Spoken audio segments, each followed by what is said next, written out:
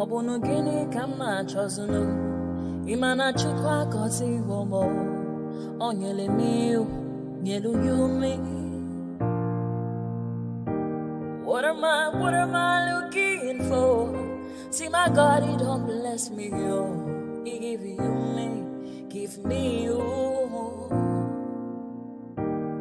Obunu kife la chasha so Obunu kife mi chasha me my baby, you know, say you go love for me. Hey, yeah. I do go. I could go. When I call your name, Shakara for me. Oh, Roma. I will be your Romeo. You go be my Julie. Roma, I will be your Romeo. This recent election.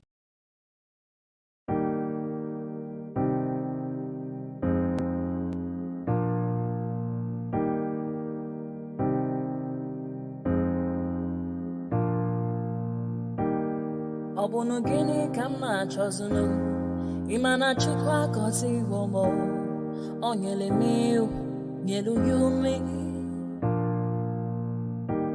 What am I looking for? See my God, he don't bless me, oh. He give you me, give me you. Obunu kife la chasha so Obunu kife mi chasha me my baby, you know, say you go love for me. Hey, yeah. I do go. I could go. When I call your name, Shakara for me. Oh, Roma. I will be your Romeo. You go be my Julie.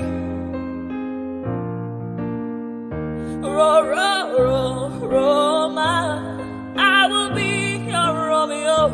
You go be my Julia. Oh, give me your love and I'll go run away. Show me your love and I'll go use you play. Carry me, go me, I go follow you away. Follow you, they go. Maka munagi, me and you. Okwa munagi, my baby and me and you. Me and you. Okwa munagi, my baby, oh. Obuzi kife la chasha so Obuni kife la chasha me oh. My baby, you know, say you go love me. I do go. I could go. When I call your name, Shakara for me. Oh, Roma, I will be your Romeo. You go be my Julie. Yeah. Roma, I will be your Romeo. You will be my Julia. Oh, Roma, I will be your Romeo. You will be my Julia.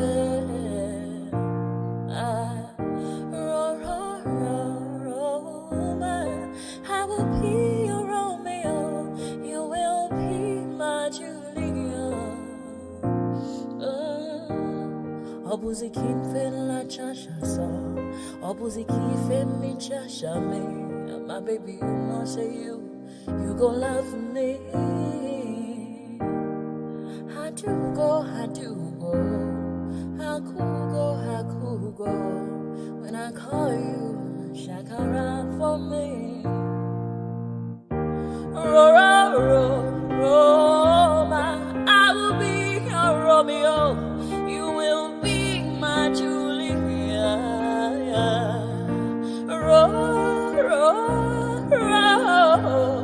I will be your Romeo.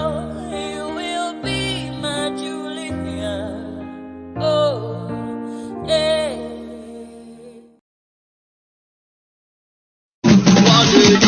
Guru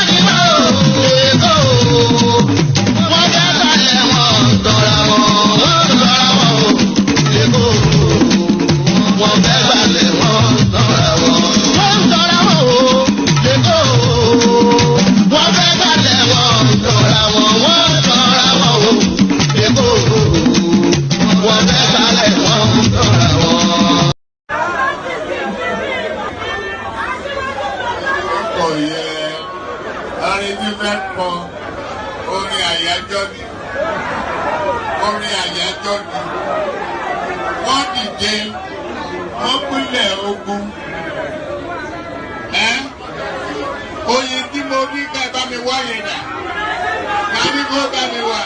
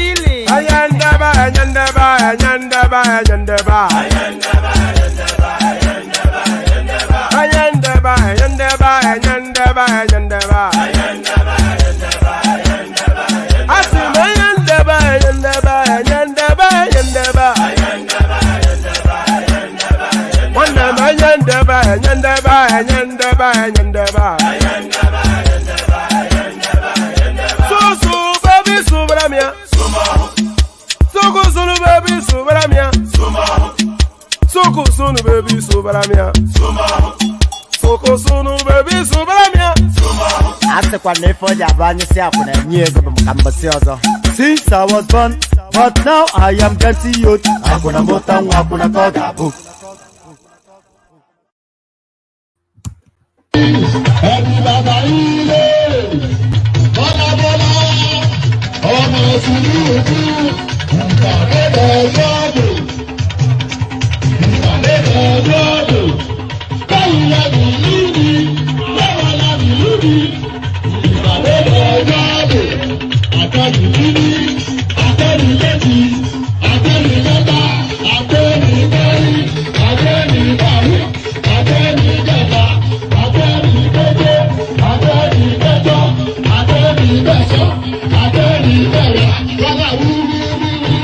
Eléyìí ò gbọ́, àbẹ̀rẹ̀ gbogbo eléyìí ò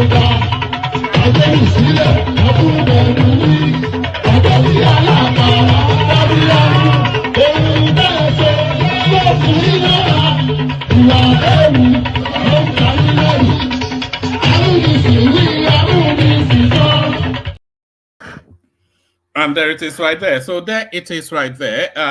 Buongiorno, signori. Come stars. Come stars. Está bien, por favor, and all that. So, como estás, my amigos? Come stars and all that. So, come stars. Good day to you, and welcome to the weekend. So here we go again. We hurtle through yet again.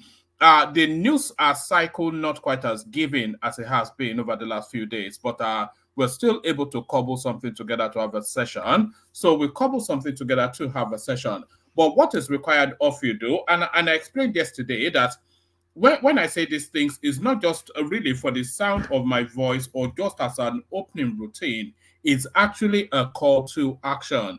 So when I tell you to click on the like button, I am inviting you to do something. So what I am inviting you to do is to click on the like button. So that process completes when you go on and do that. So click on the like button, and ditto the subscription is also a call to action. So I am inviting you to take an action. When I say click on the subscription button, then you complete that process then by doing that. So click on like and click on subscribe. So that's a call to action right there. So another call to action is to click on the hyperlink that says StreamYard. This invites you into the studio space. If you want to participate in the conversation, this is the way to do it. It's an easy process. All you need is one click, and then that lands you in the studio, and then we invite you forth. So if you want to be part of the conversation, then you can do that. So click on like, click on subscribe, and click on that hyperlink that says StreamYard. So do all those. Do all those. So as I said, the news cycle not quite as given as it has been over the last few days, but we've been able to cobble together somewhat of a session, and this is what we're presenting. So this is what we're presenting, and what a presentation. CBN decongest head office, moves departments to Lagos. So essentially, we're seeing what essentially this is a relocation of the Central Bank of Nigeria to Lagos. But then, of course, some would argue that the Central Bank of Nigeria should never have left headquartered anywhere outside of Lagos in the first instance. Why?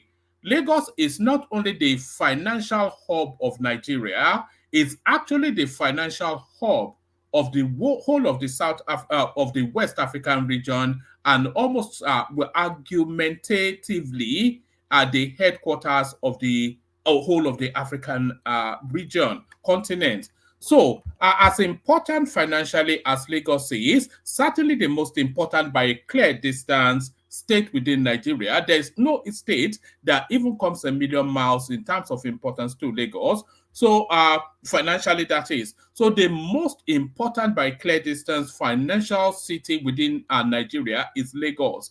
And ditto West Africa, and ditto the rest of Africa as well. So it makes infinite sense then that the Central Bank of Nigeria should be headquartered in Lagos. CBN decongest head office, moves departments to Lagos. So the entirety of the totality of everything ultimately to be moved to Lagos.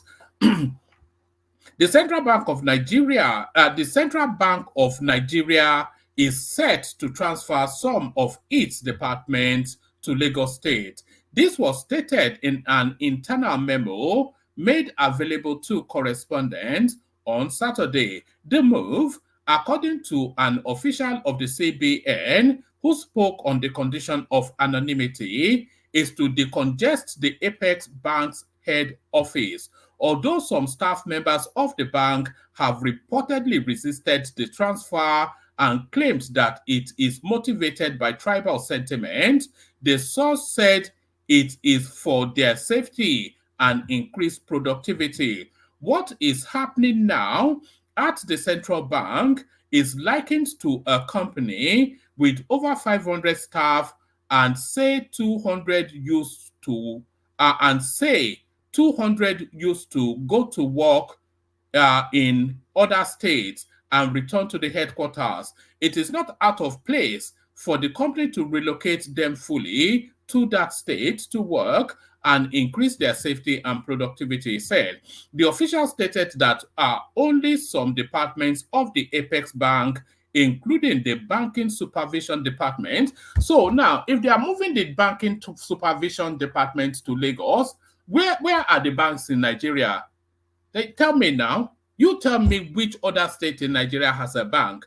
Every bank in Nigeria has its main operational hub in Lagos. So how can you be supervising an operational hubs in Lagos from Abuja? It makes no sense. Absolutely, categorically no sense. So of course, infinite sense has it that even the totality of the building they should move CBN back to Lagos and sell that building to hoteliers, and they can convert it to a hotel. The official stated that only some departments of the Apex Bank, including the Bank Supervision Department, were affected by the transfer.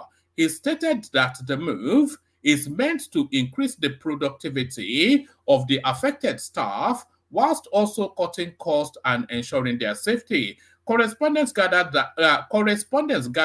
through the official that the departments penciled down for relocation by the CBN Governor Yemi Cardoso banking supervision, other official institution supervisions, consumer protection department, payment system management department, and financial policy regulation departments. So all the key departments really that affects the supervisory workings of the banking system to relocate to Lagos.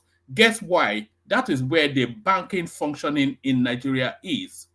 That's just it, you know. Which operational hub is anywhere in banking outside of Lagos? Which one is in Jalingo? Tell me now, which bank operates out of Jalingo? You think because they have some Port Harcourt office to collect money, there's no banking in Jalingo? Which banking is in Kaduna? Who banks in Kaduna? Is there money in Kaduna even to be banked? So there it is.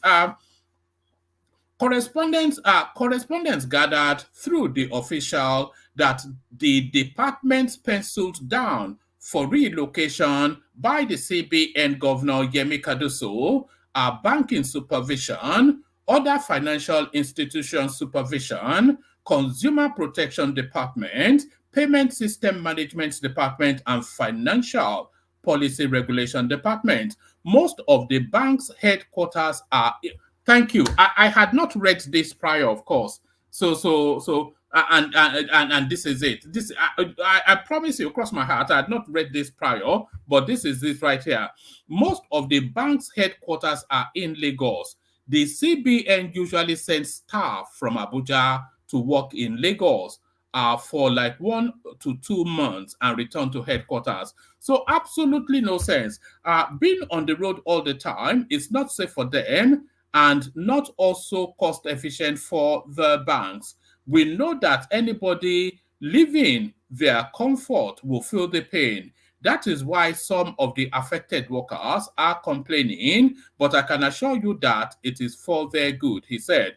He also noted that the carrying capacity of the Abuja office is 3,000, but the staff strength is at 4,000 now, which is a threat to the facilities at the head office. Abuja office is designed to carry about 3,000 staff, but we are about 4,000 already. The facility managers have already warned of the implication. The security of staff is also at stake with increased numbers because it overwhelms the managers, the official said. Except from the memo obtained by correspondents, this is to notify all staff members at the CBN head office that we have initiated a decongestion action plan designed to optimize the operational environment of the bank. This initiative aims to ensure compliance with building safety standards and enhance the efficient utilization of our office space. This action is necessitated by several factors, including the need to align the bank's structure with its functions and objectives, redistribute skills to ensure a more geographical spread of talent, and comply with building regulations, as indicated by repeated warnings from the facility manager and the findings and recommendations of the Committee on the Congestion of the CBN office. This action focuses on optimizing the utilization of other bank premises. With this plan, 1,533 staff will be moved to other CBN facilities within Abuja, Lagos, and understaffed branches. Our current, so it goes on to give justification, but you really don't have to justify that. The whole of the operation should move to Lagos. There is nothing like banking going on anywhere outside of Lagos in Nigeria. What banking activity is going on anywhere outside of Lagos in Nigeria? So infinite sense that makes. Infinite sense that makes. Let's go on from there to this.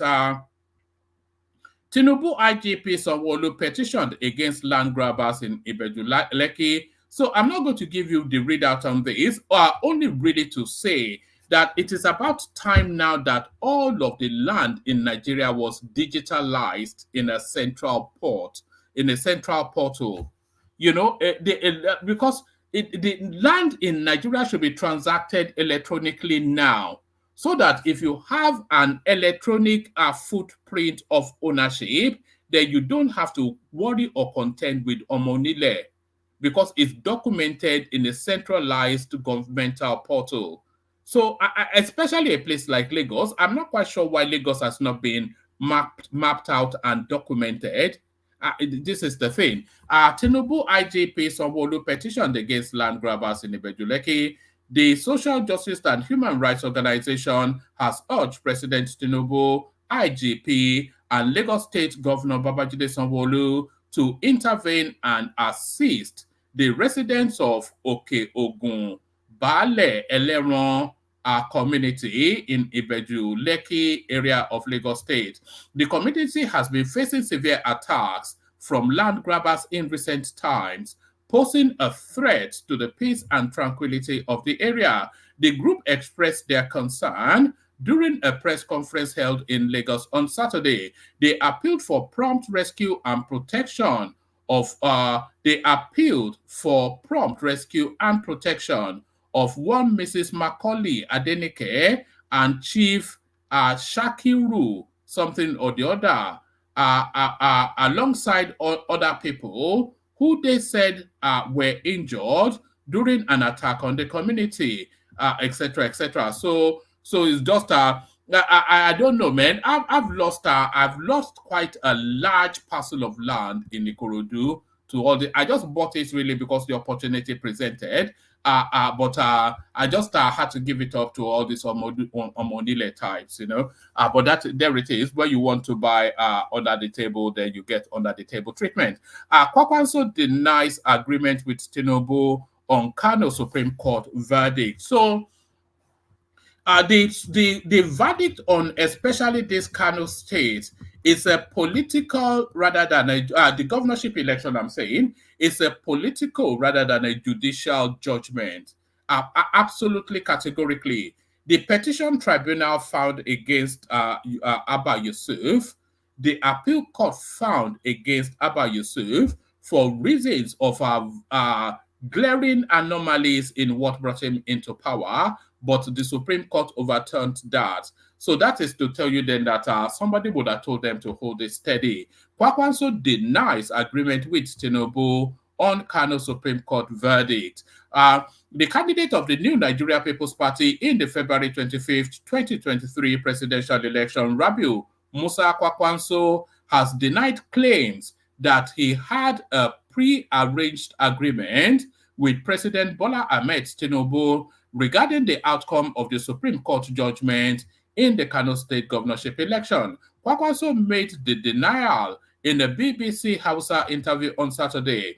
It will be recalled that on Friday, the Supreme Court affirmed Abba Kabir Yusuf, the NNPP candidate, as the duly elected governor of Kano State, bringing to an end a series of bitterly fought legal battles. The former Kano State governor also, during the interview, shared his reflections on the political landscape, emphasizing the importance of lessons learned from the Supreme Court's decision. Acknowledging his relationship with Tinubu, Kwakwanso recounted their shared political journey, starting from their days in the Social Democratic Party SDP and culminating in the founding of the All Progressive Congress APC. He underscored that despite any perceived differences, he and Tinubu had actively participated in political struggles together. Dispelling rumors of pre-existing agreements, Kwakwanso stated, to be honest, to the best of my knowledge, I have not reached an agreement with anybody. How can it be to the best of your knowledge? Is your knowledge not the result of your actions? I have not reached an agreement with anybody. What's to the best of my knowledge in that part? So is either cute language or unnecessary language, or really for reasons of him not understanding the language? He also addressed the aftermath of the Supreme Court decision, emphasizing the need for collaboration between political parties where necessary. He said, "We have our party, they have theirs. We will work together where necessary. On the issue of joining the government, only time can tell." So that window opens right there. So this is Kwakwanso now flirting with all comers. So there is the narrative of this juggernaut coalition that Atiku insists that is leading the charge on, but in a BBC interview right here, this is in quotation marks. So these are his direct words, Kwakwanso. He said, "We have our party, they have theirs. We will work together where necessary. On issues of joining the government, only time can tell." So he's not discounting it as a possibility. He sounds even welcoming of it as a prospect, joining the government. So this is Kwakwanso, also another love letter to Tinubu. Concerning the governor, Kabir Yusuf, Kwakwanso asserted that his role will be advisory rather than authoritative. Kabir Yusuf is the governor. We can only advise. I can't rule over him, even if he were a biological son. I have given him advice even before the government came in. On the role of the judiciary, Kwakwanso acknowledged that there were errors in previous judgments, but commended the Supreme Court for rectifying these discrepancies. He said, if there were other, so there is Kwakwanso right there, a love letter to Tinubu. So a love letter to Tinubu. Let's go on from there today. So how Tinubu ended overnight all billionaires regime. Oshobaba speaks. Our former Edo State Governor and Edo North Senator Comrade Adams Oshiomhole has asserted that President Bola Tinubu's elimination of the petrol subsidy put an end to a regime of making overnight billionaires in the oil and gas sector. Oshiomhole spoke whilst commissioning a filling station outlet owned by Ishekiri advocate and chieftain of the APC, Chief Ayirim Emamim in Warri rather, Friday, January the 12th. Governor Sheriff, I won't attempt his last name, some convoluted Edo name, represented by the state commissioner for they have a state commissioner for oil and gas. I wonder if every state in Nigeria has a state commissioner for oil and gas. It's just because what the states try to do is to replicate what goes on in the central space. So yes, I mean, what oil is in those states that they're having a state commissioner for oil and gas? Governor Sharif, convoluted Edo name, represented by the state commissioner for oil and gas, Vincent Oyibode, and House of Representative member Honorable Thomas, convoluted Edo name, were graced at the occasion. Commissioning the facility. Okay, let's see where it goes. Let's just pick Oshomole's words and abandon it. He said, now with the withdrawal of the subsidy, you either work, sell, and prosper, or you don't and you perish. This is the level playing field that President Tinubu has created with the policy. Oshiomhole, as well as the representatives of the Delta State governor, commended Amami for the investment, especially at a time when petrol subsidy had been removed, noting that it would create jobs for the people in the area. So that's Oshiomhole right there, speaking to then the effects of the oil subsidy removal, but it's not only ending emergency overnight oil billionaires, it's actually rescuing as much of our money as possible from people like Tunde Shaibu, Abba Kyari, Maman Daura, all of these people that were just slashing and dicing within that oil space. Dangote commends Tinubu Nigerians as his $20 million petrol refinery begins production. So now that this thing begins production, there must not be any glitches anymore, because I don't think Nigerians have room for any more narrative from this guy.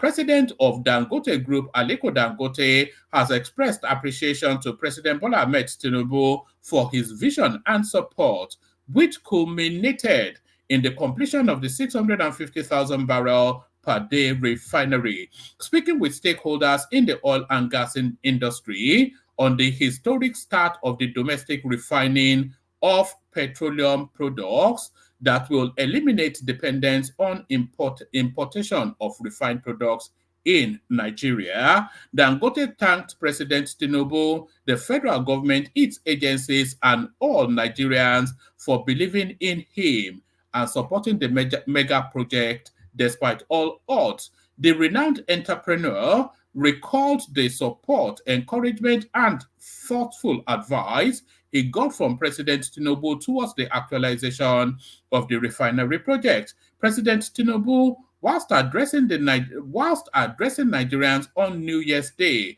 had alluded to the fact that the federal government and indeed Nigerians were eagerly awaiting the start of production at the Dangote and Port Harcourt refineries to ease the attendant hardship on citizens after the fuel subsidy removal. Specifically, Dangote also thanked the Nigerian National Petroleum Company Limited, NNPC Limited, the Nigerian Upstream Petroleum Regulatory Commission, and the Nigerian Midstream and Downstream Petroleum Regulatory Authority for their support and belief in the historic project. According to Dangote, I want to thank President Bola Tinubu for his support and for making our dream come true. This production, as witnessed today, would not have been possible without his visionary leadership and prompt attention to details. His intervention at various stages cleared all impediments, thereby accelerating the actualization of the project. I also want to express my appreciation to the NNPC, etc., etc. Says, this is a big day for Nigeria. We are delighted to have reached this significant milestone. This is an important achievement for our country, as it demonstrates our ability to develop and deliver large capital projects. This is a game changer for our country, and I am very fulfilled with the actualization of this project. He said the refinery has so far received 6 million barrels of crude at its single port mooring system, floating offshore storage facility located 25 kilometers from the shore. The first crude delivery was done on December the 12th, 2023, and the sixth cargo was delivered on January the 8th, 2024. The refinery can load 2,900 trucks a day at its truck loading gantries. The products from the refinery will So there's Dangote anyway, now printing and peacocking. But the next test is to see if the petrol actually suits the Nigerian cars. I still have a sense of foreboding about that project, but there it is. He's celebrating somewhat what he considers to be a success. There was one more clip that I wanted to play you, but it's not fully downloaded yet. So let me not hold anybody in abeyance. Let me just kick it off instead. So let me kick it off. There's plenty of room still in the studio. Anybody that wants to join, make like a bunny and hop on. So make like a bunny and hop on. You can hop on whilst you listen to the delights of the Kegai. Water, only water, where they see ma. Water. Only water, where they see ma.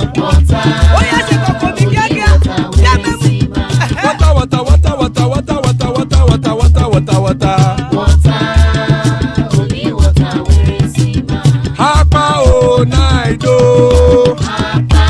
Hapa o naido. Hapa you don't come o. Hapa o naido.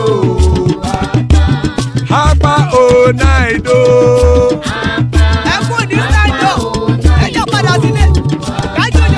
Oro kẹ̀kẹ́ ẹlẹ́mùrè o. Ilé ṣọ́díyà kẹ̀kẹ́ ẹlẹ́mùrè o. Bobby master kẹ̀kẹ́ ẹlẹ́mùrè o.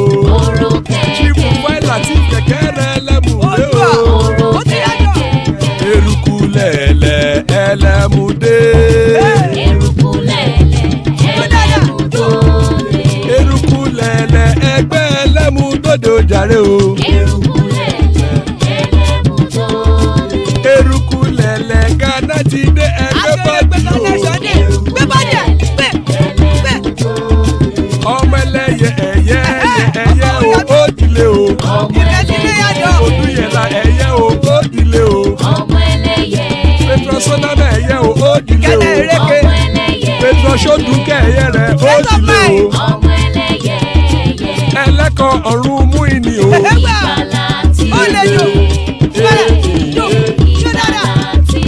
Àkùkọ ọ̀run mẹ́kọ̀.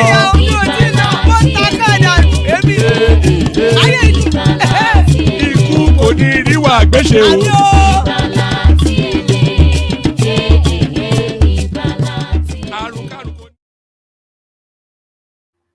And there it is right there. Iku kò ní ríwà gbéṣe. A rare cameo appearance by the elegant Charles Annex. So that's Charles right there. Good to see you, Charles. Hopefully not drinking whilst driving. Dewale is with us, and His Royal Majesty self, King Emeka. So like I said, anybody that wants to join, hop on. Let me quickly bring this as well, and then we kick it off with Charles. Why corruption is difficult to tackle in Nigeria, Bisi Akonde.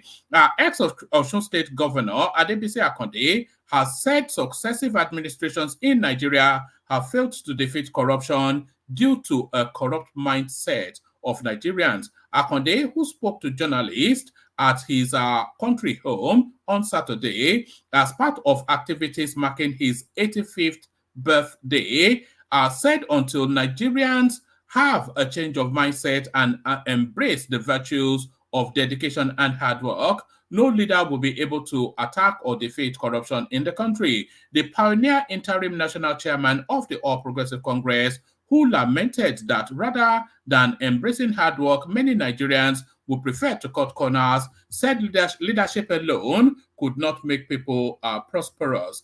He further said, in Nigeria, corruption is not the first thing to fight. It says, in Nigeria, corruption is not the first thing to fight, otherwise you will perish. The mindset is corrupt. The man who wants prosperity by miracle is corrupt. You want to own a car or a house by miracle, you are already a corrupt man. In a country where everybody is corrupt, who is the leader? Who will bail the cart? So you are only blaming the leaders, but you are corrupt yourself. Go to religious cycle. Everybody wants comfort without work. The present generation does not want to work. They want everything by miracle. Such a country can never prosper. No leader can make them prosper. They will just be blaming government. A country where everybody is corrupt like Nigeria, nobody can solve that problem. And I think that is a view widely held. But do you want to kick it off from there, Charles? Good to see you, Charles. Charles are next. Yeah, I'm here. Oh, all right. Good to see you. Do you want to kick it off from there, or do you just want to free flow into the conversation? Good to see you. Yeah, just give me the topic to talk on. I'll just. All right. Let me start you off with this piece, which is the headline piece. CBN decongest head office moves department to Lagos. So in the readout, I was presenting the argument then that the headquarters of CBN should never have left Lagos in the first instance. Lagos being the only commercial financial hub in Nigeria, West Africa, and is the largest financial hub in Africa. So why would you headquarters the financial regulatory body like CBN anywhere outside of Lagos? So CBN making its way slowly back to Lagos. What says you, Charles? I don't know. I don't see the point. I think this is the move, unless it's has some benefits, maybe strengthening a naira or strengthening a currency. I really don't get it. But I know the stock exchange is in Lagos, right? Exactly. I really don't see. CBN is more or less a regulatory body, so I don't see what distance has to do with CBN doing its job. I think this is just more of a, I don't know, maybe it. But most of the banks, like you rightly said, the stock exchanges in Nigeria, every commercial bank operates, or even in all of the banking structures operates effectively out of Lagos, which is the financial hub. So why would the CBN be anywhere else other than Lagos? Why don't they move Aso Rock to Lagos? Because I don't understand. To be honest, I don't understand the move. I think CBN can still function. Is it that do they want people to be walking to these banks or the stock exchange, or do they want their members to be visible? Because I think this just they just want to be visible and to be heard that okay. I think this is more or less a political move. I really don't see the idea behind the move. I think it's just like to make people think that okay, Tinubu is trying to do some economic work and everything. Moving to Lagos is a strategic move as part of the process of making the country's economy stronger, but it really doesn't make any difference. We're in a global age. You could easily link up the Nigerian stock exchange markets and all the other companies back in Lagos remotely. There are technological tools to do that. So even the physical building is just like I said, it's just a political gimmick, because the actual work. What they're arguing, what they are arguing, Charles, is that like a banking supervisory regulators, for instance, all of these sort of people, they need to have constant interactions with the banks. A lot of them headquarters in Lagos. So it's a matter of then they shuffle 2-3 months from Abuja to Lagos and then back and forth. So they're saying there's no sense in that. Why not move those sort of departments, the important departments in the CBN, to Lagos, where all the financial activities take place? No, I don't. I think it's a wrong move, to be honest, because they will have to build another new building and do recruitment and things like. I don't know. They can easily create a satellite office, maybe a kind of satellite office where those people that interact with all these, the main key players that interact with all these stock exchange bonds, stock exchange markets and stuff like that, they can have a satellite office. That's what I'm just. I think moving that thing is, like I said, it's a no-brainer. If they want to have a satellite office, that's fine, low budget cost and everything, and they just move maybe 10 or 20 personnel there that will serve as an intermediary between the hub center of Lagos and CBN. That's fine, and that one is low cost than to sell off the building. The money will probably go into private pockets. Then you come back to Nigeria, Mark wants stupendous budgets to build another building, they're now going to another form of recruitment. They'll use the opportunity to put their children, and I think that's just what these people know what they're doing. There's no this particular move is all about selfish interest. It has nothing to do with trying to make bridge that disconnect between the hub center of Lagos and maybe the regulatory body. They know what they're doing, because what is going to happen is they will sell that building. The funds from that building, we will not see anything. Then they will now create a budget next year, some massive budget to build another building where the money is not even there. Then they will use the opportunity to recruit their family members and stuff into the regulatory body, CBN, and things like that. That is exactly what is going to happen. Unfortunately, I don't see at this time. It's not this selling of building, and they should go and sell all that presidential fleets first. If they're looking at ways, they should sell that presidential fleets. They should cut all the cost of buying jeeps. It's not a cost cutting measure though. It's an efficiency measure. It's not cost cutting. It's efficiency. I'm not buying into it. They can just create a satellite office. You don't want CBN working effectively. Is that what it is? Working effectively in what way? What is it? Because okay. So here's the thing. So they moved the building to Lagos, and what are they? They moved the department. They moved the department to Lagos. But then so they have the shell of governmental sort of interfacing in Abuja, which occupies that building. But the important activities of the CBN is moved to Lagos, where all the financial activities take place. So more or less, that CBN building is still going to be in Abuja, right? It will still be there, but just as a shell and as a government interface. Oh, so what they're doing is they're just creating a satellite office in Lagos. That's all. Yeah, they're moving departments. You know, the building. You know, there's so many. There's already a CBN office in Lagos. Yes, go on, Erica. There's a CBN office in Lagos. You're not creating any satellites on this stuff. What they're trying to do is to streamline the operation functions. Yeah. Now, Lagos is the financial headquarters of Nigeria, right? I don't know why even CBN moved from Lagos. That activity moved from Lagos to Abuja. The activity used to be the banking supervision, which is very critical, and some of those activities used to be in Lagos. So now you are now having a situation whereby staff will have to leave Abuja to come to Lagos, stay for a couple of months, being in hotels, like, when you're in transit and you're doing auditing. Now they are relocating that function back to Lagos so that the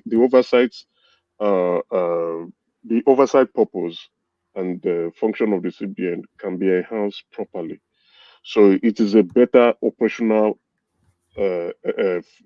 activity in my viewpoint, and it creates room for more effectiveness and efficiency, if you ask me. So I know some staff do not like it because relocation could be very cumbersome, as well as could even can stress marriages, especially the female ones. You've already started creating your life in a particular city, and then you're not being asked to relocate again. That's the reason why some of them, or a few of them, decided to leak the memo. But if you ask me, I think it's a very good decision. Erica. Yeah. Or even the staff also could be benefiting from that frequent traveling, but that will cease if they permanently transfer to Lagos. Some of them have family members in Lagos that they could stay with while they're on official assignment. But because, now that they will be forced to relocate, that will be, the search will be taken away. I'm not looking at that financial, but it's not so much. It's just traveling costs and it also counts. It counts. Yeah, it's you have to stay for 2 months. In hotels, it's not material. If you ask me, it's really not material. They get out of station allowance. Exactly. It's not material in a year. It's really, really not material. If that is the main cause, I don't think that is the main decision. It's not material. If you ask me, to the function of that financial cost, to the function of but budgetary wise, but it's not really that material. But moving them to Lagos, let them go and do. the audits, right, that they are supposed to do, that oversight function, they should be there.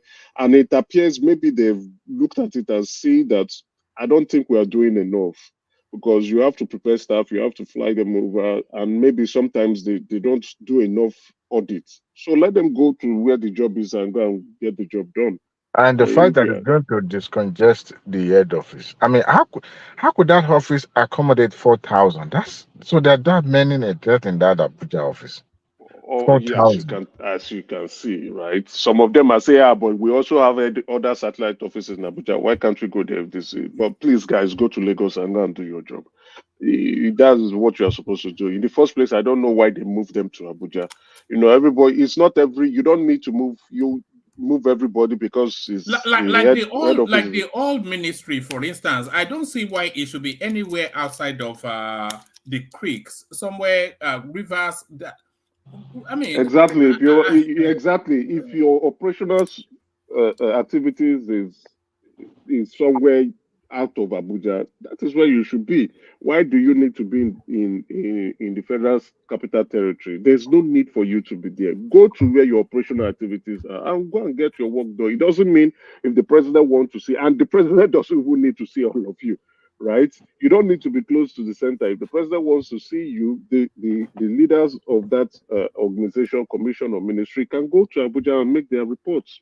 I'm And suspecting finally, when CBN was moved to Abuja, I'm suspecting they were expecting that Abuja business area exactly, will be developed you spoke rapidly, and the exactly banking that will, banks will relocate their offices to, Abuja and all that. But some of you just hit the nail on the head, but it didn't happen. no. It didn't happen. How could it have So happened? That to me, that's they no, missed it because how could that have happened?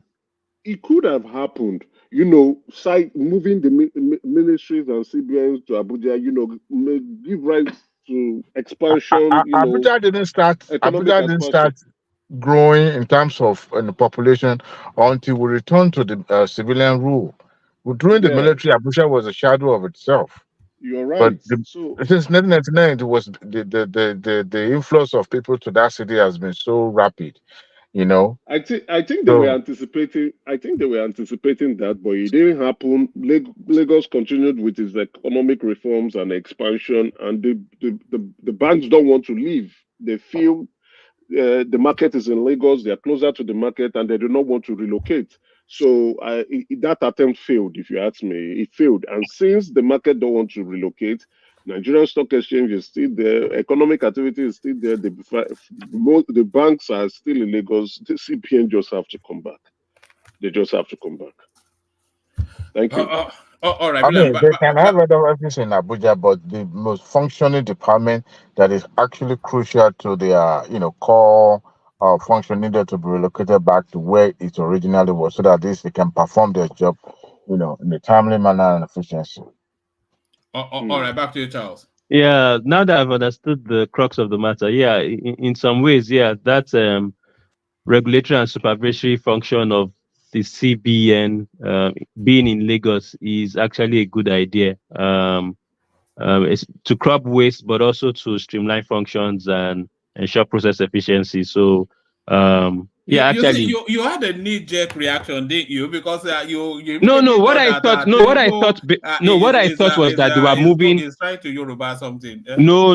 What I thought was that they were going to, because I don't know whether you were saying something about they were going to sell the building.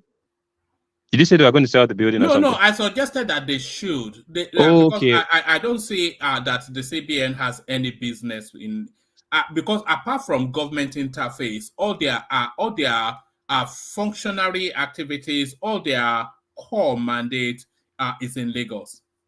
One man, Charles, you are not. It's not knee jerk. Actually, if you go by the headline alone, the reaction of even the CBN staffs were more of have negative report. I mean, response.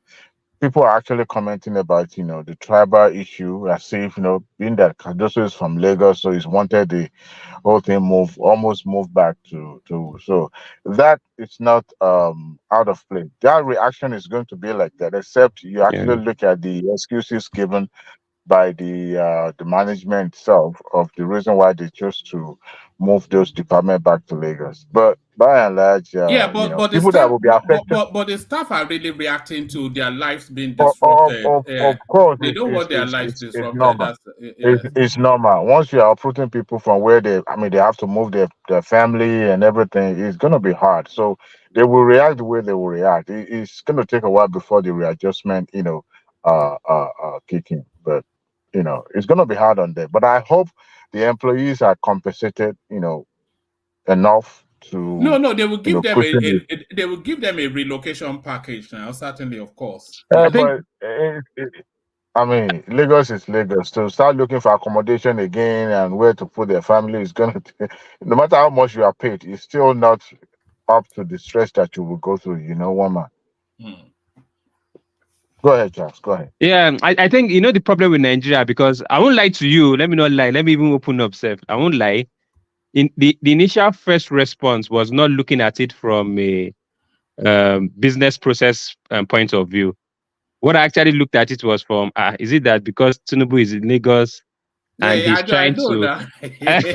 At least, thank you for I won't lie. I'll be honest. I'll be transparent. I mean, what I finished up was that we have Uptown who is going to tell a lie in a moment. But is he planning on just moving the entire CBN to Lagos so he can be printing money in his backyard? He can be printing money in his backyard, and you understand that kind of thing. Yes. But I think in Nigerian politics, it's so ethnic based that the government itself has to do a lot of sensitization. They shouldn't just take things. A lot of Abuja should be decongested, and there's so many ministries that should be like I already said. NMPD, all ministry has no business in Abuja. Take it to one of the South states, locate it there so they can interface. How about the headquarters of oil and gas industries? They can stay in Lagos? Do they need to move? Because there was an argument on that. No, all of that should go to there's no oil or gas in Lagos. There's a bit of oil in Lagos, but the oil is in the creeks. It's in the south. So move the headquarters. I mean, and you have a direct interface with the business players, and that's just it. But everybody wants to be close to the seat of power so they can go and knock on Aso Rock and ask for permission to steal money, It's just it's a nonsense. But Abuja is still top heavy governmentally. They should decongest, not just CBN. The whole of Abuja should be decongested. You only need to be there to be there. No, the civil service, but the move of the civil service from that what do you call it, the Marina side? I can't remember where they are. Obalende side to Abuja was a good idea. I don't think that one is anything. And till now, they've not done anything to that building. Till now, that building is just left an eyesore. The whole civil service in Obalende. It should be sold off now. I don't know what they're doing with it. Though. They are holding on. Are you talking about Federal Secretariat? Sorry, Federal Secretariat. Yeah. They should sell it off now, and then some smart guy will turn it into apartments. It's the legal aspect of it that is kind of like a bottleneck. If not, the federal government would have, it's not that easy. I know the public or public enterprise, they were having hard time selling some of the government property there because of the legal implications. Nobody trusts. Political party will also go up in arms. If government is selling, they will accuse you of selling it underpricing the property. So if they do it transparently, like a public auction, which are like it's another issue. The politician will want to buy it for themselves too. So they can buy it at the going rate. If they can pay the going rate, then they can buy it. Which politician will come forward to say, "Hey, I declare that I have 10 billion"? They will buy it under some. They'll use the front. A proxy, Yeah, proxy. Yeah. But you still not just EFCC. They'll just use Transcorp. They'll use Transcorp and all those people to push this thing. They say they want to do hotel. Well, they've been doing that, but in this case, there's a lot of interest people that are really, that are. It's just not going to be as easy as we thought, because that edifice there is. Apart from the fact, there are some people also that are opposed to selling it because they believe it's a monument that represents what we are as a country. Instead of selling it, that we could use it for something more purposeful. But like what? It's been derelict for since 19 whenever it just, is that. Just like the way they oppose selling national stadium, national theaters, and the rest of it. I think National Theatre has been concessioned. Has it not been concessioned? Because that one is more of art and culture stuff. So they believe the money coming from it's not that much. So it's not something that they're much keen or interested in. But the significance or the optic of it is what they're actually against. I tell you, if the rich politician actually in need of it, they would have bought it all this while. But the property like National and Federal Secretariat is not something that you can just toss up and say you want to put it on the market. And no, that's the money making right there. And government is a little bit careful because of the the political undertone that will come alongside. All right, back to you, Charles. Okay. What other topic do we have left? Yes, let me take you to this place. Accident, tragedy as Okada rider, 2 passengers die on Lagos highway.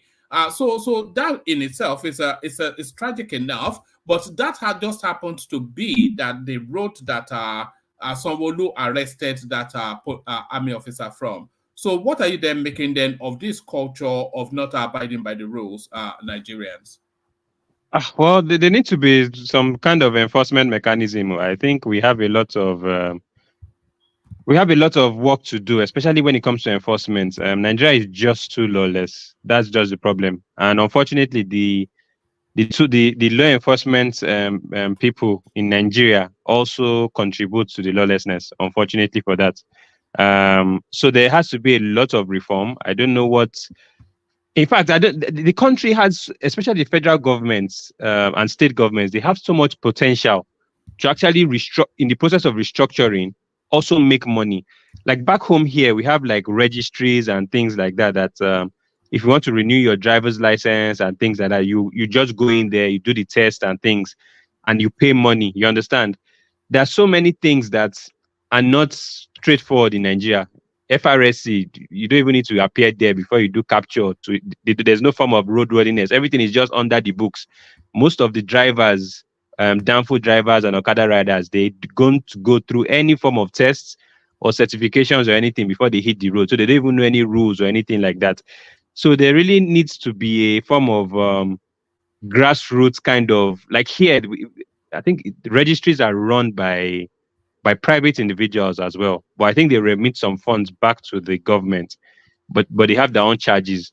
So they need to actually privatize a lot of these registries and things that has to do with driver's license, trainings, and computer-based tests for drivers, so that at least they can have some form of information on the rules, roadworthiness rules before they ply the road. And I think that's a major problem that Nigeria really has to. It's almost like this central government, the way everything is centered on road safety. Who is even in charge of driving license in Nigeria? Is road safety, right? Yeah, I suspect. Yeah, so it's just the burden is just too much. They really need to start privatizing some of these skill centers where people can go for aptitude tests to ensure that roadworthy driving lessons, and also get that driving license. The pressure is too much on road safety. They have VIO for vehicle inspection and all that. But how many times? Even me say, so the vehicle inspection, is it just for commercial vehicles or also private vehicles? Every vehicle plan Nigerian road is what VIO inspect.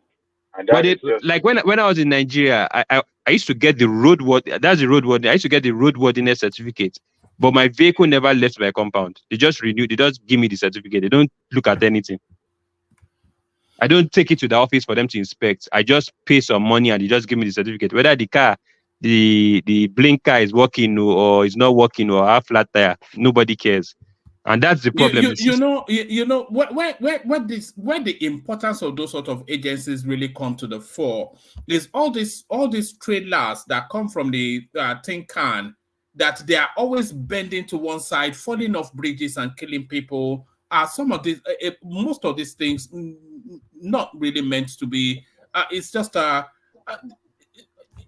why we need to have in terms of policies and positionings and laws, Nigeria has the best country. But in terms of implementation, like you just said, they're giving you roadworthiness for a vehicle that they've not even seen sight of. How can that be? That's a general. All my vehicles, I never.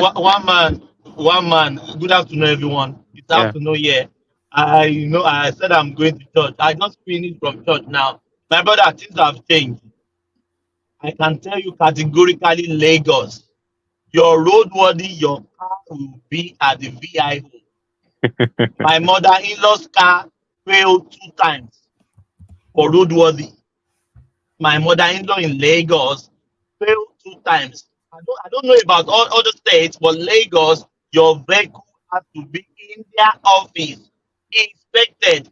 Anything wrong in your vehicle, they will write it for you. You go and repair it, then you bring it back. My mother-in-law's car failed 2 times. So things have changed, my brother. I don't know when last. No, in those instances, what they normally do is that when you want to do your roadworthiness, they capitalize on it. They will tell you, okay, do you want to bring your car inside here and it's stressful and everything? You can just pay some money but people that are law abiding. No. My brother, are you sure? Now, never. I doubt never. Lagos, I'm talking of Lagos. Yes, now Lagos. Me, I've stayed in Lagos now. Yes, everything has changed in Lagos. I can tell you categorically. Honestly, I won't believe that. My brother, I am telling you the truth. Go and find out. So are you trying to tell me that VIO has inspected every single car in that Lagos? I don't say every single car. Okay. But the one now, I'm talking of now, my brother. My mother-in-law's car failed 2 times. If you want to get roadworthy in Lagos today, your vehicle has to be in VIO. I can tell you that. But do you know that if that is the case, every Danfo bus in that state will be impounded. They will even be on you won't see any form of vehicle. Maybe BRT bus, you still see BRT bus, but every other vehicle, Danfo, Molue, which amount to most. I think it's been a while since you went to Nigeria. This is what you're telling me. No. You are very. I'm telling you. You're still looking at Nigeria from 1802 prism. No. And do you know? Man, do you know that even my brother, hold on. Now, our passports now, you don't need to go to the passport office before you get your passport now. They've upgraded now. We'll see how long that lasts. I asked my mother. Initial gragra. That's initial gragra, isn't it? Yes, I asked my mother-in-law. I said, "What I know, that is what I know for. You don't even need to take your vehicle to anywhere before you get roadworthy." He said, "Why are you taking your vehicle there?" He said, "No, never. That's before that you just try roadworthy for you. That does not happen in Lagos. You take your car for inspection. You write what your car fails on. Then you go and fix it. Then you bring it back again." One man, that is what is going on in Lagos now. All right. I'll tell you that for free. Yeah. Thank you, one man. All right. All right. Back to you, Charles. Yeah. So what's the next topic? Dangote comments. Yes. There's no further room for excuses for this guy. As soon as it started flaring up, the flames to signal the start of activity at this refinery, we want it now going full pelt, and we don't want any more excuses. Dangote commends Tinubu Nigerians as his $20 billion petroleum refinery begins production. So he describes it as a game changer for Nigeria, And if it works in the manner that people anticipate, it should be a game changer for that country. The first ever mega project carried out on African soil, of course, by Nigeria and by a Nigerian. He flares up, but then he's commending Tinubu, which is to tell you that any government in power is who these people go with. So what are you then making of Dangote's boastful pronouncement in the media space and commending Tinubu, who has barely sat down in Aso Rock? He has to comment to Tinubu because even that refinery, for it to be in operation, it has to always be vetted by the regulatory bodies, whether DPR, I don't know what that name is now, and it's all under the federal government. So any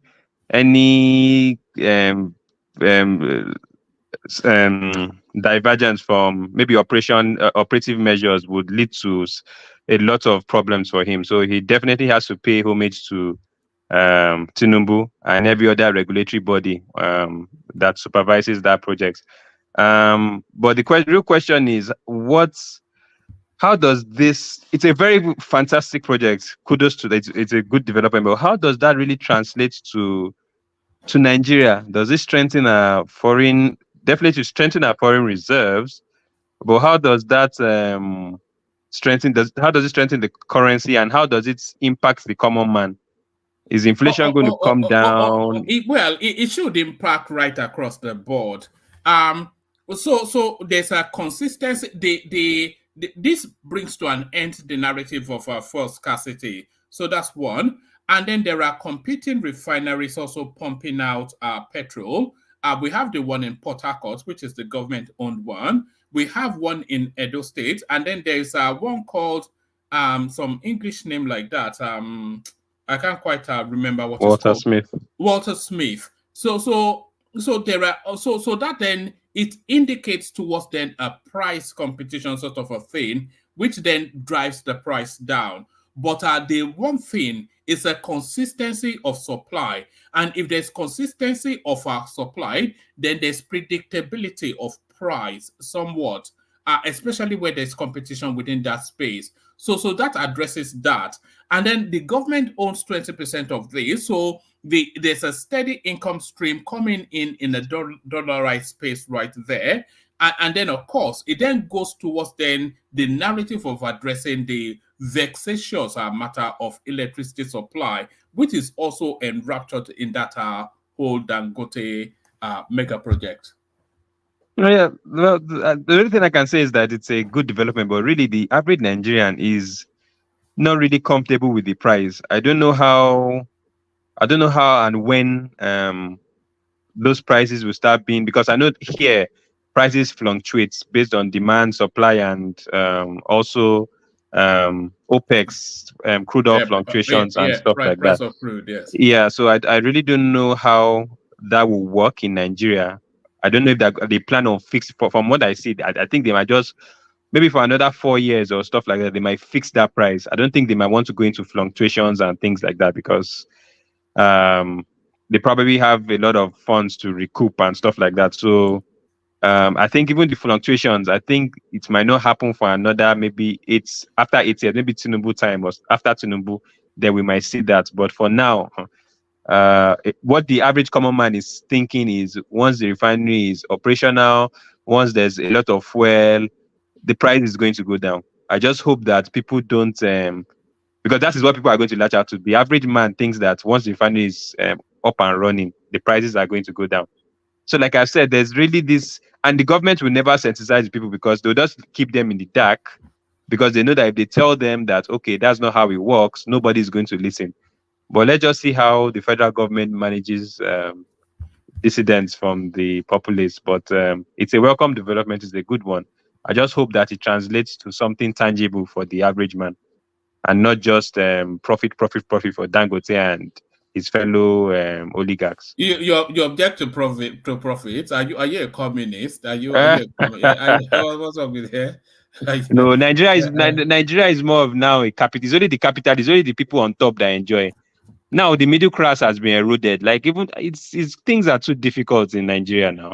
There's a growing middle class. So I'm going to do a session, probably a micro session tomorrow, about bikers there's a growing biking culture. Let me actually show you a clip. I'll play you about 3 minutes of this. This is going to form the hub of my session. So it's a growing middle class pursuit. So this is. I haven't been biking long. I've been biking for like say 2 years plus, and so far so good. You know, everybody's always riding schools around Lagos, and I went there. It took me probably a month and a half to learn how to ride. Met some amazing bikers. Those have been riding for years, and I took it from them. So there it is. I'm going to be doing something on that sometime in the future. So there's anybody that says there's not a middle class in Nigeria that has been eroded, I think that person may be mistaken. Because these are middle class pursuits, accountant babes riding bikes, and all of this sort of business. It's just a hobby now, one man now. It's not. It's an expensive hobby. Okada is also a bike now. Is that one a middle class bike? Is this? Are we talking about this car? These are more expensive than your average vehicle. Can you afford one of these bikes? Well, somebody a millionaire like you, I'm sure can. But But no, the middle class in Nigeria is still there and alive, and is younger and younger. Well, let's see how it goes. We hope so. All right. Let me take you to one more space, and then I'll go on from you to Emeka. It says why there won't be military interference in Nigeria's democracy anymore. So this is this big interview that Babangida did with a journalist a couple of days ago. It says IBB, the former military president of Nigeria, has expressed his conviction that the military would not meddle again and impede the country's democratic progress. Following its independent, the former military chief said that military meddling deprived Nigeria. He also said that the military's political meddling is over because Nigerians are now more eager to establish a truly democratic country. So that's Babangida then doubling down then on this assertion then, and this is a widely held belief as well, Charles, that the era of military intervention and especially after the Buhari window, which was, I think, the last window for military intervention, that the era of military intervention in Nigerian politics is over. So, do you concur with Maradona, Charles? I concur.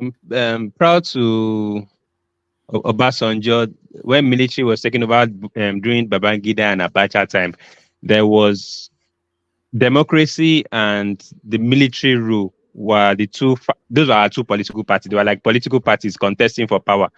So it was more or less like once the democratic part fails, the military rule just takes over and seizes the opportunity to seize power from them. So then it was highly contested. It was a two-way kind of power tussle between the military and the civilian rule. But what has happened over the course of the years is that there's been a convergence of both the military and the political class. Right now, the military has been politicized, and you can see that even when it comes to them performing their duties, they are not as, how will I put it?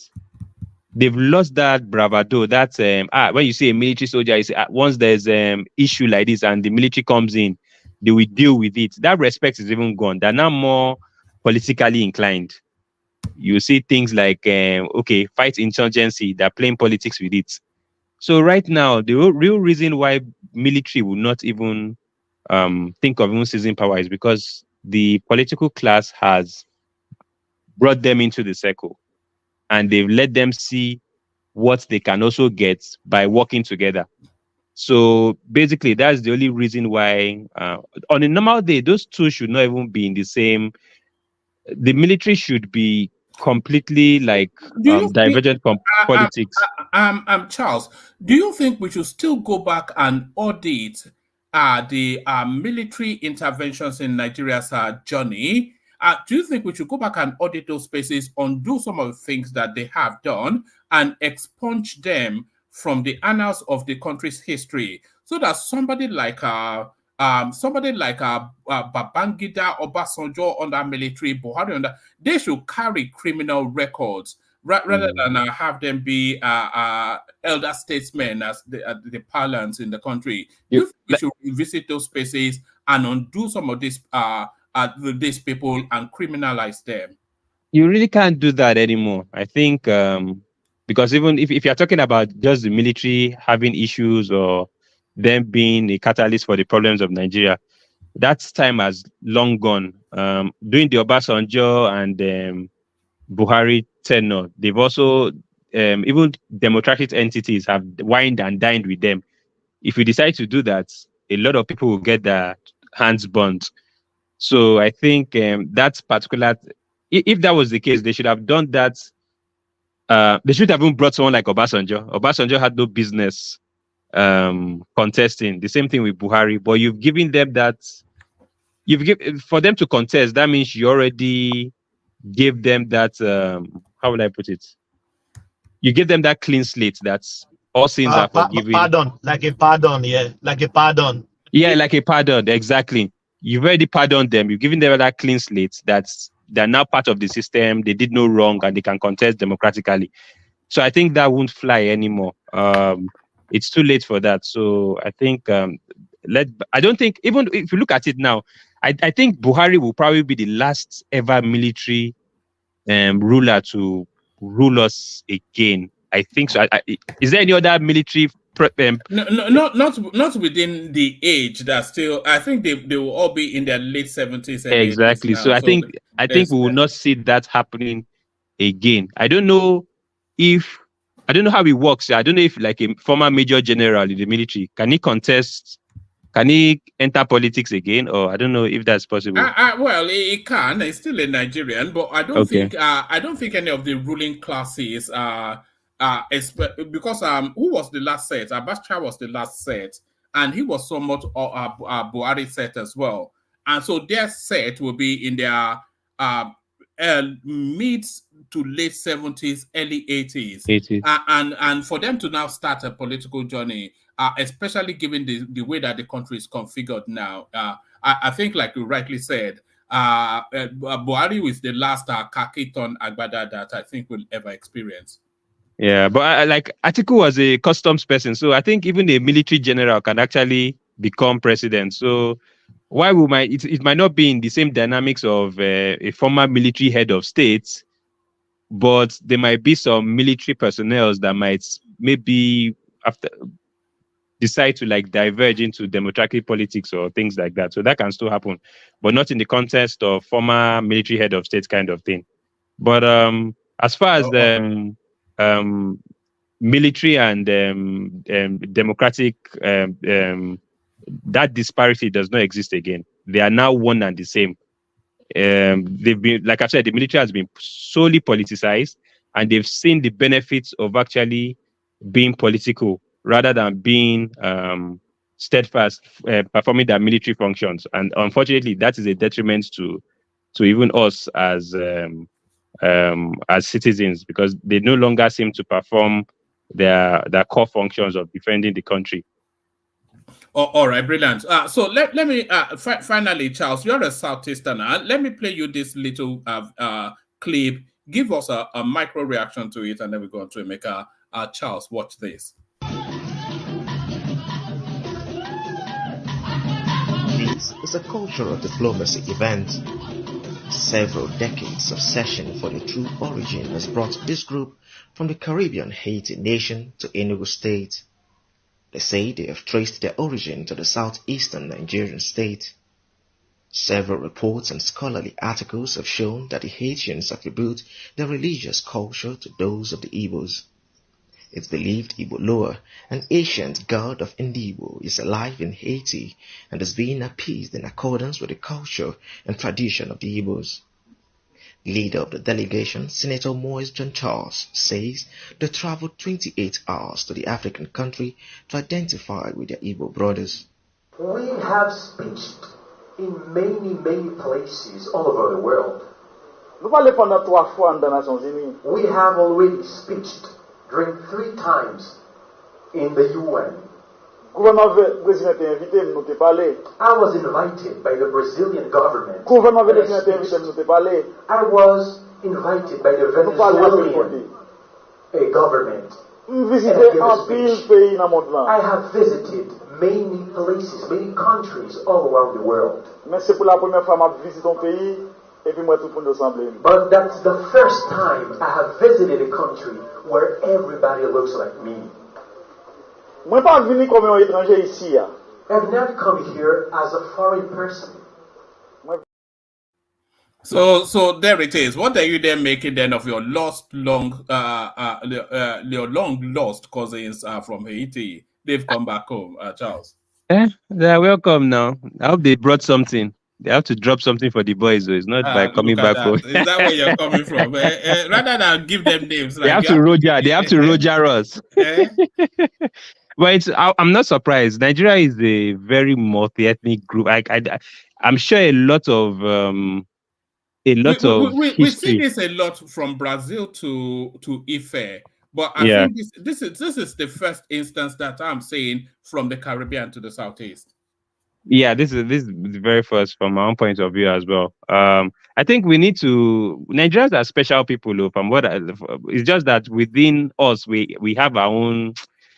I don't know what's wrong with us, but Nigeria is actually a special country, and we have a lot of potential, a lot of roots all across the country, all across the world. I mean, but it's a welcome development. It just shows that Nigeria is a real giant, especially when it comes to tracing the roots all across the country. Even in Canada and America and everything, we're all everywhere. You understand? So I think it's a good improvement. At least it makes us more recognizable all across the world. I hope when I apply if a Nigerian applies for Haiti, is it Haitian visa or whatever, they will give them, or they'll say that we don't need visa now to go to that country now. I was looking through a list just yesterday. It was one of the things I was considering bringing, but I thought maybe it wasn't strong enough. The 45 countries that Nigerians can visa-free countries, a lot of them were just God-forsaken countries like Somalia and all this nonsense country, yeah. All right, thank you, Charles. Charles, stay with us. Let's go on from you, Charles, to the majesty that is our king, Mekus. Mekus, you there? Yeah, good evening, one man, co-panelists, comment sections, and viewers at home. I hope we're all enjoying our weekend and we're relaxing with loved ones, family, and those who are relaxing with their enemies, enjoy it while it lasts. Thank you, woman. All right, come into it whenever you like, Emeka, but the headline piece seems to be the congesting of our CBN and relocating key departments back to Lagos. There's a lot backlash against that, but makes infinite sense, doesn't it? Yeah, like I said previously, it's not just making sense. It's just a thing to do. Why they did leave in the first place is they should be questioning that rationale. Is what to do. Yes, we understand. Okay, the need to move like we discussed, like expand Abuja, let Abuja flourish, or people migrating to Abuja to develop that place. But again, for functional purpose, I don't think it was ideal. The CBN governor, who a practical individual, looking at the whole thing and making it like this is not worth it. Let's go back to Lagos and do our job. I just think people, yes, definitely will frown at it, and it just shows how selfish we could be as individuals, and there's nothing wrong with it anyway. As long as if it impacts us negatively, we don't like it, we want to kick against such change. If it impacts us positively, we clamor for it, we welcome it with open hands. But again, I think it's just the right thing to do. Move it back to Lagos and get the job done. I think what this is also signaling is that this is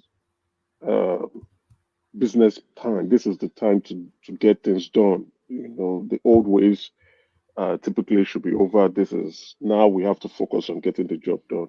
And like I said last mind giving that illustration and breaking it down to the leadership and whatever group. I'll be thinking that the government at this point should be trying to divest, you know, certain function, right, and throw it into the hands of the private sector to manage. Why they focus more on governance and regulatory concerns? Because I think the last panelists who spoke, there's a lot of things to do. Once you have a department in government, you lack that spirit of innovation, you lack that spirit of growth.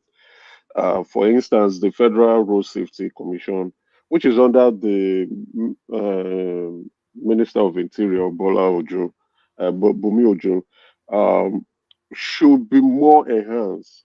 That's transferable skill set of what he is doing in the Nigerian immigration with the Nigerian immigration should be transferred to the Federal Road Safety, where people can renew their license and other sectors. It's still all about data capture. That handshake should be there.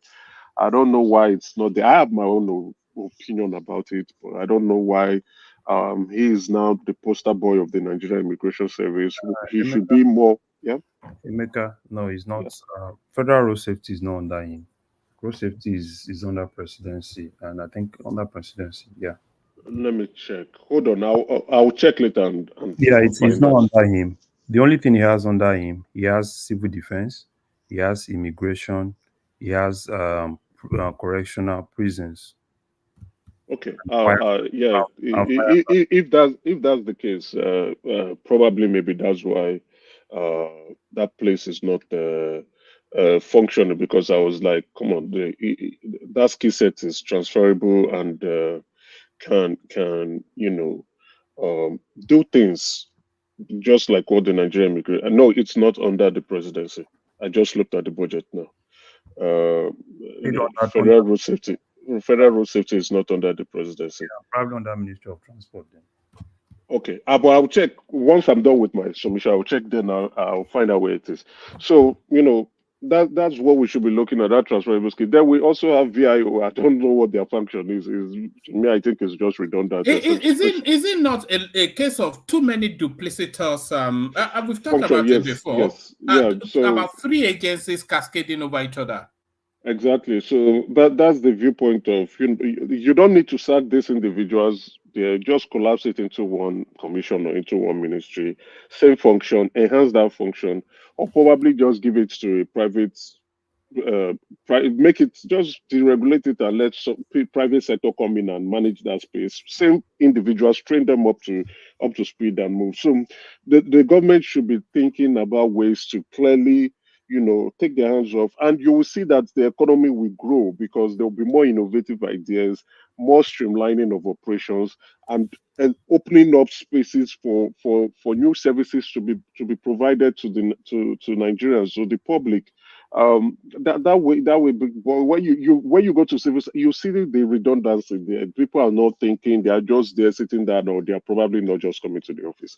Anyway, we hope that the president, Asuaju's administration would create room for new thinker, fresh thinking.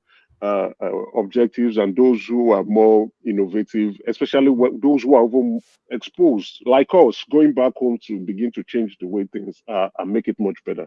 Thank you. Let's move to the next one now. All right. Let me take you to this space then. It's a space we touched on yesterday, but it continues to be within the media space. So I was just saying that the room for excuses has run out for Aliko Dangote in terms of this refinery. The moment he flared that gas yesterday, that signals then a pivoting of the Nigerian circumstance. So he comes out now. Dangote commends Tinubu Nigerians as his $20 billion Petrol refinery begins production. So that begin production has to consistently hold steady.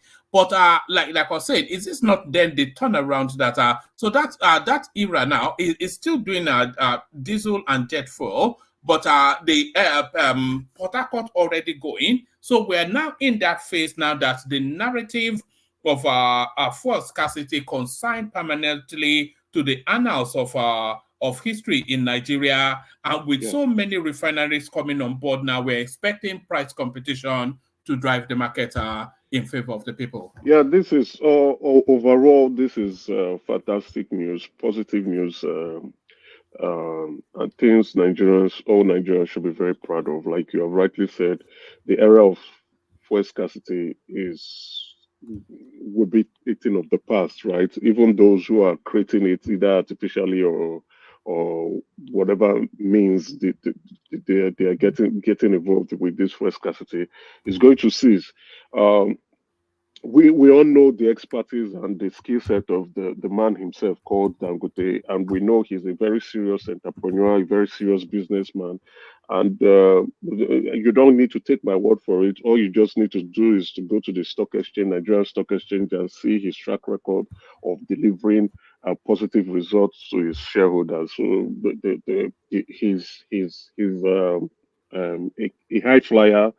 A significant individual who is creating an enormous economic outcome for the country. So I see this refinery becoming a serious success story to Nigerians.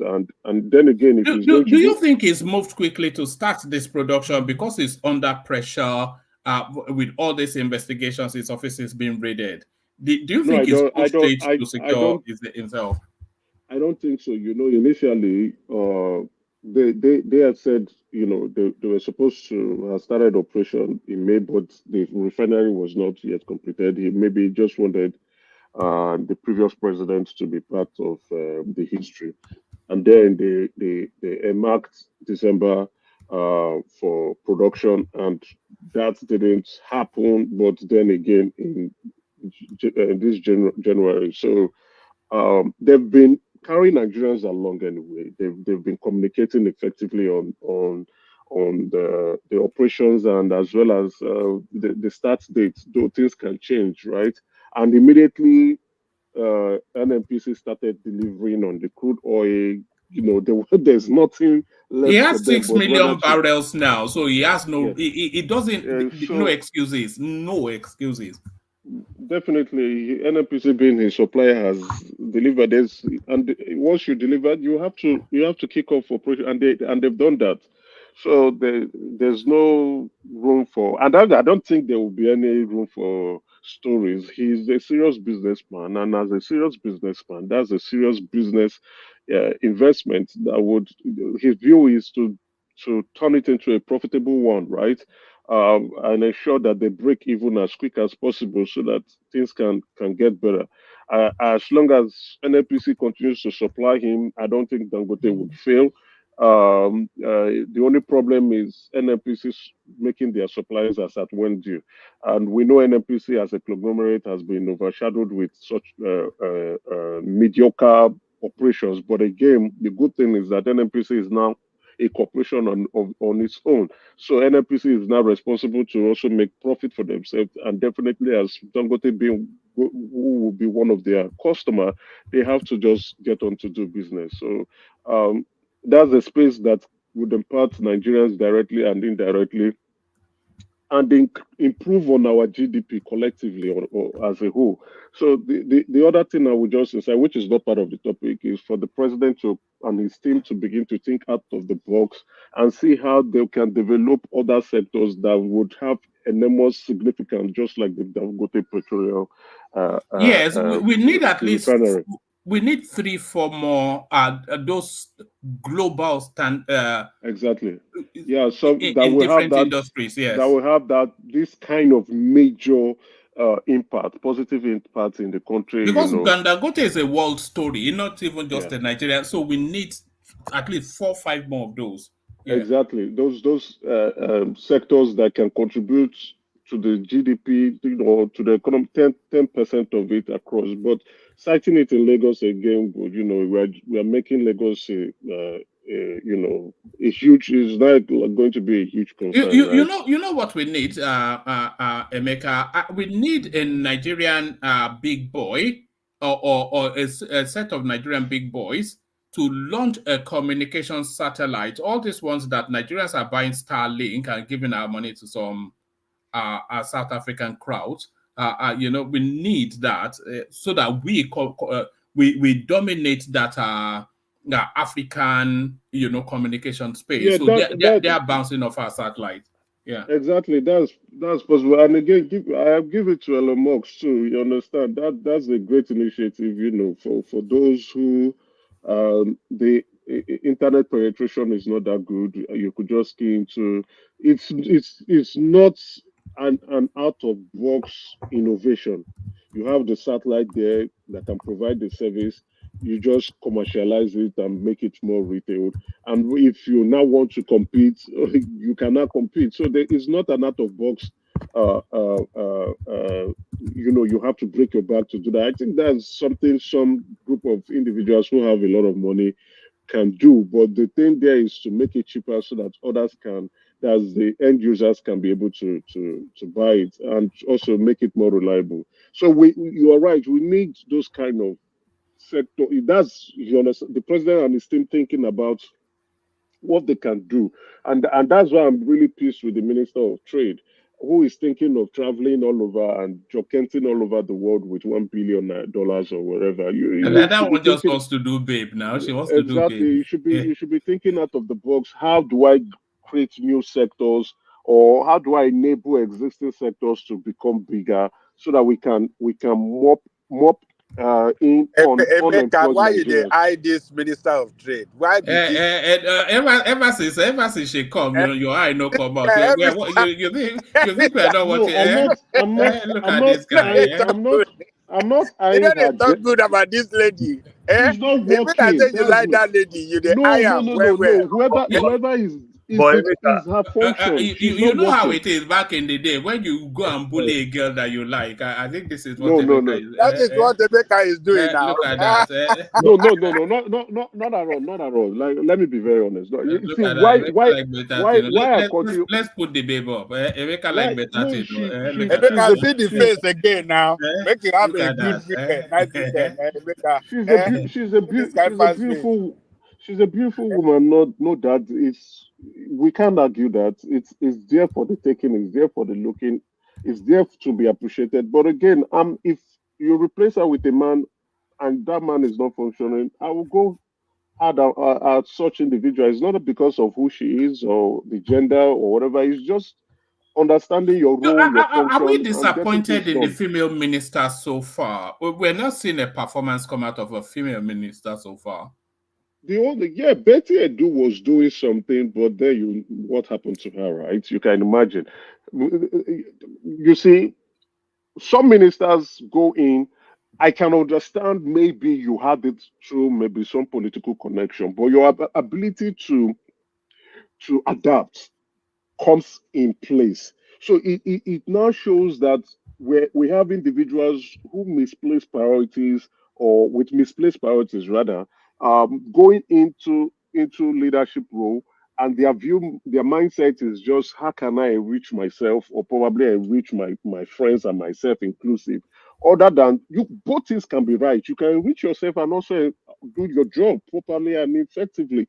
But then it shows their lack of innovation, lack of awareness, lack of adaptability, and also a lack of leadership skill set, if you ask me. So you don't need to understand a role per se for you to go in there and make a change. All you need to do is, like, that's where training can come in. That's where your ability to sit down and think out of the box comes in play. Understanding the functions of that ministry and looking for pain points or hurdles or challenges that you can resolve so that place can be enabled. So it's all about business enablement that you need to come in and try to do. And if you do not have the skill sets, there are consultancy firms around the world. You have the PwC, the KPMG, the Deloitte, the Esther Young, and the Otto Andersons that even those consultancy firms, they will still be able to think out of the box for you and tell you what you need to do. That's your ability to be aware, expose, and have the right thinking cap and say, okay, I am new, I don't have the knowledge, but I want to learn and I want to do things. It's not about just having your budget and the next thing you are thinking is how can I steal out of this budget? It's crazy.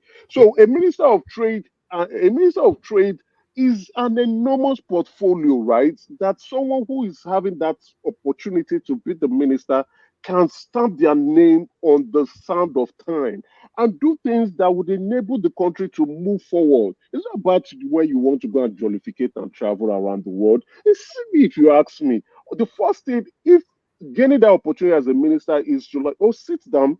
First of all, you call all your PAM secretaries or the executives or the directors of the commissions, and you get your brief from there. Then, okay, tell me what you have been doing, what you want to do, and let me sit down. Get consultants to come in and let's think strategy section of your goals, objectives, and plan. Get that in place, get that in writing. And that is when you now help you to prepare your budget. Once that is in place, you now begin to communicate effectively to Nigerians and let Nigerians know what you intend to do because you already have a strategy for your ministry place. Early this morning, I was reading the National Development Plan for Nigeria. That's the Buhari section. I read that thing within an hour. I was just like, no wonder the Buhari administration was very useless. That was a trash compiled document. Anyway, that's by the way. I'm not trying to I'm not slandering her anyway. I'm not trying to critique her of this. I think she's been working for like 1 week now. Right. I think. What has she done? Yeah, I think for like 2-3 days now, she's been going from industry to industry, sitting down with the CEOs and kind of like hearing from them what they need and how the government can actually help. I think this is the first time I'm seeing that though. I've seen her in Lagos. Sorry, my brother. Let me cut you short. Don't be angry. I'm not trying to just. You see, that's crap. Emeka, I believe that's this crap. lady. Emeka, I believe this lady is putting some structure on the ground she does not know what to do. She does not know what to do.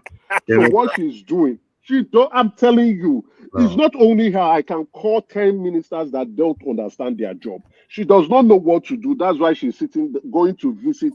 You don't do that. She doesn't know her job. Emeka, wait. Okay, go ahead. Wait, let me tell you something. But she must meet the captains of industries now so that they can, tell her, their what they are going through. You see, why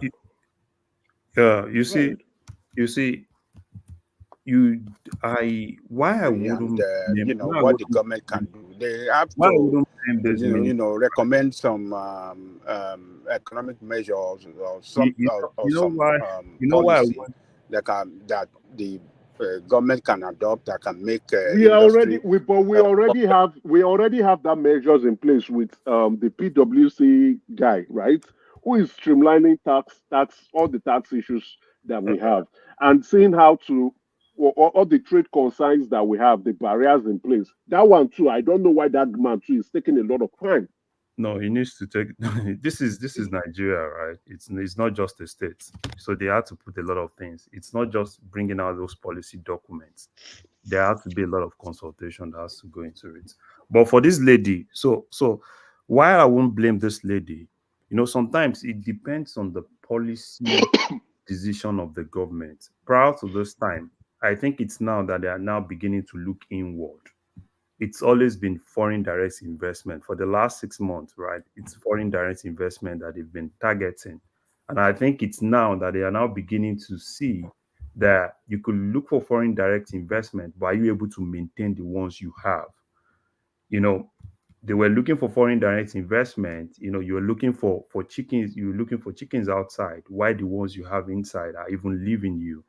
So I think it's the minister can actually have an idea like, okay, fine, let's look inward, but the leadership has been more of like, let's look for foreign direct investment. So when I saw her, meeting the captain of industries, which I think she ought to have done, right? I think it's, for me, meeting those captain of industry is very key, because you need to gain their confidence. They need to have confidence in the government, because this is more like, we are in the country, we're trying our best, things are not really going on well, exchange rate is not helping. Cost of production is going higher, and you guys are all about, we need to go get people outside, right? And even some of those people you want to get outside are kind of like going to duplicate what they're presently producing inside. So that's why, in the first instance, this issue of foreign direct investment, I'm not for it, right? Sorry, I don't know who is speaking. Sorry, That's Larry. Okay, Larry. Yeah, thank you for your. I think it's a good point, but I don't agree with it. Why? She does not know her job, and I will tell you why. I just gave you a brief. I'm not expecting. And the sad thing is that she's coming from the Bank of Industry, a bank that deals with the private sector, that provides funding for private sector, and she probably still do not understand her job. So I don't know what experiences she has been gathering in the Bank of Industry throughout her years, right? Now, I just gave a rundown. You don't need to know where you are going, the ministry, the portfolio, right? You sit down, you get the brief from your staff. The next thing is, like, what are you guys doing? What are your plans? Then you look at that. Then you get consultants in who will sit down and look at that document, as well as, okay, providing you with that guideline. Now, with the consultants that we have, the PwC, the KPMG, these people audit or provide consulting services to industries. They interact with the industries directly, so they know the pain point and the hurdles. They will bring that initiative for you. So if she has not done that, or probably, let me land. If she has not done that already, you understand, and then she is not the one. Maybe she likes to travel, probably, maybe to justify her traveling budget. Now she's not the one going to go and be asking that, how many captains of industry or how many offices do you want to go to? How many? Hold on, let me land. That's why I said she's useless. Hold on, let me land now. And again, she does not understand her portfolio. She does not understand her portfolio. She's very useless. I know why I'm using that word properly. She does not understand her portfolio. She does not understand her job. She cannot develop and design her own KPI. So if she can't develop and design her own KPI and objective, what she intends to achieve, then we're in for some waste of time from our own view. Again, now, if she has not done that, I would advise her, probably even her aides are even useless too. Go and get consultants that will sit down with you. These consultants, they know the business, they know the market, they know the field, they know the pain point. Not only that, Larry, hold on. They have written papers on the pain points of businesses in Nigeria. They've done that. They've done that numerously. They've done that countlessly. All you just need to do is go to Google and you will see all their research papers from Deloitte, from KPMG, from PwC, from Ernst & Young. Everything littered all around. They know this. All you just need to do is get one of them, or even get two of them. They sit down and they craft it out for you as a plan. Then you take this plan and you begin to do it. The only time you are meeting, you should just be calling summit of Captain of Industries to tell them what you want to do. If you don't want to tell them through a summit, you can tell Nigerians through the media on what you want to do. Larry, your point is well noted, but it's useless from her view what she's doing. Going where she probably just likes to travel in my own point of view. It's useless. And it shows that now her failure would rub off on the president. But again, the president has actually said, if you do not deliver, we will sack you. I would be hoping that the president would hold that true, would make that come to tax, so that ministers should go and learn their job. Another useless minister is the Minister of Power too. Very useless set of ministers. So they should know their point and know what to do and get things done. You are there to do things. You are there to create enablement. But Emeka, she must get some input. She must get some input from the. You see, it's I just told you the input. Sorry, Baba Jali Koko. Maybe you are not listening. Maybe you are not listening. I told you the data input that she needs. The people who can provide her with that data input are the consultants. Wait. No. She must still meet with them, the captains of industry, get some input from them to develop a policy that will work well. Because those captains of industry, they are the ones that operate that industry. The ministry does not operate. It is the captains of industry that can advise the ministry on the best way to develop a policy that will work. You know why I said this? I am saying it out of experience. I just told you that the data points, hold on, that the data points she needs, the data input she needs, she can readily get from consultants. These consultants work with the captain of industry. That consultant is where I don't agree with you. Okay, let me hear you. That consultant is, you see, have you worked in the government before? Because it's easy for you to say, yeah, just go get KPMG, go get PwC. The reason why you said this is you do not understand the functions of those consultants. No, you do not. If you do, you will know what I'm saying. That's why I say I am speaking from experience. I know what you're saying, but it is not just what a minister can just wake up and say, I want to go get KPMG. That's what I'm telling you. They've been getting them all this while. If it's a private the government have been using consultants for a very long period of time. If it's a private business, it's always easy to quickly make those decisions, right? For you to get a KPMG, right, there has to be a budget. Everything has to go in line. So it's not just what the minister just wake up and say, oh, I want to go get. Hold on, pause, Larry. I am looking at budget. Why did I tell you that the federal road safety is? Hold on now. You are talking to a very intelligent, smart individual. They have consultancy in their budget headline. They have it. Wait. If you don't have it, you put it there. You justify it. They don't have it. All across all the ministries, even commissions have it. So before you want to defend them, maybe she's your babe, but before you want to defend them, you come up with the right word. They have it. No, see, number one, I wouldn't use some of those words you use, useless and all those things. I wouldn't use. No, she's very no. You see, you know why? Hold on. What I'm saying it. I'm not apologizing for it. She's useless. Very useless. And I said it, and I've said it. This is like the fifth time I'm saying it. I've said it based on her first act. I've said it based. I looked at her budget when she was being criticized by Oshomole. Oshomole was the one criticizing her. Why are you budgeting $1 billion for travels? And again, madam, what do you want to go and do outside that you cannot do here? Who do you want to go and get training for that you cannot get training? And you have been working in the bank of industry for a very long time, and you do not know these things. I've seen this. She's useless. Very useless. Very, very, very, very, very, very, very useless. I know why I'm saying this. So the failure of her not being able to understand her role, we will see it in the hints. We will see it clearly. We are going to see it. Please, let's move on. All right, Brian. Let me move you to this space, Emeka. So, a lot of people actually suspected this, and very quickly, the BBC put it to Kwakwanso. The suggestion is that the judgment gotten in that Kano State gubernatorial Supreme Court judgment was a sweetheart deal, or already predetermined by Kwakwanso and Tinubu in various shadowing meetings. So the BBC put it to him. Kwakwanso denies agreement with Tinubu on Kano Supreme Court verdict.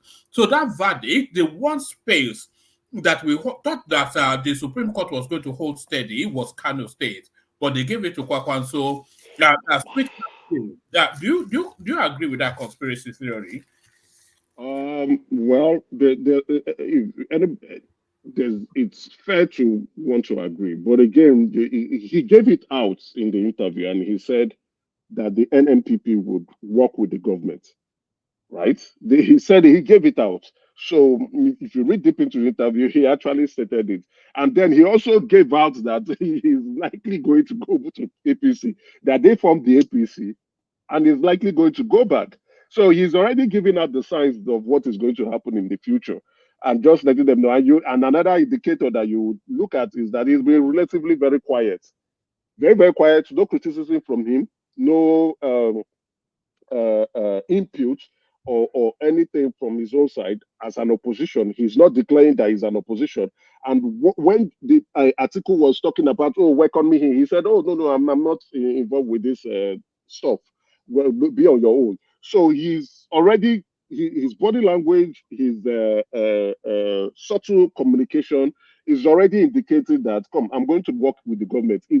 If there are any future plans or agreement that I will take up any portfolio, I'm open to that space to serve the country in any capacity that the president deem it fit for me. So he's already given the sign. In the interview. So anything Kwankwaso is going to do, I don't think it's going to be of any surprise to us.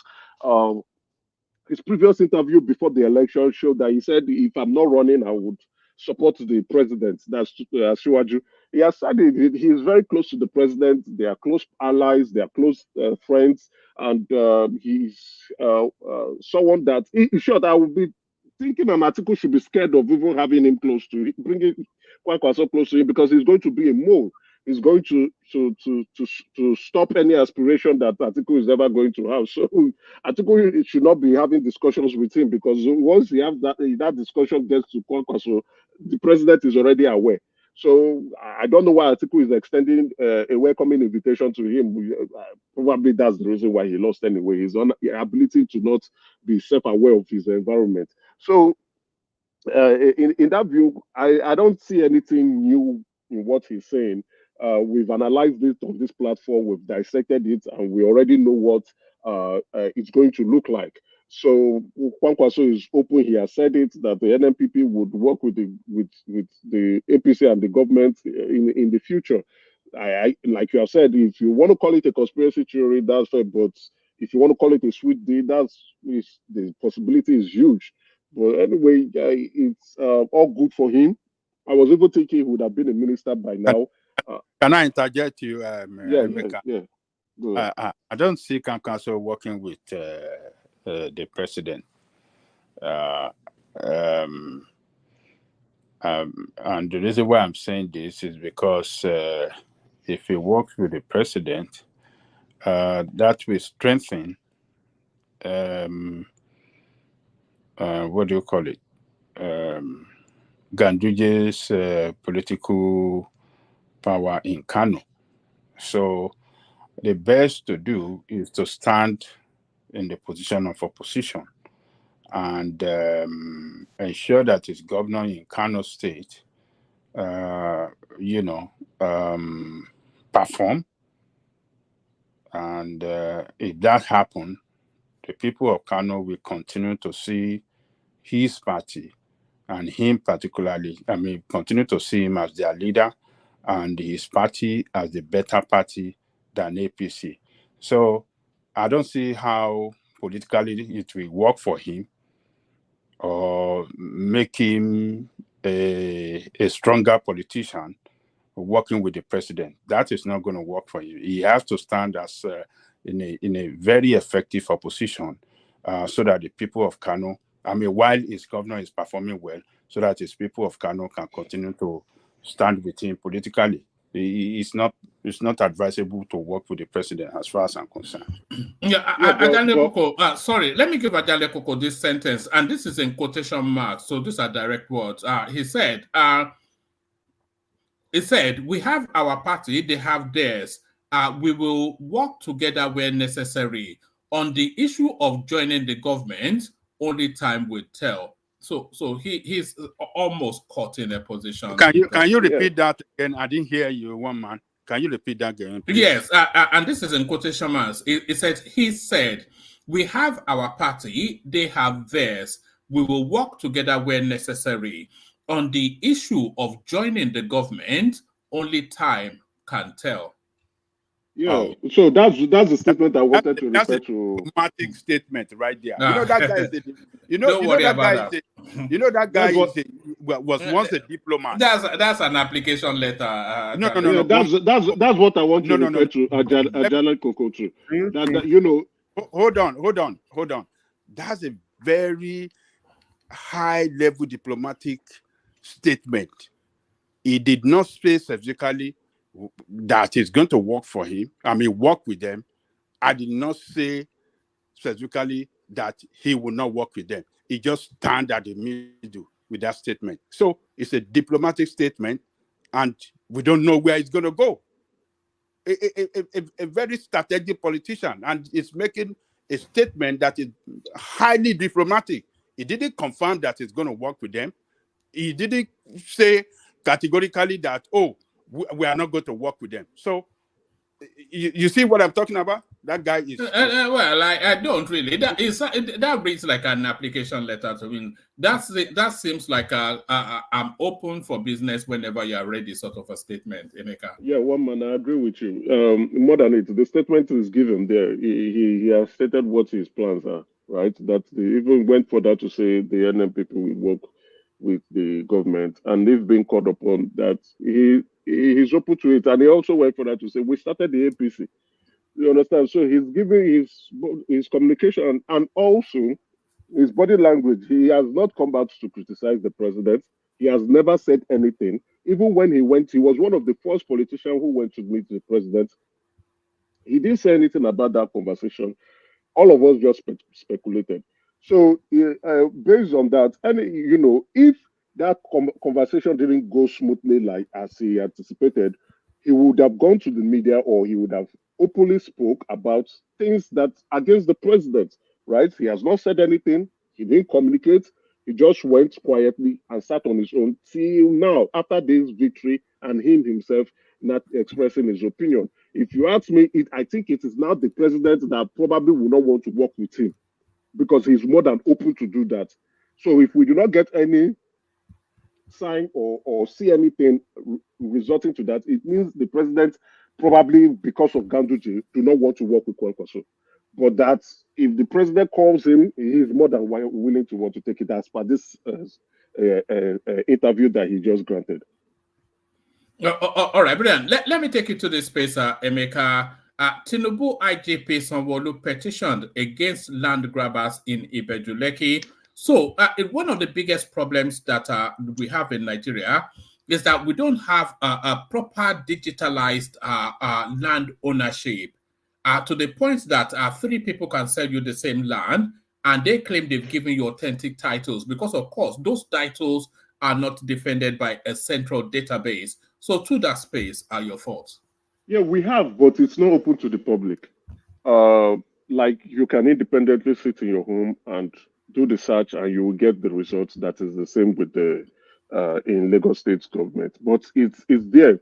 So that's why, and again, the Lagos State government is not doing enough job in communicating to the public on that space, educating them on what to do. So it's been advised that you need a web-trained, professional, qualified land surveyor who can do the search for you, going to allow you to do that search. And then you have also like a lawyer who would also come in handy. But that space is still in it's still vague. No, a lot of people do not understand, and that's why the corruption and the theft and the malpractice is quite high. Because if you are interested in buying a land and you do not know how to go about it, and you do not know that you are supposed to do a title search, and even when you do, maybe you are trusting on the services of a professional, you cannot even attest if this professional is qualified and registered, right?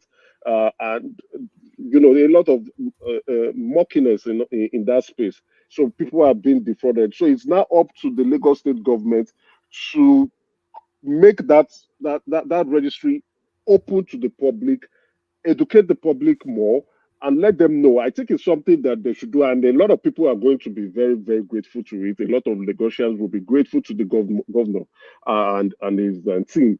I think they need to do that. The database that they have, open it up to the public, educate the public, so that when you want to buy a land or you are trying to go into such transaction, you can quickly just Google the stuff, and you know that the result you are going to get is the same thing with the Lagos State database. Then again, also they need to reform that space, ensure that land surveyors are duly registered, and you can find them on a proper registered site that you know that, okay, this guy is a registered land surveyor, that his services has been attested by the government and is not shady, then and it only helps people, right? So I'm hoping they will do that, regulatory aspects more effectively, and also with part of the construction of buildings, regulate it too, so that we stop having these collapses of buildings in Lagos State. I was hoping the last one that happened in Ikoyi would open that space up and ensure that things are done the right way that it should be done. But anyway, let's see what happens. We understand a lot of people have been victim of land grabbers, those who are dirty, who dupe people. No, that's land scam, and it should end. They should end that business, illegal business, and let people enter into purchase of property or buildings in peace. All right, brilliant, excellent. Stay with us, Emeka. Let's go from you, Emeka, to Bishop, who joins us. Bishop, you're up next. Hopefully, you're not driving. Bishop, good to see you, Bishop. Yeah, hello, good evening. How are you? This has to be the first time that you're not driving. Happy New Year to you, Bishop. Yeah, I just pulled it too. All right, good to have you. Let's get straight to the conversation. We kicked it off with the headline piece: CBN decongest head office, moves departments to Lagos. So start us off with that, Bishop. Well, I think you dealt with it adequately enough. The way you put it across initially was wrong, so that the first person that spoke was following like the way you were sounding. So he got it wrong. But I think somebody came in to correct. Yes. From the explanation and the report, they needed to move some departments to Lagos for efficiency, and the Abuja office was already getting overcrowded. Nobody is relocating central bank to Lagos, and I don't think I agree with you that they should relocate central bank completely. That is where it should be, the state capital, for administrative and monetary policy purposes. Other supervision department can be, at least we have central bank in almost about 21 or 22 states already, functional central bank departments for cash movement and the rest. So if the supervision department is going to decongest, they are talking about facility management, that there's so much pressure because the carrying capacity of the central bank head office has been exceeded. And I remember there was a time they had 2 other offices outside the central bank building in Abuja where they were carrying out their operation. So rather than having duplicity of branches in Abuja, why don't they just move that bank supervision or supervisory department? So I think you dealt with it. I think you dealt with it exhaustively enough. All right, brilliant. And let me take you to the Dangote refinery space. So much anticipated, much awaited for, now in full operation. He thanking Tinubu. So that space, Bishop. I mean, since when the guy, what do you call it, the flaring of the refinery started, I've listened to your conversations, and simply detail this. I think it's a good thing. Somebody asked a few minutes ago that how does it affect the common man, or is it going to bring down the price? No, it's going to add a lot of value. That's a huge investment. I had some conversation the past few days on this same topic. I don't think we got it right. Yeah, there might be some little. I don't expect there to be infractions, criminal infractions on the part of Dangote. But let me say first. In the past 1 year or thereabouts, few months, I've had people on this same platform outrightly condemn the project, Dangote project, that it's never going to happen. I don't want to quote names, that it is not going to work. They were so sure in saying that on this platform that it is not going to work, that it was just designed to siphon money. I hope such persons will be honorable enough to come and apologize and say, look, I think they got it wrong. And they said the same thing for Kaduna, Port Harcourt refinery, that money is has just been embezzled. And I was taken aback with the certainty with which somebody was saying that Dangote refinery was not going to work, even if it is only 10 billion, which is about 50% of the total budget of that project. That is Dangote's money. in that project, that is still huge, huge, huge. If Nigeria, let's assume, I'm not considering that Nigeria ultimately invested 50% of the amount, which I don't think so. If the, you know what, that's a project that is going to be directly employing more than 40 or 50,000 persons in all the area, directly employed, direct. What do you call it? Delta Airline is massive. Delta Airline practically owns Hartford Jackson Airport, has in its employment about 60,000 persons. And when we look at the chances of value chain, Dangote eventually will be engaging directly and indirectly more than 100,000 persons. That's huge on any economy. If we are able to build the kind of Dangote's project, the size, magnitude, and the impact once every 10 years in the past 50 years, that's one of such. That means we'll have 5 of such mega projects in Nigeria. I think it will have an impact. It will really make an impact. So I say congratulations to Dangote. I say congratulations to Nigeria and Nigerians everywhere, because this is going to make an impact. And people that were so pessimistic about it, I believe they will come around to say, look, hey, I think we got it wrong. It's time for us to. And it might not, we cannot build up. And I've said here, it is not automatically going to bring down the price of petrol. No. Because that is, we have crossed that path long ago. There is somebody who was saying something about power generation yesterday. I can't remember who it was that. It is the same amount of money that costs to generate a kilowatt of energy in Finland or Austria or Yugoslavia or America. That is going to cost you to generate in Lagos. So apart from other things, if you put the cost, the factor of production into, the only thing that can help us in Nigeria is if we can reduce the cost of production of our, not petrol now, of our crude.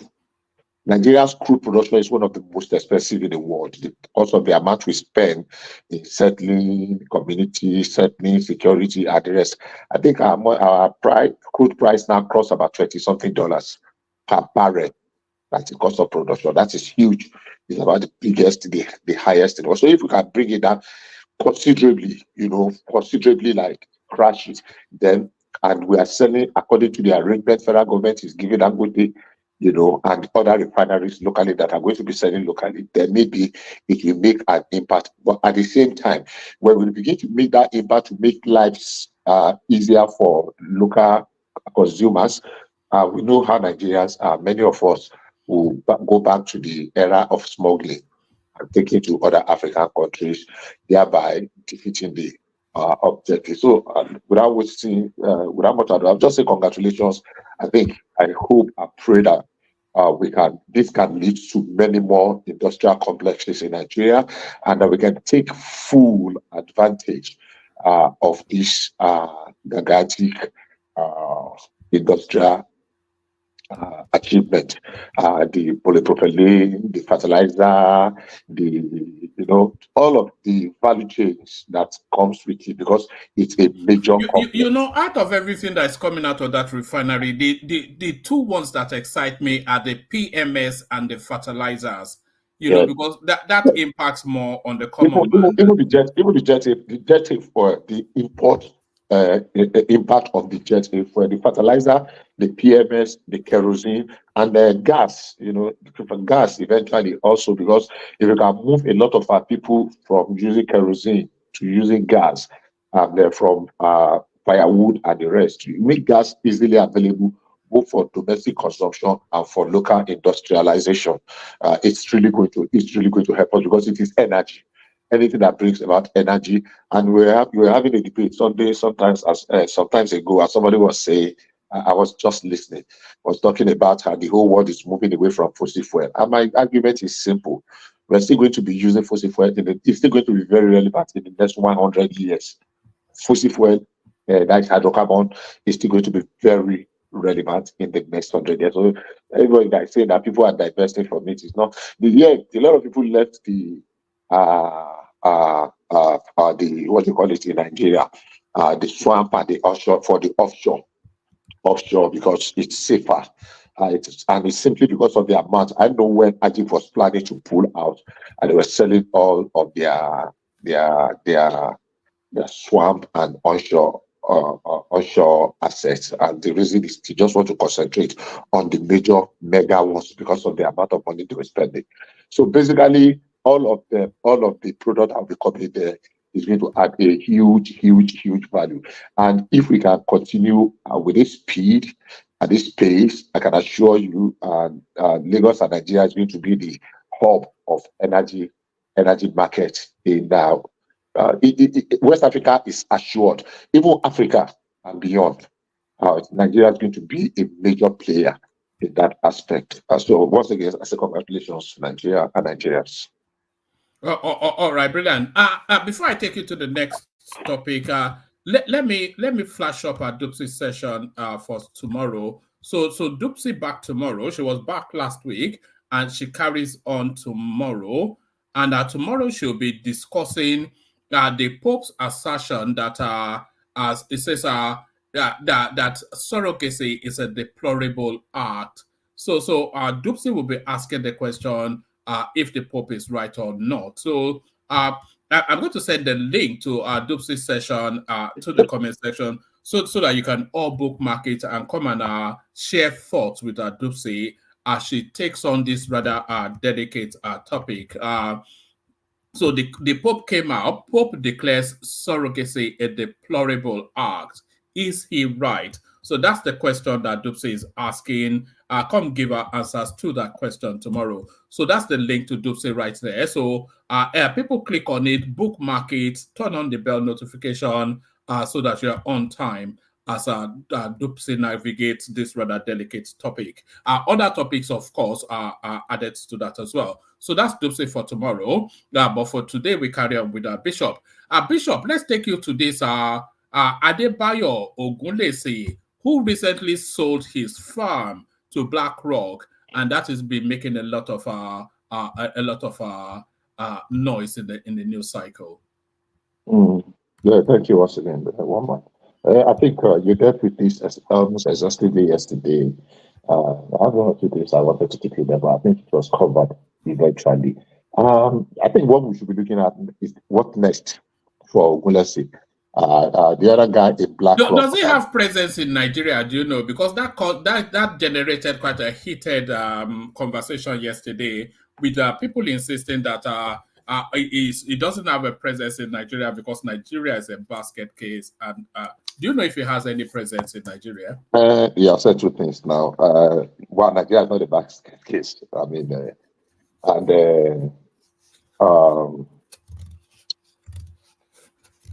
the fact that he might not probably part of what the asset management, if it does not have any in Nigeria, I don't know if he has, but that does not mean that maybe he does not have business interest or shares where he invest investment in Nigeria. Exactly, that's what I mean. That maybe with other people he has things, because I know he has things in Nigeria. What I might not really be able to put my hand on it because he frequents Nigeria, and I'm sure he's not holidaying before he visits Nigeria as an investment banker, you know. So, but I don't think that argument is the direction that argument was coming with Ajalekoko yesterday. I told your line. I don't agree with you entirely that Nigeria is a basket case. Yeah, we have our issues, we have our challenges.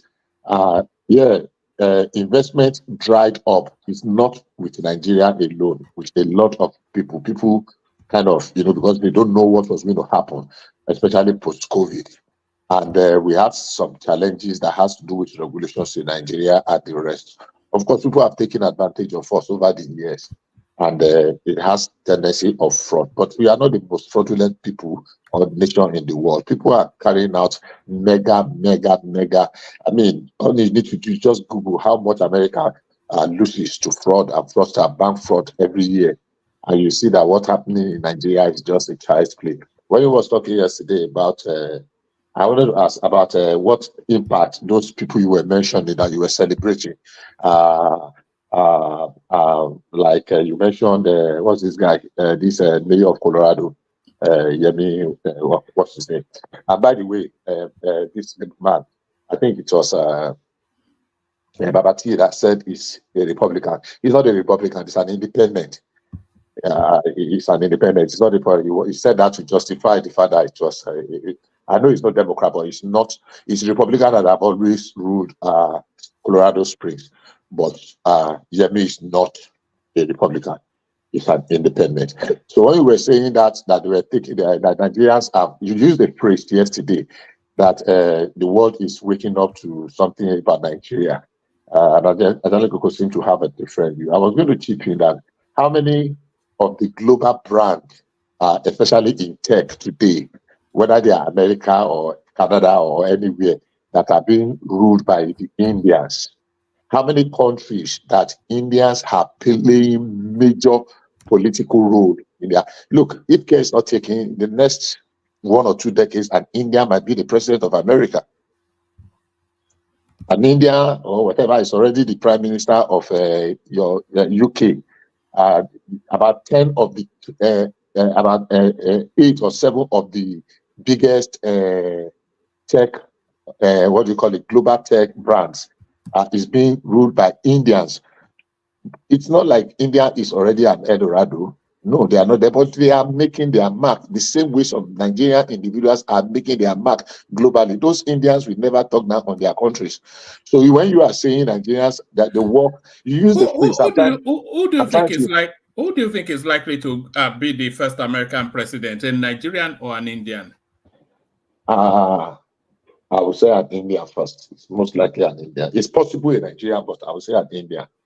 Because they are really, they are effort to record with more than Nigeria. In national politics, not too many Nigerians are in national politics in America.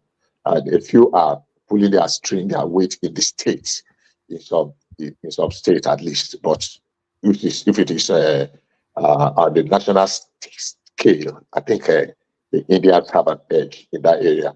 I'm trying to recollect the phrase you used yesterday that Ajalekoko objected to very vehemently. I can't really wrap my head. You said that the world is waking up or something to something of Nigeria, the emergence or something. Anyhow, so basically, yes, Bayo Ogunlesi has been around for a while. I'm practically more interested in where is he taking his 12.5 billion to? Because if they are going to just pay him 3 billion and they are going to tie him down with shares, that means what they are just doing is they are just swallowing him up into BlackRock. Maybe he just wants to retire. He said he's going to give money to the employees and let them, or maybe they are going to absorb some of them. I want to know what is his next big interest. Where is he going into next? I don't think he would just want to roll up his carpet and say, Eureka, I made enough money and I'm going. I think he still wants to get somewhere. So that is where I'm interested in. For now, I don't know. Bishop, don't worry, we'll bring it. He's taking it to Ogun State. Okay.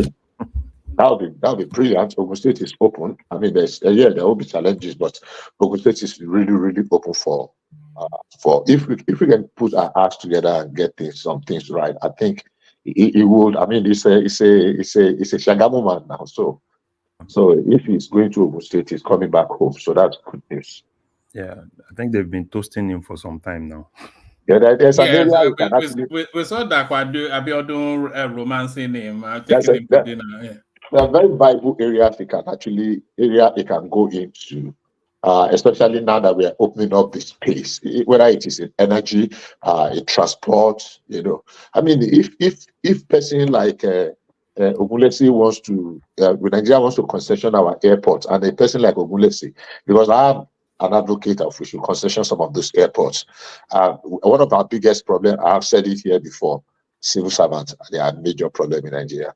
Emeka mentioned earlier on, Ernst Young, Anderson, KPMG, name them, let them come and clean up our civil service for us. People should be able to pay them very well, but reduce them. The idea of civil service as a social something, just keep people when they are not adding value, when they are not working. We should outgrow that.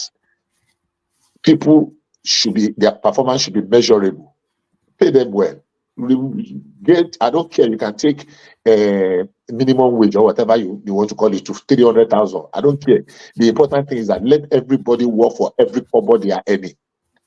The era of people look in civil service in Nigeria today. Without any prejudice, an average civil servant, the ones that go to work every day, whether their salary is 50,000, but they get an average of between 10 and 20,000 every day outside their salary. The one that go, the one that they don't go, that just go like once or twice in a week, they are not adding anything, they are just going to mark register, they are depending on salary. But the one that goes regularly, what they take away, what they are stealing from that nation, Nigeria, and it is then people that will talk all manner about, say, somebody is going to work, that his salary is just 50,000, and he tells you he goes home with 20,000 every day. And you say that man is poor, and that man will be complaining when they are saying that they are underpaid. The man too will come out. But if you steal 10,000 every day, that's 300,000. So why don't government pay you that 300,000? Block every loophole. Let me tell you a very short analogy, something that happened to me, not to somebody else. I was going to invest in a truck business many years ago in Nigeria, in Port Harcourt. I wanted to buy this 30-ton truck they were using to move cross rock. I had a deal with Cross Rock from Calabar to be bringing Cross Rock to Port Harcourt. So I got a driver, me and my friend, and I asked him. Then he said they were paying him 20,000 per month, and they were giving him 500 naira feeding money per day. So I told him that okay, we'll increase his salary from 20,000 to 50,000. This is around 2000 or 1999 or 2000. Yeah, not 2000, 1998, 1999, yes. 1999. So that we're going to increase his salary to 50,000 from 20,000. And instead of giving him 500 naira feeding allowance, we're going to give him 1,000 naira per day. I asked how much were they giving your motor boy? He said, no, that one. I said, okay, we'll be giving your motor boy 500 naira per day on one condition. Yes, that time was the time they were just introducing tracker to Nigeria. There will be a tracker on this car, on this truck. You cannot go outside the road. You will not buy gas. We know how much fuel it will take you to go. If you fill the tank, it will take you to go and come 2 times, and you still have social number. You don't have any problem with policemen. We know the state you are traversing. You are going from River State. You enter Akwa Ibom, follow Ogodi Road. You get to Odupani. From Akwa Ibom, you go to Odupani in Cross River and come back. So all the area commander and DPO in those areas, you have their number. So you will not settle police, you will not settle mechanic, you will not do anything, you will not buy gas. The guy said he's coming to resume work, except I see him tomorrow. He walked away. Do you know why? Because nobody wants to work when they know you are monitoring them 100%. He wants to just give him the truck so that he can carry, quickly tell you that motor breakdown in Otubani Road. Meanwhile, he has carried 1 or 2 trips to Ogoja.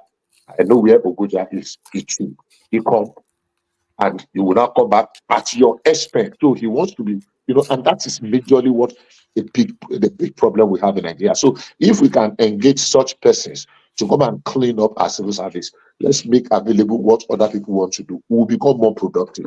The idea of people thinking they are entitled to money even when they have not worked for it, it has to stop at some point. And no government will stop that will be popular. So if Tinubu insists or is making efforts to make business environment to be encouraging for people to come and invest in, because as we speak today, many of us will not even invest in Nigeria. I know 2 persons that invest in farms in Nigeria and they regretted it. Farm, just poultry, piggery, and the rest. Everybody. We saw the story of a young girl that had her own POS when she was working in this ShopRite in Lekki. She had her own POS. Immediately in the morning she comes, as a sales girl, she will not swap the POS. All the money she's swiping on people's card was going into her personal account. We've seen such before. So, yeah, government has a role to play. But the biggest role in discouraging investment in Nigeria, I said, I don't know whether I say it on this platform, a couple of months ago, when one of my friends, I ran into someone here that told me, I was in their office, really. what's the name of this company that left Nigeria? This one that used to do, they have their something in Agbala and Ibadan. I used to do Pampers. Somebody help me.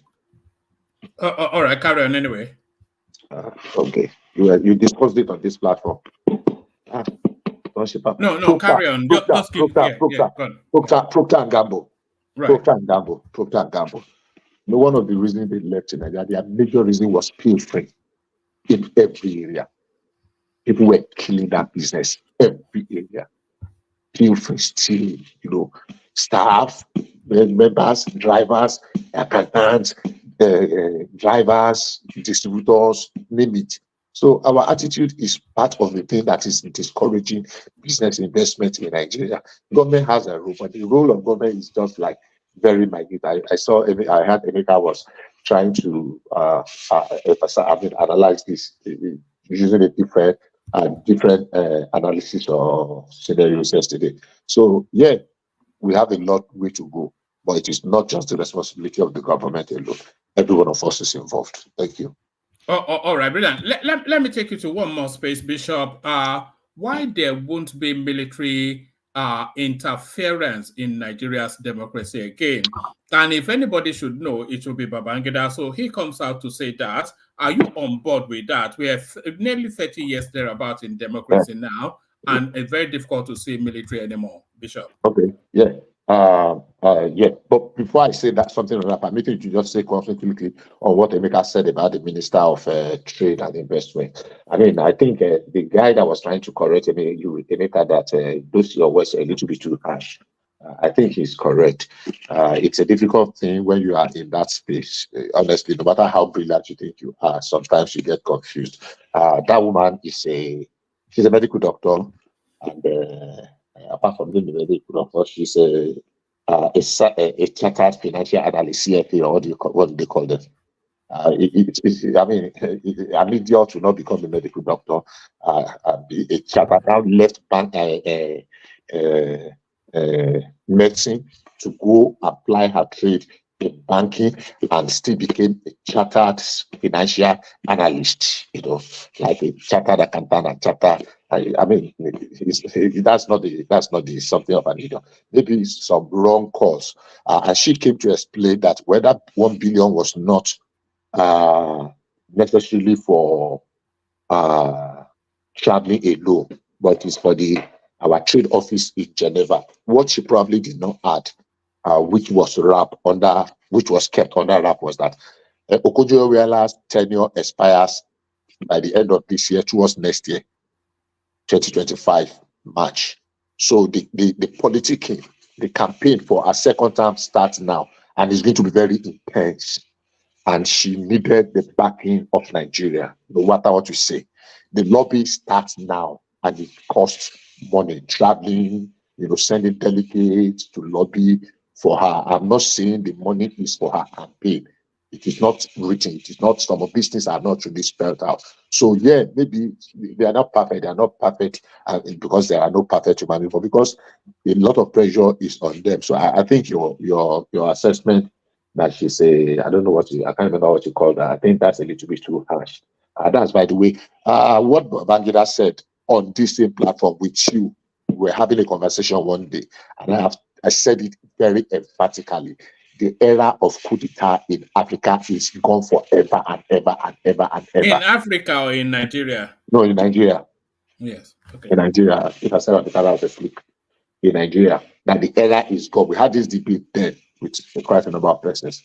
And I'm so very emphatic. And I said certain things that are very a little bit dangerous, even though we don't give our military men enough credit when we analyze, especially when we talk about insurgency, they are fighting, they are politicking. The person that spoke, I think it was before Emeka,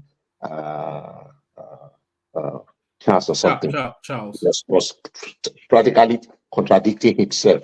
That the military, they have brought them into politics in one breath. He said that's why, look, if they are in politics, that means there is still chance of a coup.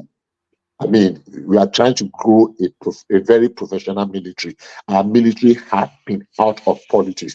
One of the good things Obasanjo did was making it, putting a stop to it.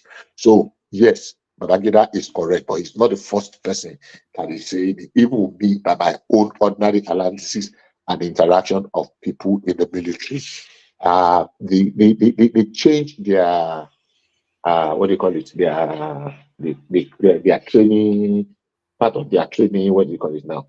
And major of it now concentrate on, civil subservient to civil authority. So in our own EU, the issue of who is going to plant a coup that will get the support of others is going to be very difficult in Nigeria. And I remember that time, I said, if any, let's assume, would I consider that one Mohammed Danko or something, say, Major General something in Abuja or in Kano or anywhere, you will tell him in Lagos, you are on your own, you are not following.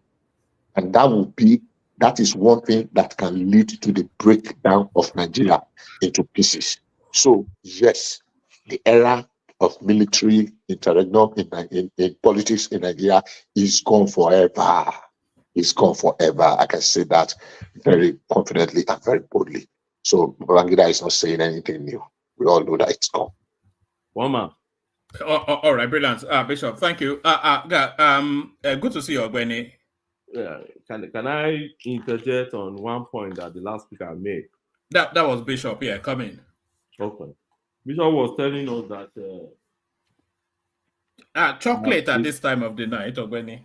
You said? I said chocolate at this time of the night. Yeah, I was reading. I was actually taking bitter cola. Oh, all right. Well, oh God. You know that to okay to keep you awake, have you? Okay, carry on. No. I just like taking it. It's medicinal now, and it boosts your immunity. So, Bishop was talking about, and in fact, that's the main reason why I quickly joined, because I can't even be. That Bishop was telling us that the issue we have with industry companies in Nigeria, why companies are not booming, why business are like the way it is in Nigeria, is because you don't put it on government. That you partly blame government because you think the roles that government play is minor. The problem is with the people. I think, with due respect, I disagree with that. Why? Because I run businesses in Nigeria and I run business currently where I am in the UK. I see the difference. I see the difference from the formation of your company to the regulatory regime to financing to support, down to even the day you're going to wind up your company, if there's any reason for you to wind up at all. The government in a responsible society, or let me say advanced jurisdiction now, they take care of everything and they make sure that everything is clearly stated, so that before you even go into the business, you have a good, friendly environment for your business. You understand what you're going into. Before you employ someone, there are laws that guide you. And you know, if you breach all this law, you know there are enforcement agency there that will take care of whatever your breach is, and you know what your penalty will be. These are environments that make business to thrive. My submission is, do we have this in Nigeria? Yes, we have them, but our government are not serious about it. That's the way I see it. Let me give you an instance. This man, Minister of Interior, see what happened to that guy. He resigned, for instance. I'm just giving you an instance now, not the political part of it. Now, the legal part. He resigned from a company. He has resigned from that company many years ago. If you go to Corporate Affairs Commission website in Nigeria, you still find his name there. And we keep changing DG. We are budgeting. That CAC is getting budget every year, and they are spending billions. But for government or that parastatal, which are an extension of government, to dedicate a staff or dedicate a department to be updating their website, they couldn't do it. That should be the least that government could do for any company in Nigeria. Do you know the havoc that causes? That alone has caused my younger brother an havoc before. He's running an IT firm, and they refuse to update every every statutory document that have is filed with them, the status of the company and others, and this made him to lose contract from Germany. Because when you're contracting with those ones, they don't have time to go to CAC and start doing all these things. They simply went to the CAC website and they realized that everything is submitted contradicts what they find on the website. So what's the ease of doing business? In the UK here, the day you are filing, for instance, let's say it's annual return you are filing, the day you are filing, you're seeing it on the internet, they're updating it immediately. But you don't find it in Nigeria. That is even the least. Now, I just want to let him put it to you and then respond. Okay, so now go to regulatory regime. Our regulatory regime in Nigeria is shrouded in secrecy. You don't even know what they want. For instance, I have a farm in Nigeria in Kuje, very big farm. Do you know how many people are taxed over taxation alone? This one will come and tell you because this land fall within Kuje Area Council, is Kuje Area Council that should be collecting money for the billboard or for the signpost you put there. FCT will still come and collect their own. You don't even know. And when you ask them, so upon which law are they? You see, all these Gestapo, everything is just shrouded in secrecy. Compliance, they will tell you, okay, something happened on my own farm, in my farm. They said, because there's a river behind the farm. So they told me my fishing business is going to affect that river. So I failed to do the environmental impact assessment before establishing fishing firm there. I said, okay, no problem. I'm going to do it. I'll rectify that. They said, no, I've breached their law already. Okay, no problem. I'll pay. But show me the law. You don't even have the regulation. At the end of the day, when I said, okay, I want to rectify the situation, they had to tell me that there are specific accountant offices that their own chosen offices I must go to. And these guys, you need to pay them millions and they are remitting back to staff. You see? So these are the things we have in Nigeria. Is it financing? Where do you get loan in Nigeria or grant or subsidy or to kickstart your business? You hardly get that except you belong to the political class. You know? And then finance support. So, but here in the UK, for instance, when I started my small business here, I just put a call through to, what do you call them, the Scottish something bureau. They started chasing me around. I wasn't even the one chasing. They were the one calling me that, what about your business? What have you done? Do you want to do this? Do you want to? Because they understand the implication of that to the economy. They understand that small company is going to employ at least 2 or 3. And that will be a plus for the government of the day when they are coming to tell the populace what their performance is. But, we don't follow this in it. So to heap the blame on the people, for me, I think why you are very clear enough in your it's a good thing that you came to educate on this. You really did not contradict what I said. If you go back and listen, I did not absorb the government. I said we.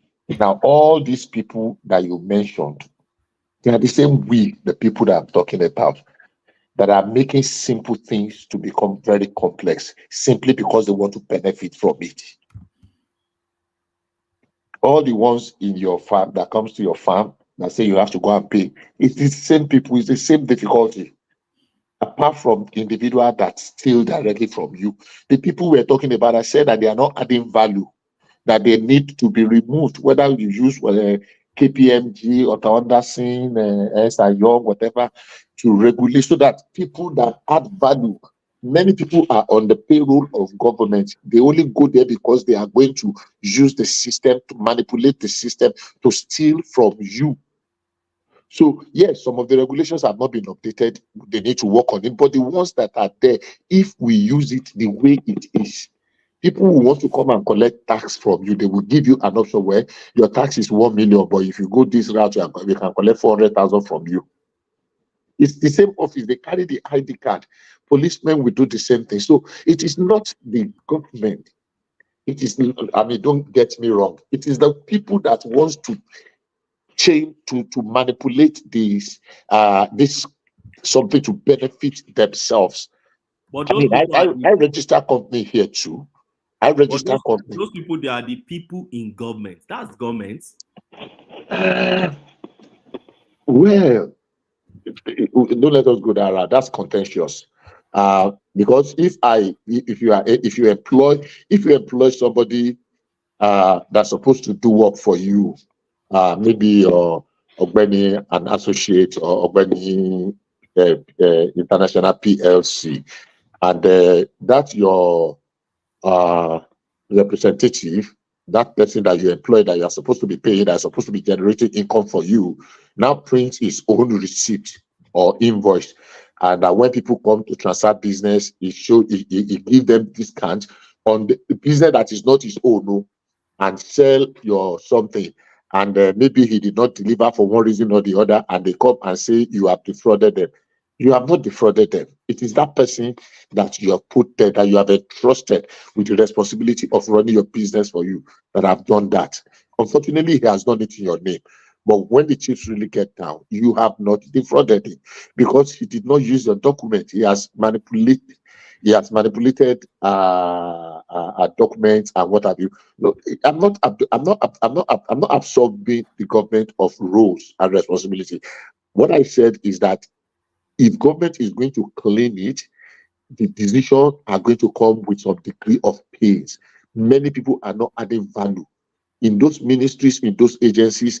If we ask them now to come and do exam so that we can expunge people that are not qualified, the same NLC and TUC will rise up. Oh, they want to take food from people's mouth. I'll end with this analogy, which is something that one of my friends experienced many years ago in Lagos State teaching service, and that's what I'll end it. One man, there was a friend in the government school that don't go in, and one of their teachers, the principal, and one of their teacher, he got to know that was never attending classes for a whole session, not just one time. And the principal got very mad. I said, what? How? And he was writing the teacher up, him up, and say he was going to take it up with the ministry, blah, blah, blah, blah. And people started coming to beg for the teacher. I said, no, it has to be your own children. And before you know it, among all the staff came to beg the man, Oga Idariji now, forgive him now. After Oga said, no, but is it cheating on other people that are working? You are not working. Do you know what they turned it to? Now he has children, he's feeding. If you what benefit will it be for you if you write this thing and they sack him? Now, because this thing happened in Ikorodu, the teacher in question is an Ikorodu indigene. The principal is not an Ikorodu indigene, even though he's lived there for years. And before you know it, the chief of the king in the area have summoned the teacher. Now we heard that you wanted to offend Bajele no more wako. And it became, and the man, people want, look, if it has gotten to that level, just hands off. Now, if we continue in that trajectory, how are we going to get things right? Yes, I say again, every one of us will have a role to play. Government, we can strengthen those institutions. We add my submission is we also play a major role because we are government. I have a company that I registered here too. It was much easier for me. I registered the company. Now I pay my annual due. Nobody chased me around. I've never seen anybody since I've been paying my annual due for my company. Every year they send me the notification before the 10th of January, and they will tell me by April 1st, if I don't pay it, there is a percentage of interest, that's charges that comes with it. If I don't still pay it by 30 days after that, then there's something they will still do. But I've never really failed not to pay. So back to what we said, yes, we all have a role to play. The role individual plays in destroying the business environment in Nigeria is very, very, as important as the failure of the government or government agencies. Thank you. All right, Bidam, thank you. So that's the excellent Bishop. So that's Bishop, of course, a voice much clamored for on the platform. So we're going from you, Bishop, to Larry, who hopefully is still there. Larry, you're up next. Larry, show you, I'm there. Yeah, woman. Yeah, I'm here. Chairman, Kwele, Alpha. Can I interject 1 minute, Larry? Yeah, sure. Yeah. Thank you. Bishop, Happy New Year. Yeah, Happy New Year, sir. Thank you very much. Sorry, Ajale Koko. Very, very, very sorry. Just very quickly, the last tranche of the money initiative for the Level Up initiative, that last tranche that was meant to go to the southeast, I forwarded it on to Mazi in Genje Media. So Ingenje Media will work on that. So the money has gone to Ingenje Media, which completes this cycle. So he's going to work on it, and in the course of the week, he'll send in reports. Ajale Koko, I just remembered. Carry on. Oh, that is very yeah. That's good. Yeah. So yes, I just want to. I think Ogben is still here, right?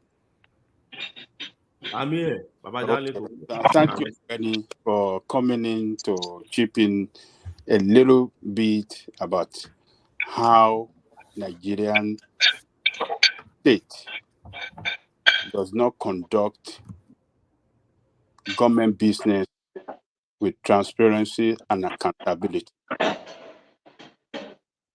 That was my argument yesterday when one man was putting forward a notion that the world is waiting for Nigeria.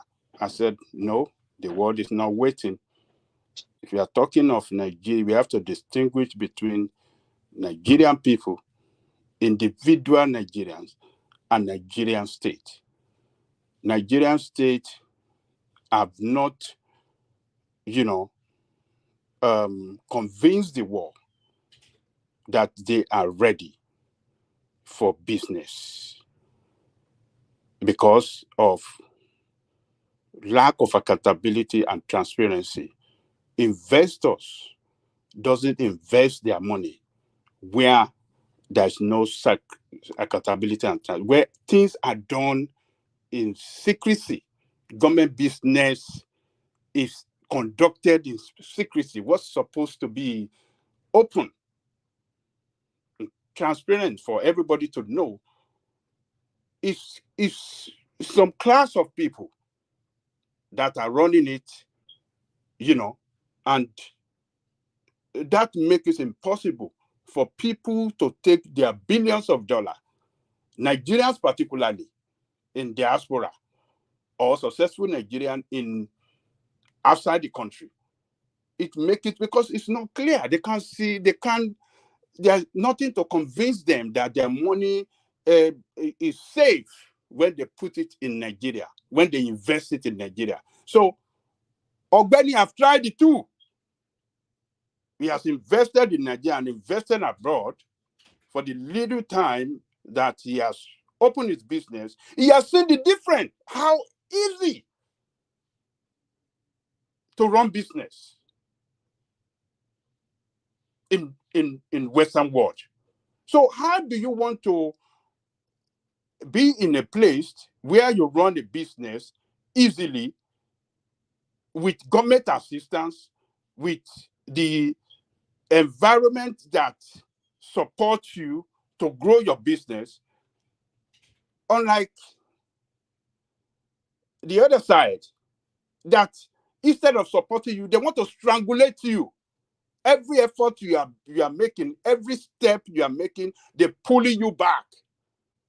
So I just want to thank Ogbeni that he came in, and it was because Ogbeni have that practical knowledge very well, and for Ogbeni to talk, to inform us of what his experience has been running business in Nigeria, and here I think that said it all. That supports everything, every point I was making yesterday. So I just want to thank Ogbeni. Thank you for Yeah, you still wanted to claim your victory from yesterday. I have to claim it. One man. Even though you took defeat. As he said, I'm going to Lubongboma Bilori, as if I don't know what I'm talking about. So, Abedi, thank you so much.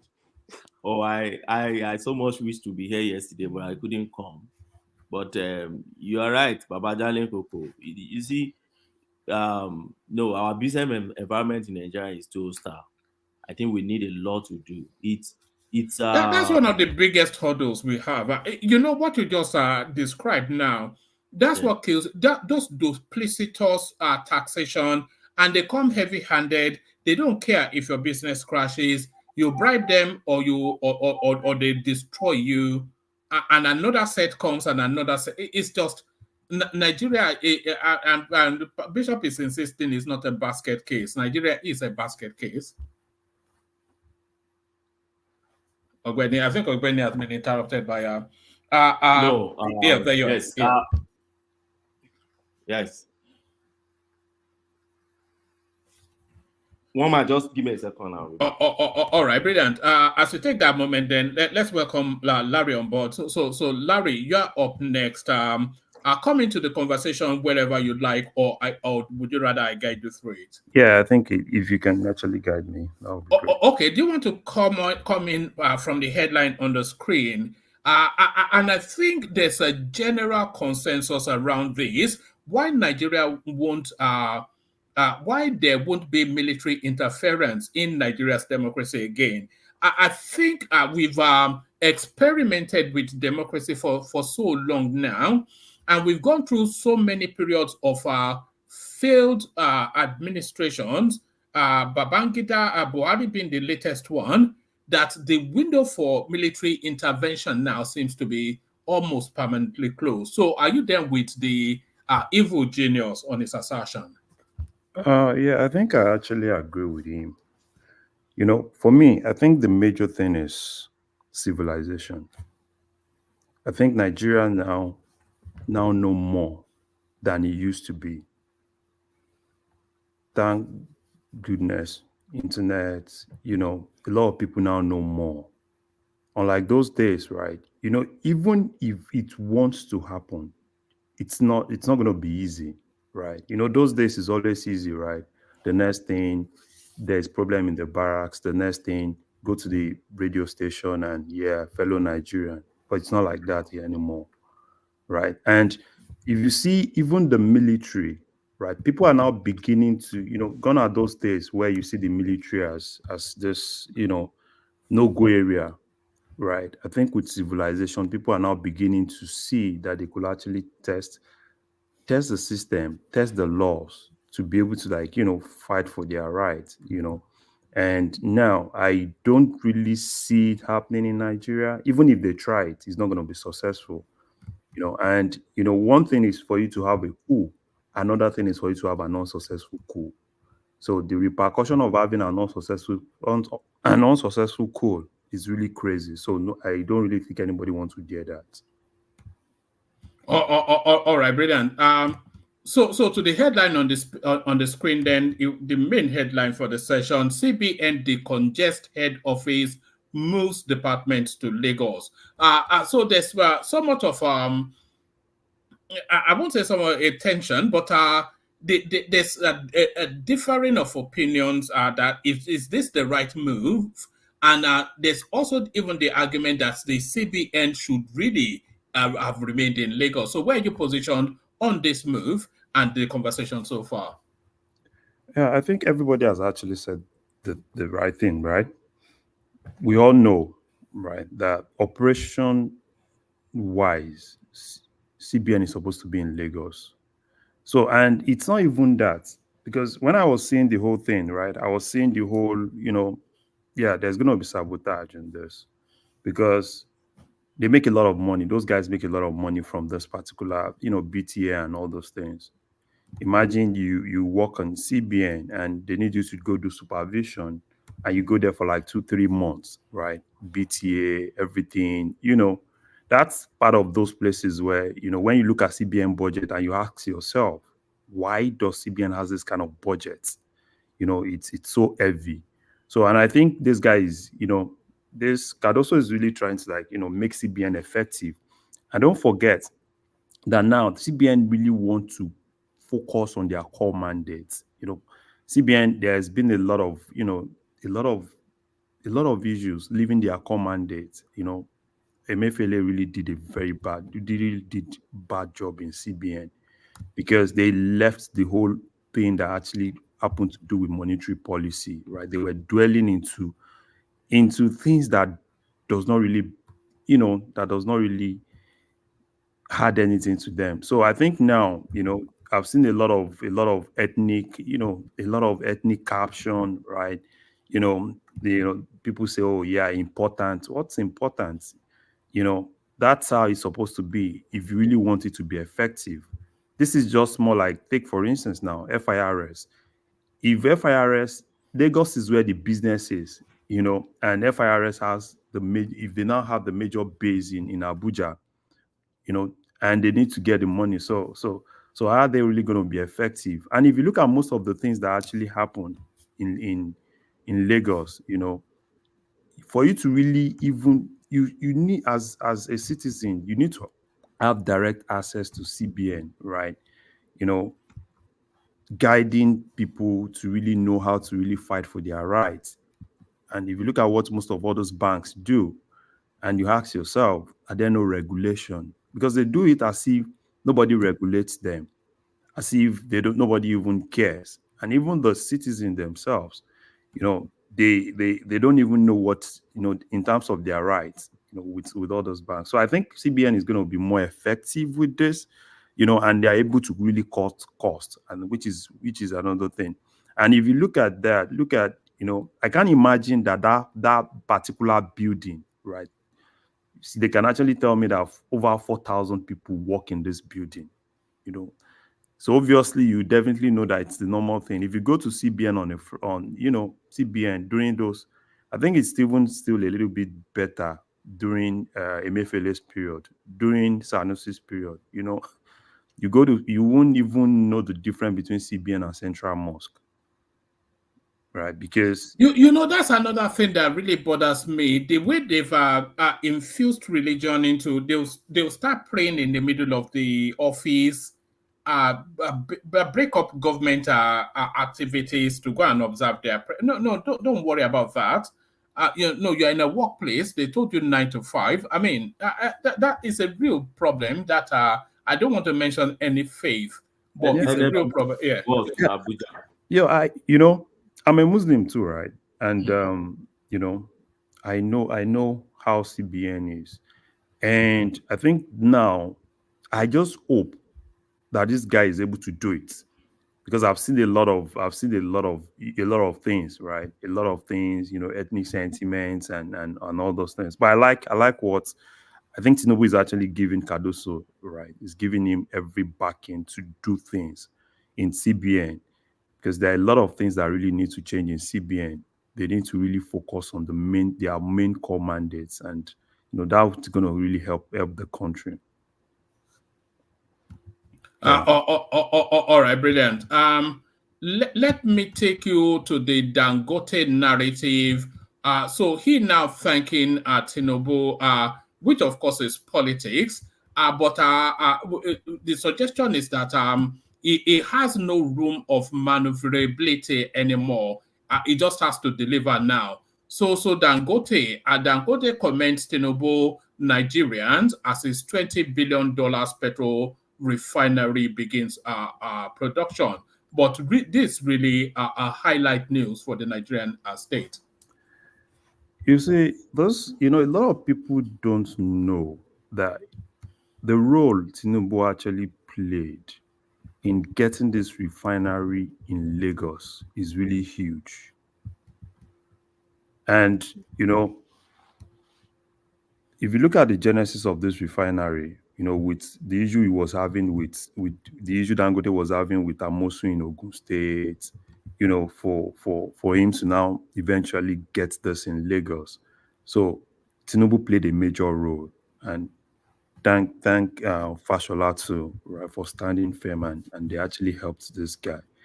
So, but and the government too. So as government needs Dangote at this point, Dangote also needs the government, because the supply of crude, they've really helped him, right? 6 million barrels is no joke, right? They had to like get themselves committed to it to ensure that this particular refinery, you know, start operating and bringing a lot of them. And you know, back to what someone said, like, okay, fine, how is this going to really impact people, right?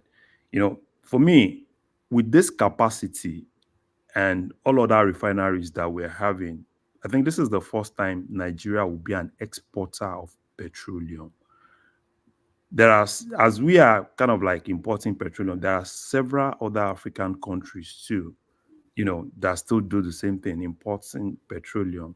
So if we, you know, looking at the fact that this is Africa, right, and we could actually sell to them, you know, cheaper than what they can actually get in Europe, and you know, looking at the logistics and everything. So I think it's actually good. It's good for the country. It's good for people, and basically, at least I can still say there's This refinery is going to put a lot of international business out of business. Did you see that clip of some Asian country that was mocking us that laugh no more, yeah, you know? yeah, you know, it's really this refinery is going to impact Europe, right? It's going to impact Europe. It's going to impact, you know, a lot of those big guys in Europe that, you know, they sell to us. But the only thing I have now is this refinery coming on board in Lagos. How prepared is Lagos for this refinery? You mean the road infrastructure and all Yes. of that? When the tractors, the tankers start to chew up the roads. Yes. And I'm not sure Lagos is really prepared for that, because this is going to be massive. The number of trailers that will be plying that road daily, it's going to be massive. So that's where I have my reservation, particularly with the government, particularly with Lagos itself, you know, handling this with so I don't know. Lagos is probably not the best site for it, really, if we are being honest. That refinery is not the best site for it. So I really don't know. I don't know, you know, because those are things that I think they need to start talking of now, right? I was expecting the Lagos state government to have some deep conversation with the Dangote refinery, you know, regarding how they're going to, you know, transport this. But if it's still the normal way, right, having trailer all around, yeah, you know, it's a lot of things, right? It's not just the road, accident and all sort of things are still going to happen. So I just hope they're able to really manage it, you know, and because there's going to be a lot of pressure, you know, because everybody will definitely they shouldn't allow them to move anytime before at 10 p.m. It should be a night movement. Those and if they move during the day, they'll grind Lagos to a standstill. you know, that law, you know, it's not like there's that law. It's not like that law is not in Lagos, right? But yeah, it's been there, but still, you know, you still see you know, you still see people kind of like going against that law. But I just hope they're able to really manage this. Hopefully, if they try it and they see it, you know, the first 2-3 months, and you know, if they see that it's not what they can manage, I see some kind of like investment really going into managing that particular thing. People that can't even manage Apapa, you know, it's Apapa, managing Apapa has been an issue. Now coming for Dangote with lots of trailer on that road, I don't know how they're going to manage it. That's the only problem I have. Do you think it's best if they ferried it via sea? So they get some oil barge and move it to some, you know, maybe the south where there's no traffic, and then they can funnel it around the country from there. But the problem is the depot, right? I don't know how functional those depots are.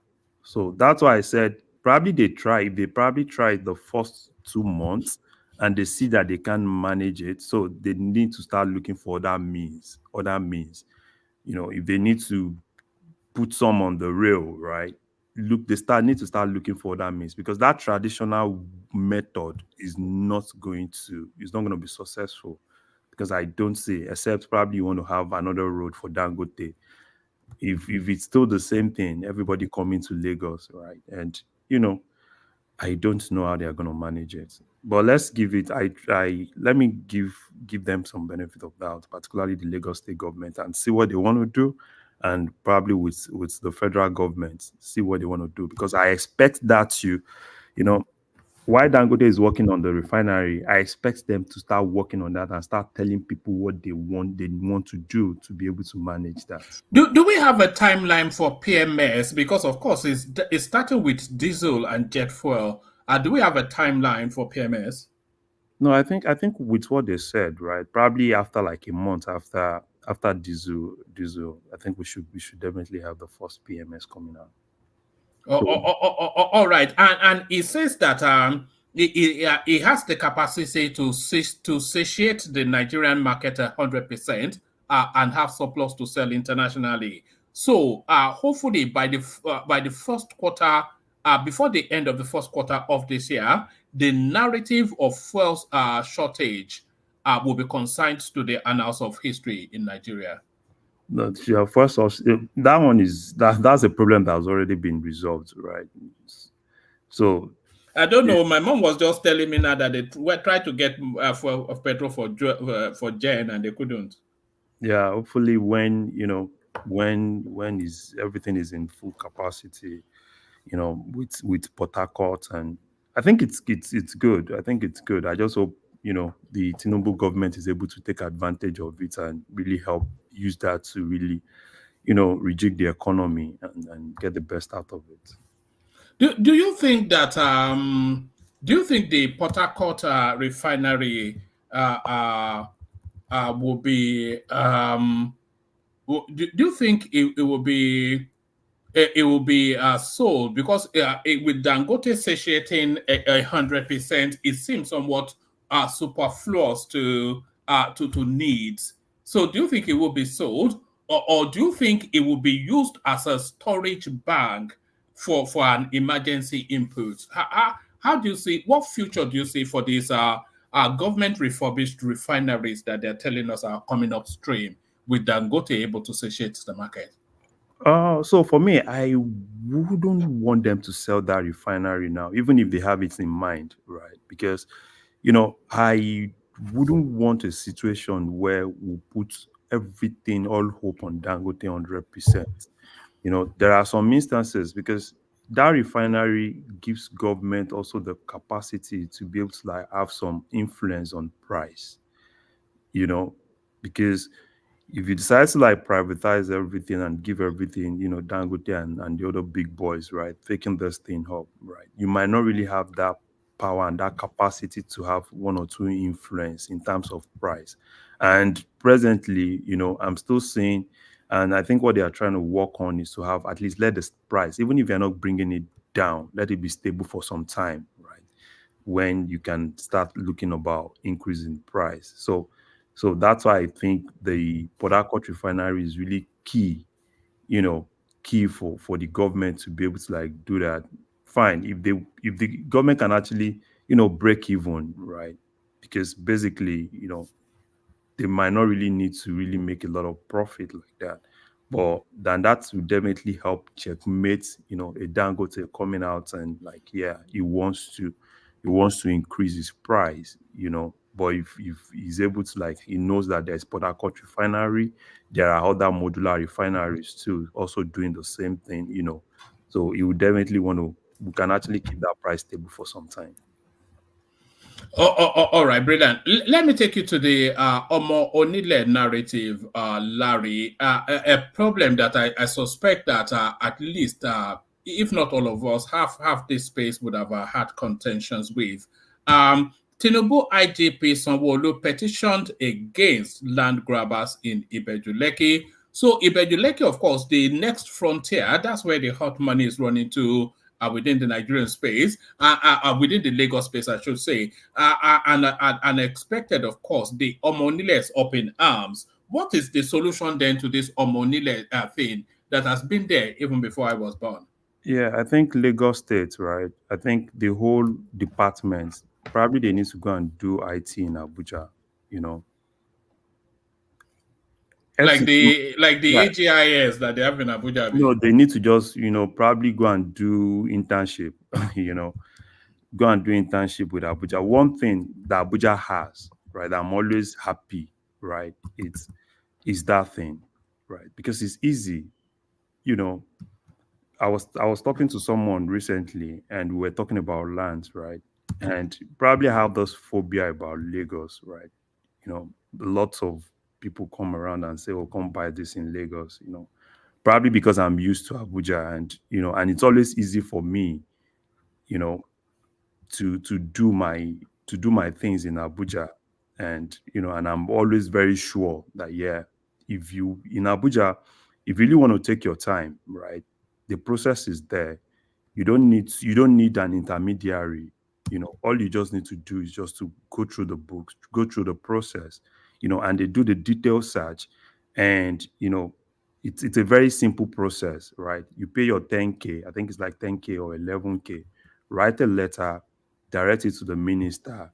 There's a department in charge of it.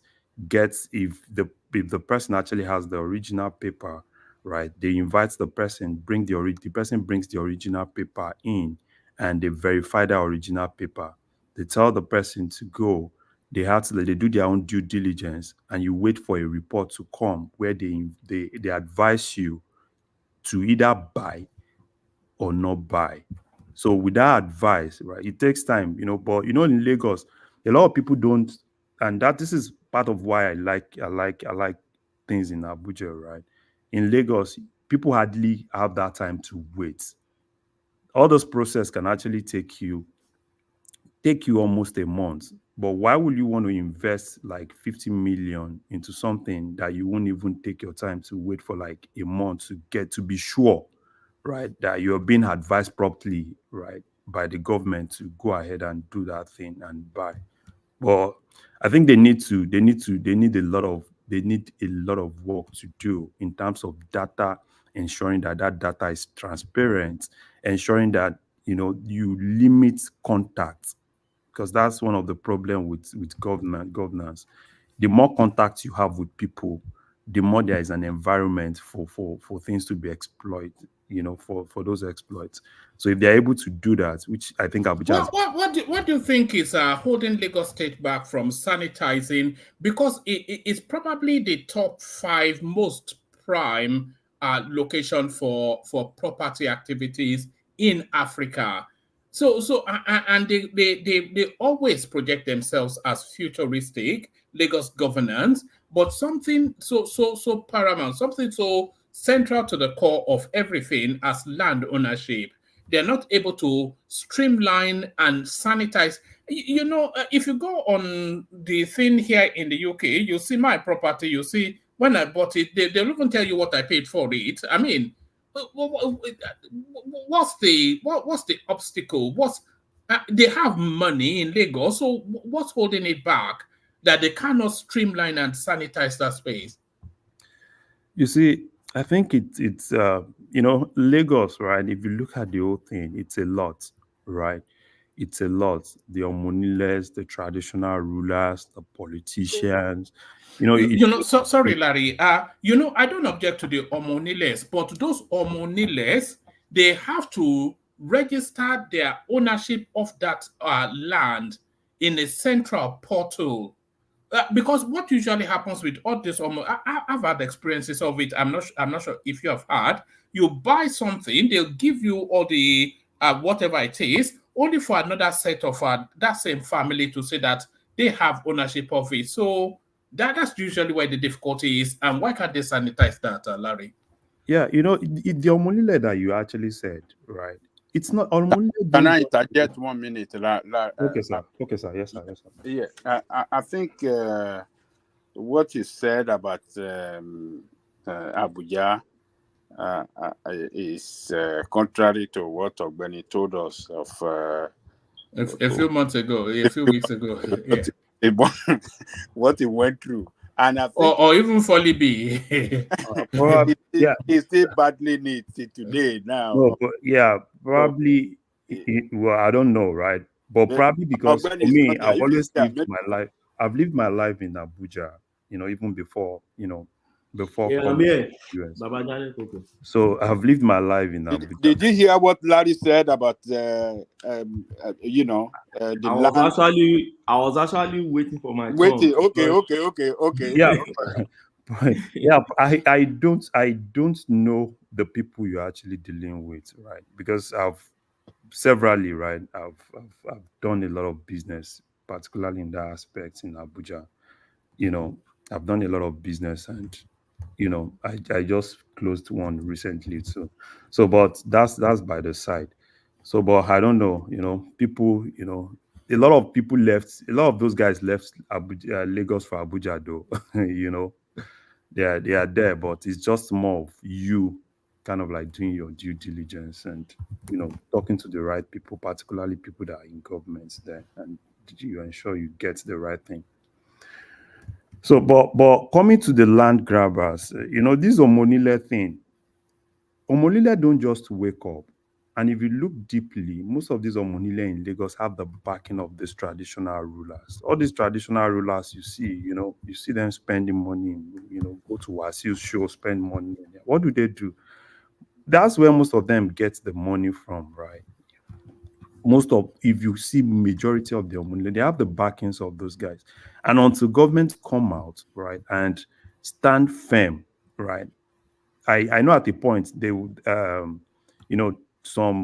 think the governor was kind of like, scolding some of these people, like, yeah, no traditional ruler, it's meant to sell government land. No traditional ruler is supposed to do this. So for Lagos, I think it's until governments decide to do what they are supposed to do, right, and ensure that they everything it's supposed to be digitalized, and people don't just build anyhow. And that's why you see government wake up and say, oh, these people don't have paper, and they've built years, and you come and you want to demolish and all those things. So I still think governments need to take ownership of that and try to make that thing as transparent as possible. All right, brilliant. Was there any other news item that you came across today? Oh yeah, I think we covered everything. I think I'm good. All right, brilliant. Stay with us. Chime in just as you will. Let's go on from you then. Let's go to Ogbeni. Ogbeni, you're up next. One man. Okay, Thank you for having me. Yes. Good morning, everyone. From how is your book coming along? By the way, we've not. You should be. Are you proofreading? Yeah. I thought I'll be able to finish the drafting before the school resumes, but school will be resuming on Monday. It's going to be a bit of a setback. Sorry, Ogbeni. One man.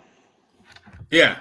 I've been on the show all this while. Not for 1 second. You mentioned my name. Dewale, you've been quiet. I thought maybe you. Sorry, really? Dewale. It's okay. Sorry, maybe no. I'll come to you after. Ogun State.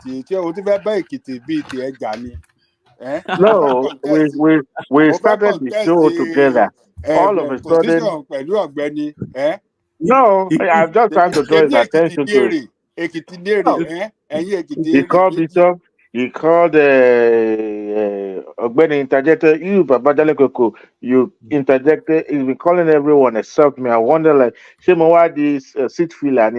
What is my position now? I don't know. You're a board member now. Board member. Board member. Board member.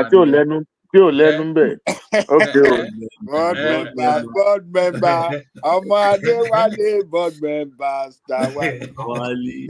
But Dewale, you were so quiet. I didn't even think. I thought maybe. But I'll come to you after Ogbeni. Ogbeni, to you. Equality is equity. Equity is equality.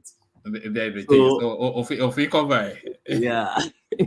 So yeah, thank you, Omar, for having me. And apology to Mr. Dewale. And good morning, everyone from Scotland. Like this channel, subscribe to it, please. So, one man, where do you want me to start from? You can. Grabber. Let me start from Okay, start from the land grabber. Since Ajale Koko pulled you into that conversation. Yeah. So yes, I appreciate the understanding of the last speaker about that was Larry. About the land tenure system in Nigeria. You see, the issue with Nigerian land tenure system is no uniformity, even despite our Land Use Act, and I will tell you why. So, prior to 1978, we were having unregulated land tenure system using common law, meaning that we're just using case laws. Whatever the court decide, then we'll start using it to determine who owns the land. So prior to that, you have some people that they trace their own land, particularly to traditional land ownership system, which is usually by conquest, meaning that you now trace your history. Okay, my own great grandfather were warriors coming from Benin. They settled so place and so place. As long as you can have the oldest in your home, your household to come and prove that they come, they prove it, and you get going. Now, if you're a traditional ruler of a place, you can prove to say, oh, from that Igi Roko there to that Igi Oshe there and that to that Igi Araba belongs to my forefather when they first settled there. They fought war and they settled. Then so it becomes yours. And what you just need to do is you just go approach the government, get the consent of the elders in the family or in the traditional ruling house, and then you gazette it. Then you get your survey on it, and several different land tenure systems we've been having until 1978. Now, when Obasanjo brought 1978, don't forget Lagos was the head of FCT as at when Obasanjo brought 1978 land use decree. Now, don't forget that it's not the entire part of Lagos that formed the FCT. I'm not a Lagosian, but I know there's a part of Lagos that was FCT. The other part of Lagos was actually not part of FCT. So that said, then he brought his land use act. So what does the land use act say? Land use act largely solved the problem, but not in all spaces completely. So the land use act simply say, okay, when you have all lands, any lands you have now, we vested the interest and title in that land will be vested in the governor of every state, and then minister of FCT too, right, vested in them, and then they hold it in trust. It's not their own. So and that's why people sue them. You can sue them if there's a breach of trust. Let me give you an instance. For instance, a governor or government must not revoke your title to a land that has been given to you, except for a very narrow purpose. One of the purposes is public utility. So if you're going to use that land for public utility, let's say road, let's say hospital, things that will belong generally to the public that they will derive utility from. If not, no governor must withdraw. If they do, it's a breach of the trust in which the law has placed that property in them. Now, see where the trouble now comes in. That same land use act now recognizes two other types of land tenure system. First one is the customary land tenure system. Don't forget that I told you that people had been having land before land use act. Fine. So, decree, sorry. So it retains the ownership of some customary landowner owners or customary landowner ownership, land that have been, okay, subject to some conditions. Don't let us go there, but just know that it retains customary land ownership subject to some conditions. Then it also recognizes federal capital territory and some federal lands that have been marked before 1978. So where does the problem now comes in? In some states, for instance, Ondo State, which my state, Ekiti, for instance, became part of it, there were customary land ownership still to date, okay, that traces their roots back to that same land use act and say, look, this particular part of our own customary land ownership, land use act exempt it, okay. and still put it within our own confines to still make use of it, except for overriding purpose if the government wants to take over it. So what do you find in FCT? Things are easier a bit in FCT. Why? Because don't forget that FCT is relatively new, right? 1991, was it 1999 Babangida took us to FCT? Although the Awolowo guys and co were the ones to first locate FCT and started planning, but Babangida eventually moved us to FCT, right? So land tenure system in FCT, you hardly find customary land tenure system, except it's on spaces where they are struggling. Sorry, I thought FCT was a Go1 initiative. It was Go1. Awolowo under Go1 was the one who in fact, Awolowo was the one who initiated this so-called FCT thing. Awolowo was the one who there's this paper he wrote, can't remember the title again, where he canvassed the argument that Lagos should be decongested on time. And that was the reason for FCT, and that the capital city of the most populous black nation shouldn't be too close to the coastal line. And so many reasons. Awolowo, give it to Awolowo anyway. Trust him. So, but they move us in 1991. So where am I going? So where I'm going is this. So Abuja happened to be a more organized. If you are flying from Lagos and you are landing if you are flying from anywhere and you are landing in Abuja, you will know that this is a planned city. It's not a deliberately planned, designed city. You will see it while you are landing from airspace. You know that there are some spaces in the Western world you can that Abuja conveniently beats in terms of road network, in terms of their, So, yeah, they plan Abuja. So there is no problem in some places in Abuja and not all spaces. So that's why I said I relate to the experience the last speaker just shared with you. So it depends on which is the area he's talking about, and also depend on what kind of scheme is he getting his own, through which he's getting his own land. For instance, if you are getting your land in the metropolis, you won't have any problem. In fact, every space under Hammer. You know the problem. You know the problem with Abuja. Yeah. Like someone like me, I wouldn't get any land that does not belong to FHA. I won't get any land that belongs to area council. And that's if you don't want to have problem with Abuja, right? Don't go to area council. Sorry, is that for reasons of tribe? No. Okay. Problem. It's for reason of problems with the land. If you don't want problem with land in Abuja, anything area council run.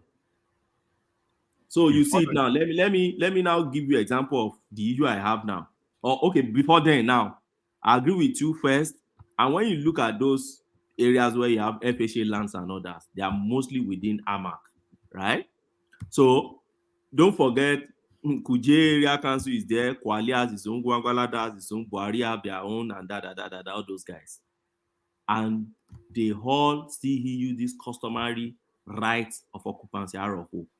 Now, over time, during Alero time, during all these guys, even Bala Mohammed time, Bala also tried. They asked them, if you have right of occupancy from the local government, bring it to AGs, okay, which is with the FCT land registry, to come and, they call it regularization, come and regularize me, come and register it so that we are aware that there's interest on all this land, so that minister will not reallocate it for another person. So where is the trouble now coming from? For instance, if you are getting land from, let's say, Gwagwalada, if it seems still better, I think major area is that Buhari and Kuje. For instance, my own land is in Kuje, right? So very big expanse of land. I got it from a client, and as a compensation for as my fee, as a professional fee, right? For a case I handle. And yeah, and I got my allocation directly from FCT minister. But lo and behold, on getting to the land actually belongs to a family.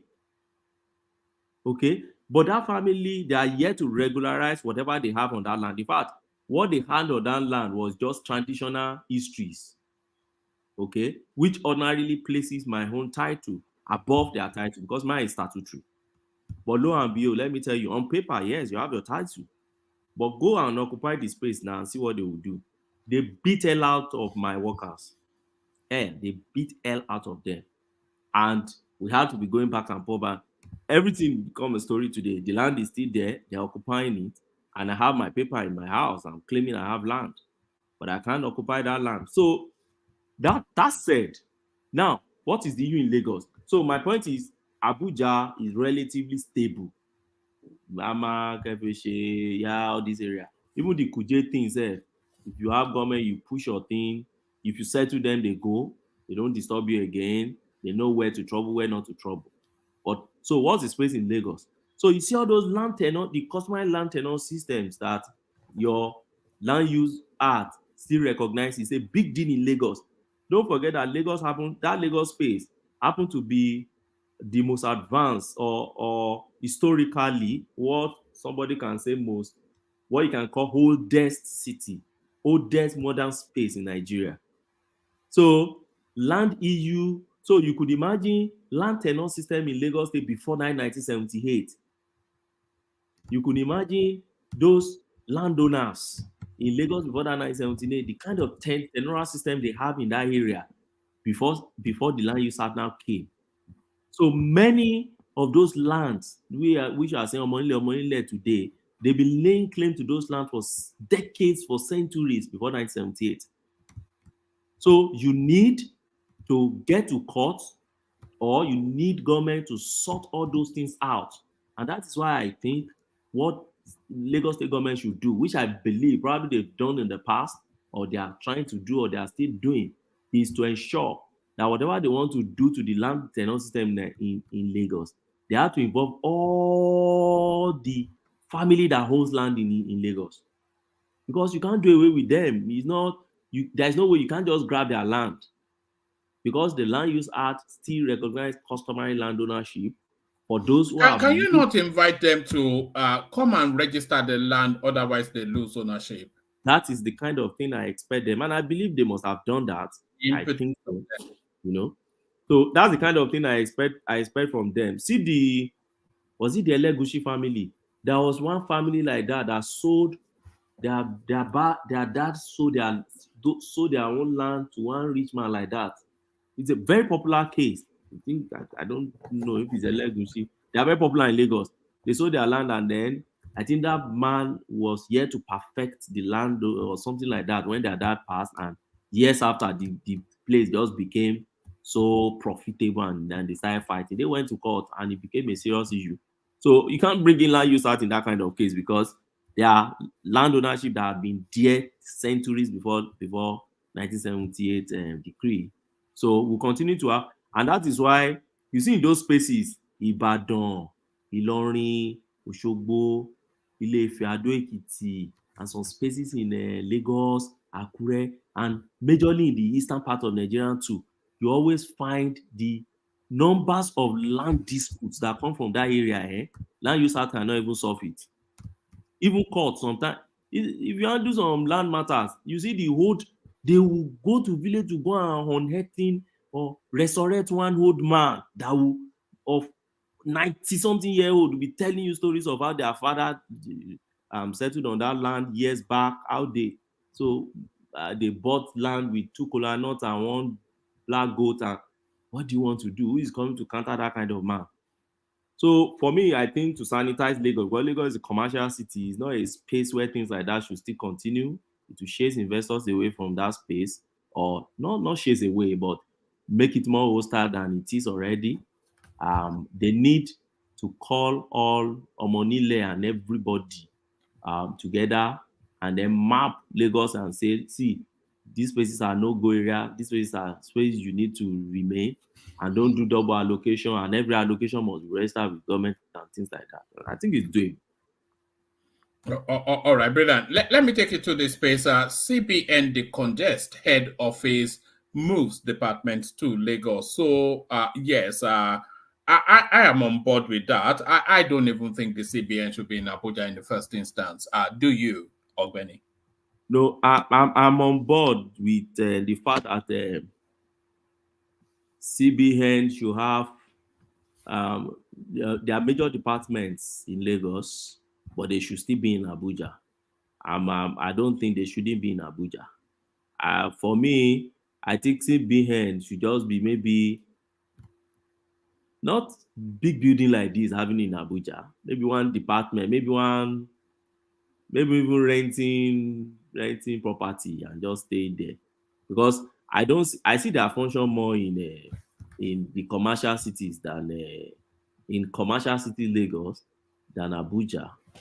And so if it is true, because in many cases we don't really have all the facts. In many cases, we don't have all facts. But if it is true that they have departments in CBN that do travel to Lagos almost every month, and they are collecting extra code and all these things, risking their life by flight, and then contributing to the carbon footprint in Nigeria and all these things. We are starting All to care because about carbon footprint in Nigeria. When did that start? Carbon footprint. Look at well, this Scottish man. it's part of the thing, the Western nation. The Western nation, now. I don't believe in it, now. I've expressed my opinion before. I don't After they have industrialized, they suddenly discover carbon footprint. I don't believe in it. And I know the president doesn't believe in it too. I wonder the reason why he went for the call, these things, because I watched his, was it his 60, either 62 or 63rd birthday, when he dedicated about almost 20 minutes to speak about climate change. And But he sees it as a commercial space, though. He sees the emission sort of space as a space where if you don't want us to use fossil or emittive sort of energy, then settle us. I think that's his stance. Yes. Okay. Because I remember back which I then, agree with, by the way, by the way, I don't even think Nigeria should industrialize, because industrialization is already somewhat of a completed process. You are not going to industrialize to compete with China, etc. So just find another niche, service economy, and build yourself around that. They have a lot of economy now, these days. They tell you blue economy, purple economy, gig economy, all this economy flying around everywhere. But for me, I know the president. I listened to that. Was it colloquium they call it, or symposium or so? Yeah, they always call it the colloquium. I don't know why. That's about 8 years ago, or 7 or 8 years ago. I listened to him clearly. He said he never. In fact, in that colloquium, he said we'll burn our coal, we'll develop our space. We don't care about those who have developed before, and they are now telling us not to burn our coal. I believe we still hold that that position, So that is for me. So if what is flying around in the media space is true, that some people do travel and they are just collecting money, and they will leave family and travel here and there, then they should stay in a space. If the most relevant space is Lagos, where obviously you have all the headquarters of banks in Nigeria except one, I think except Unity Bank. I think Unity Bank was the only one that has its headquarters in Abuja also. All others, they're in Lagos, and we know where they are. They are even in almost the same place. They're on Broad Street now. Everybody's on Broad Street, yes. We know where they are. So if they have that, and if those are the people that are regulating, and then the major commercial transactions, proper wharf and all those things, then they should stay close proximity to where the thing should be. And I tell you, the same thing with EFCC. I've expressed that what's it called, that position before, that EFCC should have 3 major branches in Nigeria: Lagos, Kano, and Port Harcourt. They should forget Abuja. Abuja should just be where their chairman will be, and then we have one small office there with his secretary. And then the operations should be in those places, because those are where the commercial things are happening. The Abuja should just be, okay, who is eating politics money? Let's go and arrest them.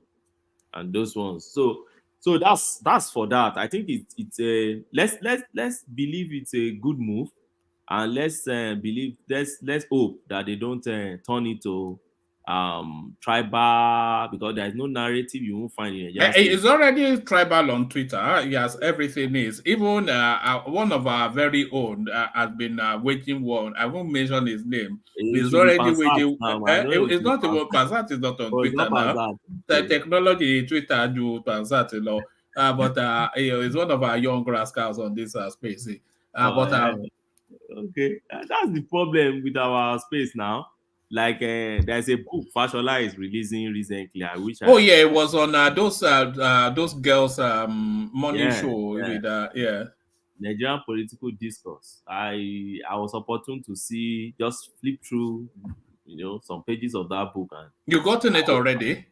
No, somebody just got, and we know a way of getting our things. So just flip through parts, and then those ladies also read some parts, and then I will surely buy that book, and I recommend it for everyone.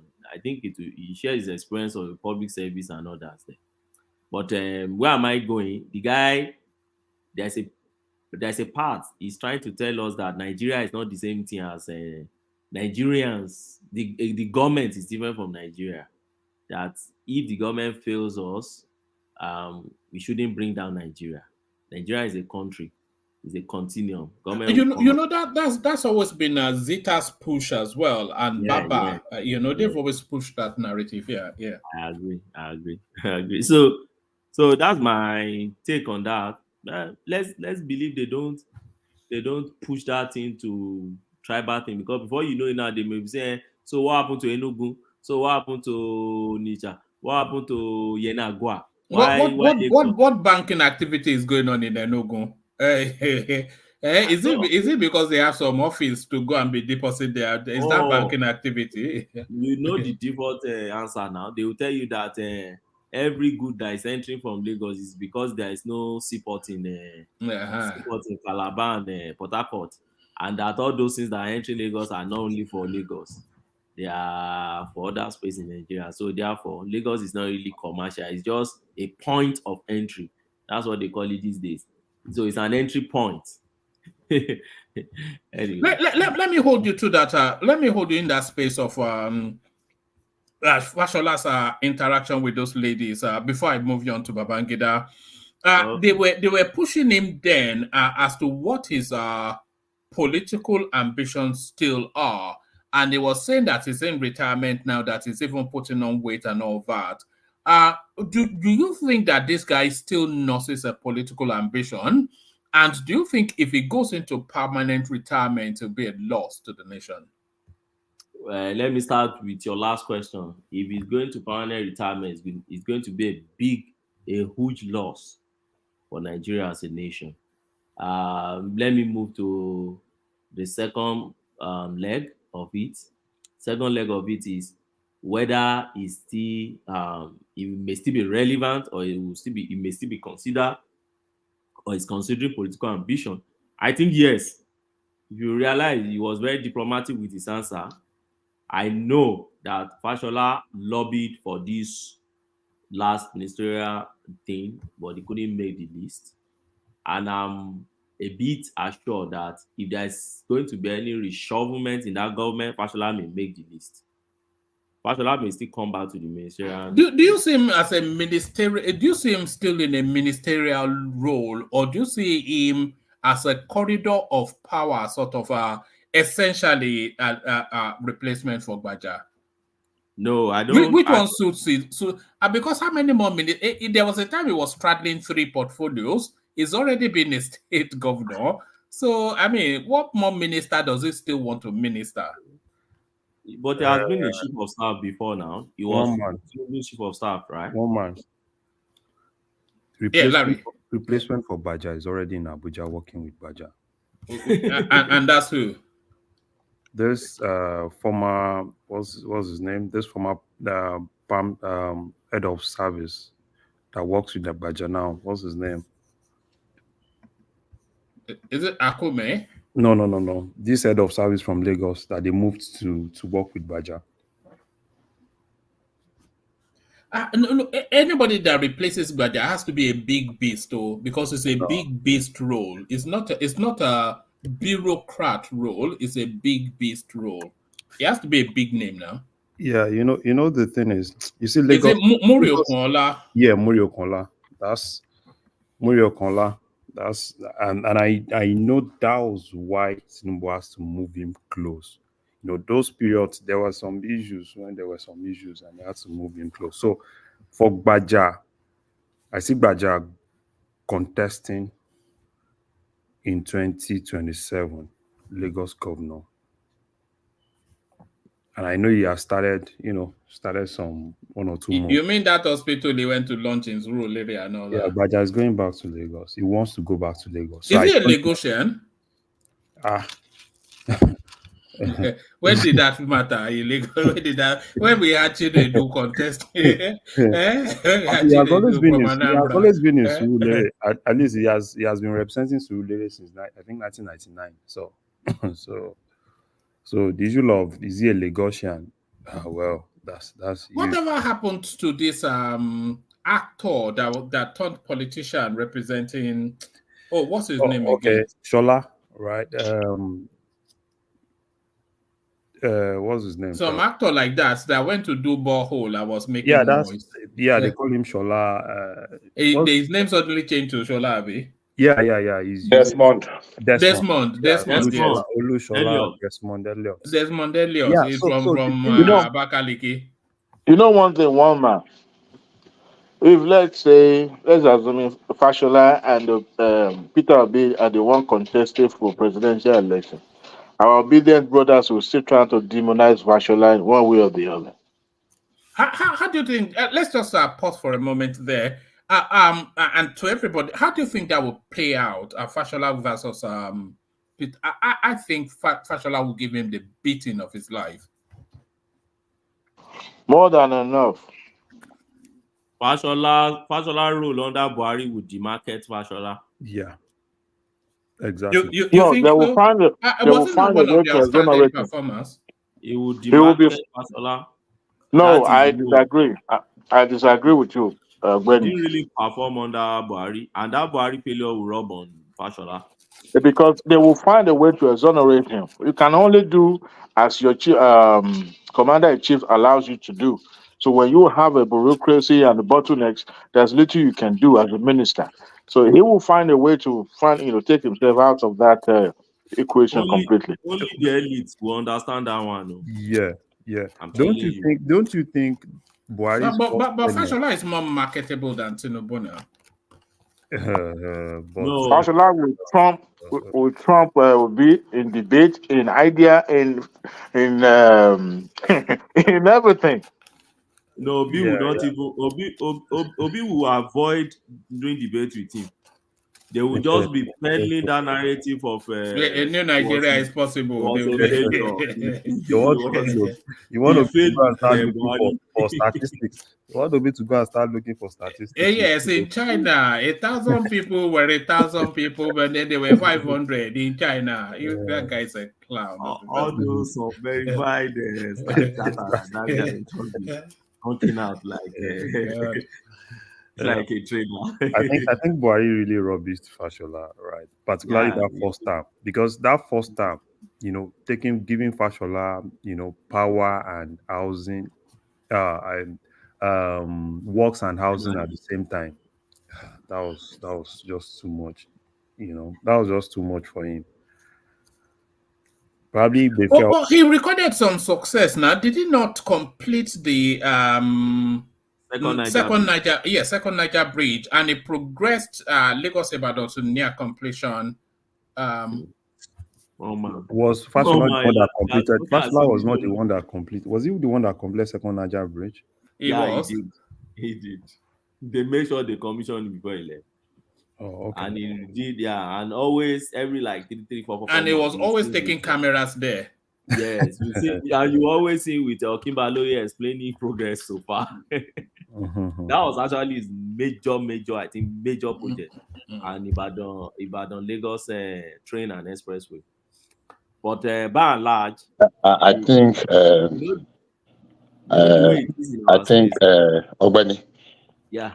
I believe that's one that is more talked about Lagos Ibadan and Second Niger Bridge, especially the noise and the interest. Go and look at local Oweto Bridge. Look at the project and the progress work on Damaturu Dam work and Maduguri Damaturu Kano. I know. Even Go and look at Jeba, Mokwa Road. But that secures Mokwa. him the northern votes now. That secures him the northern So votes. I mean, I know now, that he could have done more. How many people understand all those? They didn't market, but Buhari That's didn't what I'm saying. market. He didn't market That Fashola was the space. one. That's his biggest failing. Actually, Yes. Buhari marketing. He didn't amplify his successes enough. One man, if you know that Jeba Mokwa, that road to Ilorin, Mm. if you that road there during festive period in those days, you can spend 2 days in that road. Stand still. He did that road. I'm telling you, he did that road. Their first 3 That years. local way to bridge too is a major success. So there are quite a number of things that Fashola did. I'll give it to Yes, him. I know. But substantially, Buhari thing failure rubbed on him. And secondly, But if they start to highlight these things and they wait against Peter Obi's tenure, we're still trying to find out what he did in Anambra State. Nobody can tell us yet. If they just wake up today and start marketing Fashola along that space, some would deny that project doesn't even exist. You know the way it is in our space now. They can't deny the Niger, second Niger though, because they've all been singing and dancing about it. And some of them don't even still like that second night. They will still tell you that that is not completed because the feeder road. It didn't tie it up to their village road. And then they said in the master plan, it was supposed to have something. There was something was supposed to be on that thing that is no longer. The one thing that those people have marketed is negative. No, I think that they are really good at that. Oh God! And even what I've never seen it before. They are supposed to even that bridge. They've started stealing a lot of things on that bridge. Yeah, they are vandals. They are vandalizing it now. Yeah, they've started vandalizing it, stealing it. Yeah, they've put guards, I think, on that. Imagine. They put police now that is patrolling there so that they don't vandalize it. And they will take it off to go and make spoons, and then people start to die. That's a very painful and shameful one. Seriously. They've started to unbuckle some of the rail tracks as well. We spoke about it here. One man, during Jonathan's time in Abuja, there was one landmark project Jonathan started, CCTV. Do you know they've completed that CCTV things to almost 90-something%? Because you could see all the cameras, you see everything. They put it already. The moment Jonathan lost that election like this, they not even vandalized, they removed those CCTV. I know those guys will go and sell that thing. They removed those CCTV, they removed everything. When Dino Melaye was chairman of committee on ethics, the guy kept making noise about it. Dino Melaye they were doing it. Who was the contractor? They should invite all the contractors that it must be the same contractor that decoupled those things because a government had to date. I'm not sure. I don't know if maybe Wike is doing anything about it. I don't know, but those things they awarded billions of naira to invest. And do you know another thing I saw again when Jonathan lost? There was this thing he started piloting somewhere in Kano, somewhere in Katsina, not Kano, Katsina. It was a piloting project for this, all this windmill, all this wind energy thing. The moment Jonathan lost, those Almajiri guys, he rushed to that place to go and destroy. He's still on. If I look for link and send to you, they went there to go and destroy it. The solar project in Kano was not a federal government thing. No, the Katsina, that wind, not solar. Windmill or something, yeah. Yes. I don't know that. Oh, let me look for the link. I'll send it to you. They went to vandalize that thing. Immediately lost the election. So you would think those projects are attached to one man, and then if the man now is no longer in government, then it's gone. Another man, you see the kind of mentality our people have. It's sad. All right. Take us to Babangida, who is telling us that there are reassurance that military a thing of the past. I think everybody somewhat they are rested in that assumption. We all know this. Is he the one that wants to carry gun now at what age? I don't trust that guy. Any coup that happens in Nigeria, he's probably still behind it. You should go and rest, Joe. These guys are old now. T.Y. Danjuma, all of them. I saw T.Y. Danjuma recently. Those guys they spent their life. They are old. They should just go and rest. They've tried. They've tried their best, both bad and good and best, and they've tried. Just go and rest. And stolen enough money that can take generations, their generations. Stolen money that they can't take to their grave, So they should just go and rest. I don't. These days, when I read news about, I think the only person I still read news about, I will see on the headline that I would pause and try to buy newspaper now or read is Obasanjo, and it's because Baba is still kicking. But you see all these Babangida, even go on, those ones I know they are old. They just go and rest. All right. Have you spoken to us about Dangote and his $20 million bet?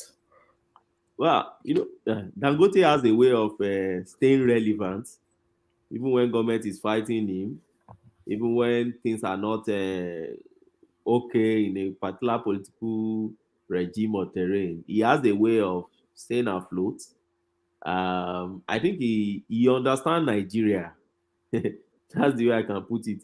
You understand Nigeria. You understand that one government will come, one government will go. So but for me, I listened to one man. I can't remember his name again on this channels, but not talking about lower space. So that one elder woman like that, and this Chamberlain was there. Think about three of them, and Shola also that interviewed that man. That man was I think chairman of something, maybe Engineering Association of Nigeria or so, who came to analyze the impact of Dangote refinery, Port Harcourt refinery, and I think Boas refinery or something like that on supplies of crude oil and also price in Nigeria. If you can look for that interview and listen to it, I think it will help us more. You get more in-depth understanding of what that man was saying. And what the man was simply saying, I think the summary of what that man was just saying is that it's going to boost our supplies in terms of scarcity. We may not have scarcity again, but it's going to have a very little impact in reducing the price of fuel in Nigeria. It's not going to have any major impact in terms of reduction in fuel price.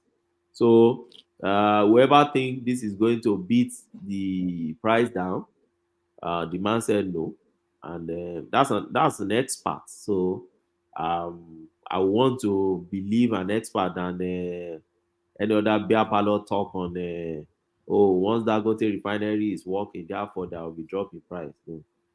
I think that time has gone. Everybody should just brace up for the reality. Yeah, Mama. Thanks. All right, Blair. Are you following the story of this? This clip has been viral all over social media. Nigerian army reacts after female officer accused senior officers of threat to life and seizing her salary after rejecting their sexual advances. Did you come across this? It's been all over the space today. These are the kind of cases I like handling. Do you want to get a snippet of it? Let me give you a snippet of it. Yeah. Let's tell ourselves the truth. I know what Governor Sanwo-Olu did was very, very wrong. But let's be sincere to ourselves. Let me tell you guys the truth. But most of our senior officers, they are very, very wicked. They are even worse than Governor Sanwo-Olu. Let me not lie to you. So let me tell you one story. Before I will tell you this story, I know definitely they will come for me. They will lock me up and they will dismiss me. I don't care. I can't endure again. Before coming out to make this video, I can't endure again. So I don't want to die young.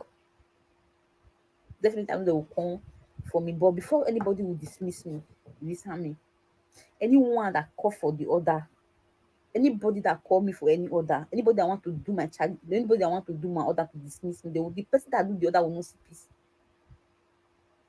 He or she will not see peace.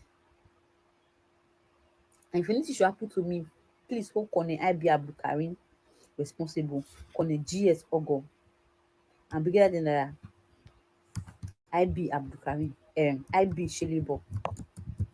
Hold these three people responsible. They are they don't want me to grow. They don't want my progress. This is what happened.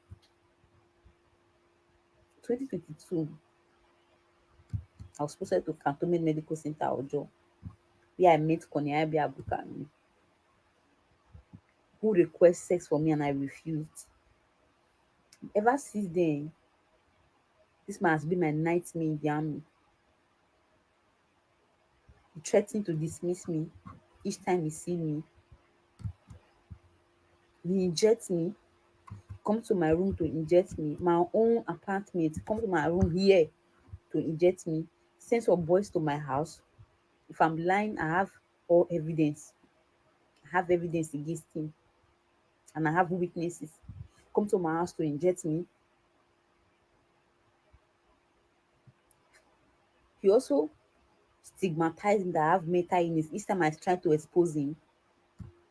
Or each time any senior person, any senior officer trying to intervene, he will tell them that I have mental illness. He even wrote to DOA to board me out. He wrote to DOA 3 good times to board me out of army. He freezed my account for 1 year. He freezed my account February last 13 date, no salary. I cried to some senior officers. I wrote a petition using section 179 of the Armed Forces Act. I've seen so many officers, senior officers, junior officers to intervene, but none of them is giving me listen here. But and anyone who's trying to intervene, you tell them I have mental illness. There's a day he locked me, he injected me, he almost raped me. When they caught him and he said I have mental illness, he took me to psychiatry hospital. He went to lock me up there. He locked me up there for 1 good month without any medication. Deny me access to military courses. And meanwhile, they know very well that my progression in the army determined my course attendance. No course. Now they've given me admission in medical school, they refuse to release me.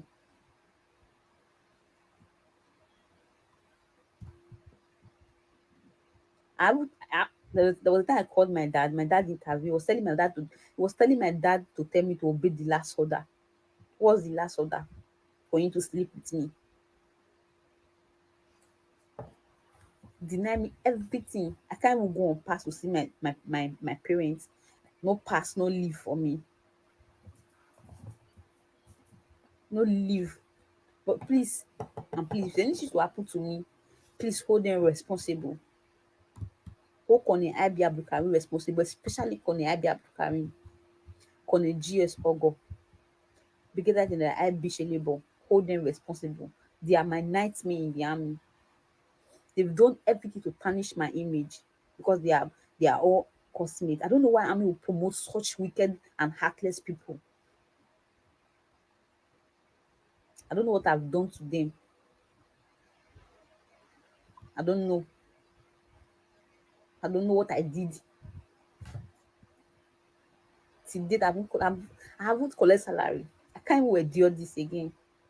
I can't endure it. Let the worst happen. Let the worst happen. I don't bloody care.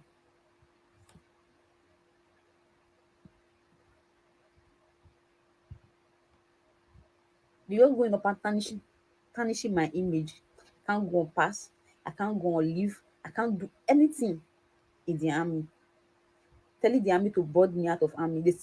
Nobody set a board. Before they will board any soldier out, there will be a BOI. No BOI. They just sent to army quarter to board me out. Sent to army quarter to freeze my account. With no just reason. I've seen most soldiers with 1 leg, with no leg at all, with no eyes, but they are still in the service. but they decide to board me out because they don't want me to expose them. Please, Sam, please, if anything should happen to me, please hold on Abi Abdulkarim responsible. Hold him responsible. Is my problem in the army. I don't care if anybody want to dismiss me. Let them do their worst. I don't bloody care. So now, Ogweni, the army has come out to that space. It says, we assure the general public that the Nigerian army as an institution is committed to upholding the integrity and morals of its personnel. And as such, appropriate actions will be taken based on the findings of the investigation. We urge the public to allow the investigative process take its course and refrain from making hasty judgments. The Nigerian army remains dedicated to serving our nation with honor and integrity. So that's a placeholder statement from the army right there. But the story of this girl is the story of so many. That story is such a commonplace story. Let me give you the fuller version of the army's response. Actually, just go to it. I think you get the gist of it, Ogweni. Yeah, one man. You see the story of this girl,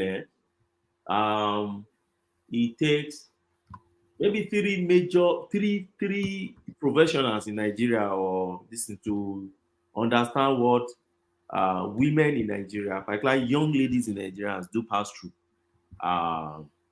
The one space, right, is university, which many people focus more on. You see, civil service, military and paramilitary, those areas, police, all these areas, and then medical, those doctor, nurses, thing, and others.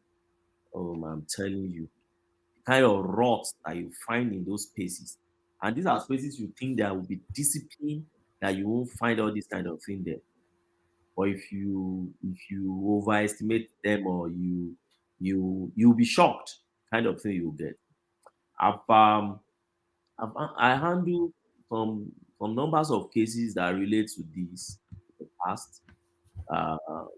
Oga trying to have his way with you, and then once you refuse, they find every means to frustrate your life. And particularly, in fact, these ladies still even look a bit younger. The ones I've handled before were ladies, ladies in their, mid-age ladies who are yet to marry. Those ones, they face a lot of problems. Those are the easy targets, are they? So I'm telling you, they face a lot of troubles in Nigeria with all these men. And you wonder why. If you want to have a way with, go and get prostitutes now. They're outside there now. Even they didn't really give them money and enter university campus. You see them there that they are ready with consent.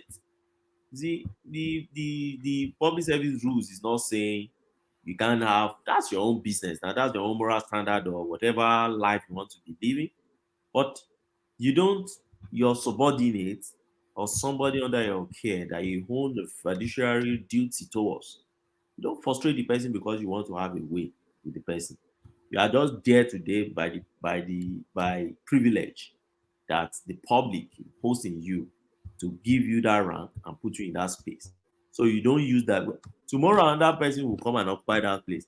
That lady that you are frustrating today, tomorrow will become a leader within that same military setting and will still get that rank and put it in her pockets too. So why do you have to frustrate that young? In fact, there was one there was a case I handled. At the end of the day, they sacked that woman. After having sacked the woman, at the end of the day, they deny her of all the gratuity, everything. She started protesting. They took her. They were first to take her to court that she was harassing them, and you were the one harassing this lady. And at the end of the day, the lady passed in that same Nigerian space. So and these guys, they have big lawyers as friends and advocates. They can do whatever they like to do within our space. It's sad. It's the reality of our system, and I don't know what we can do. It's endemic, woman. It's not. It's endemic. If you interact with these people, that's when you really know.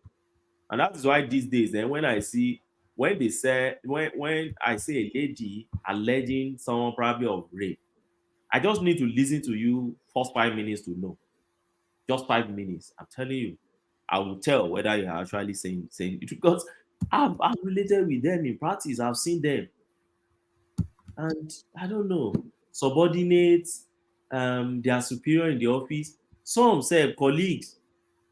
Oh, there was one. Was it immigration or custom back then? That lady, colleague.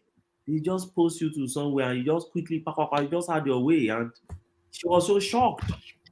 She was so shocked because the moment the thing happened, she can't even understand. Do you understand? Something like you before you could even wake up to the reality of what is happening to you, the guy had done what he wanted, and you know. Ogbeni, that's the trauma of post grape. Don't let me use the word. So I don't know if in those public agencies they're supposed to have a department for to evaluate people. These are things like government that usually have. So because if you're traumatized, it's hard for you to even expose anybody because you're still in shock of what happened. So go ahead. I will address it at the back end. Go ahead, sir. Yeah, I agree with you. But do we really even have a system on that? I remember the one that happened, was it during Buhari time? When that lecturer, somewhere was it Calabar or it was Ghana, that law lecturer, that law professor, that the law student and all of them protested against that Yeah, he was yeah. I think it's the University of Calabar. I think they sent the guy Calabar. to jail, right? I think Oh, they I just think that guy. yeah, I think Not so. sure. Eh. Yeah, I think so. That was like But three, the two, bill 3 was 4 days ago, right? okay, a few days ago. Oh, Yeah, that's like good. 4 days ago. Oh, that's good. That's good. But during investigation, you see our minister, was the Minister of Women Affairs back then, was almost threatening those ladies. And the audio conversation came out. Why she was asking them, is it true? Are you sure? Because you, this lady, I said, you don't, when you engage with rape victims, there is this way they don't bring out all facts because they're traumatized. In fact, some of them cannot even remember some of the things because of the trauma. So sometimes you allow them to go, they come back to your law firm and come and tell you another 2 minutes and go back. They will come back again, tell you another 5 minutes and break down. It's you that will now put all these stories together. Sometimes there is no way they can't tell their story straight 30 minutes and tell them to tell their story. No, they can't. There are some. I don't know, maybe medically speaking, or people that study psychology and co will understand that I can't really pick it because it's not my field.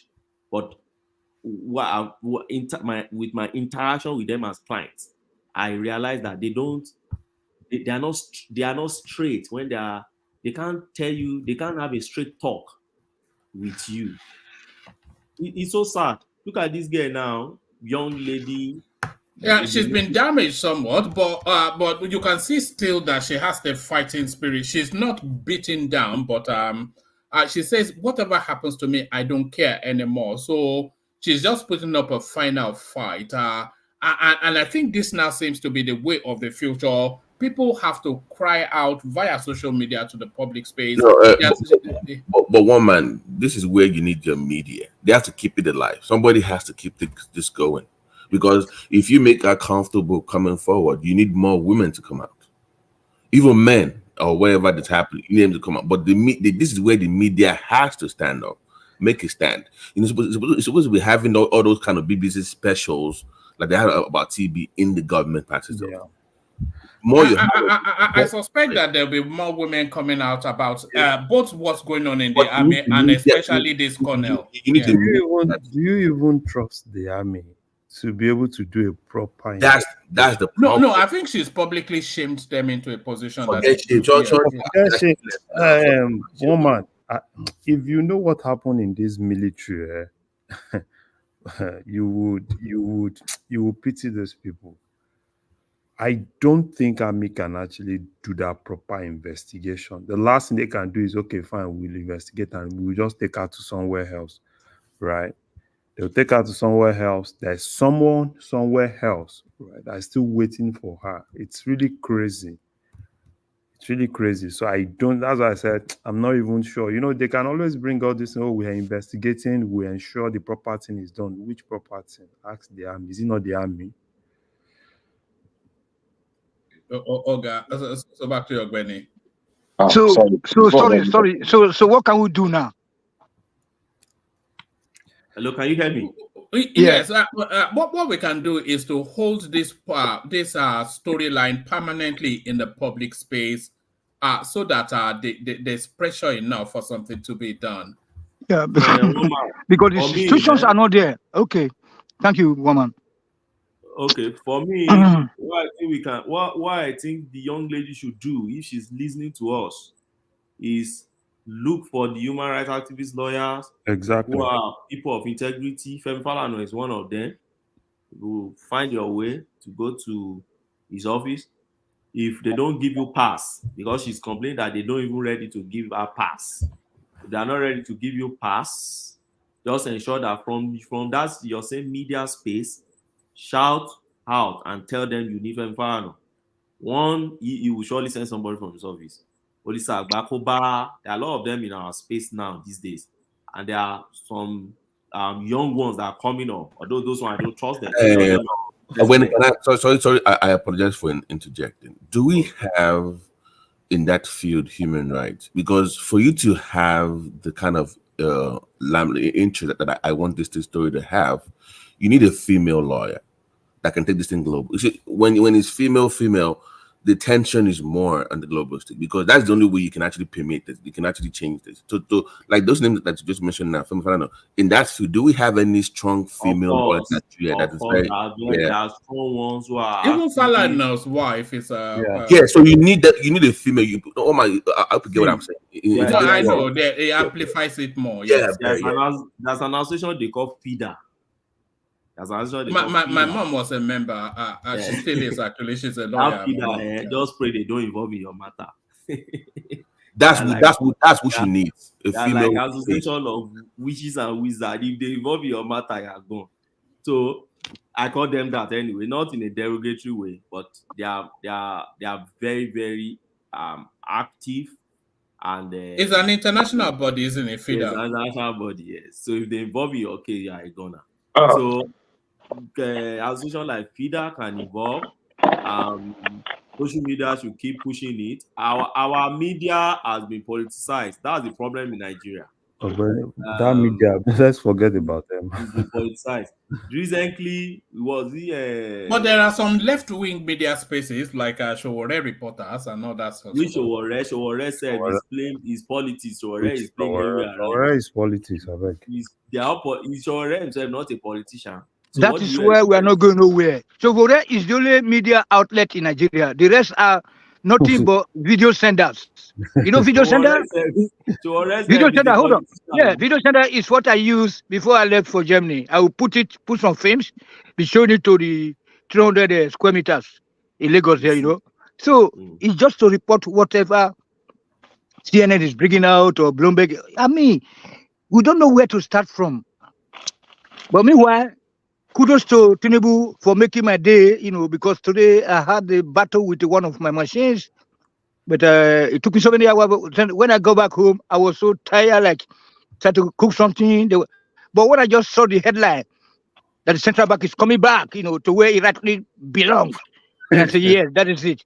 Ajani Koko is there, the first day I was saying that why can't we move the capital back? You guys say, no, it's not that possible. I say, it will do it. It is our turn. What to make use of that turn? You know what I'm saying? It is our turn.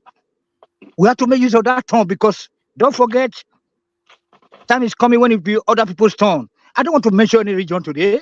You know what I'm saying? So, Tinubu, I thank you. It seems that you are listening to me, because if you go to all the only here and the other platform that I go to, I'll be battling this. I said that you can never see a country with capital city and the central bank in that particular city. Frankfurt, I made, example of Sydney versus Melbourne. Canada versus, hold on. Toronto, hold on. New York versus Washington DC. Then Frankfurt versus Berlin. I say, why is it that they have to just concentrate everything in that city that was imposed on us? No, hold on. Please, daddy. Let me learn because this is, you guys, you take long time. You take 3 hours to be, your monologues and blah, blah, blah, grammar. Me, when I come here, one man will testify, we go and verify that all what I'll be saying is what Tinubu is doing. I'll be complaining about the army, and then he gave us Malakbaja. That name is a powerful name. And then I told you guys that you should let him Yorubanize the whole place. You know what I'm saying? I don't know the stake. No, I want to be politically correct. No. If you play with your tone, you know. So this is Tinubu. No matter what, he was a chief Nahoro boy, Nadeko, and a Pronaco. That is true federalism or nothing. So it's what he's doing right now. He's carrying it out without going to be. You guys are coming here to speak grammar like, we have to have a national conference. Who get time for national to go and sit with table? Okay, that is it. Thank you very much, Wama. God bless you, sir. All right, thank you, Tony. Back to you, Gwenny. Okay, so Wama, my advice is she should look for human rights activists because we are in Agbero. We are actually in Agbero space when it comes to that area in Nigeria. So first, she shouldn't even trust Nigerian army nonsense they are doing. She shouldn't trust it. Yeah, she should follow their protocol, follow the position and everything, but she should not trust it. That's my advice first. Second advice, look for human rights activists as a lawyer and make sure they involve in your matter. If you can reach out to FIDA, reach out to FIDA. They are female lawyers association. Reach out to them, let them involve in your matter. Then don't keep quiet on media, even if they don't give you pass. Reach out to them on media, shout out. It will get to them. They will send lawyers to you. And lastly, don't give up. Don't give up. You are a victim already. Yes, that place needs to be opened up. What goes on in those barracks? I would not recommend a female to go into the Nigerian army.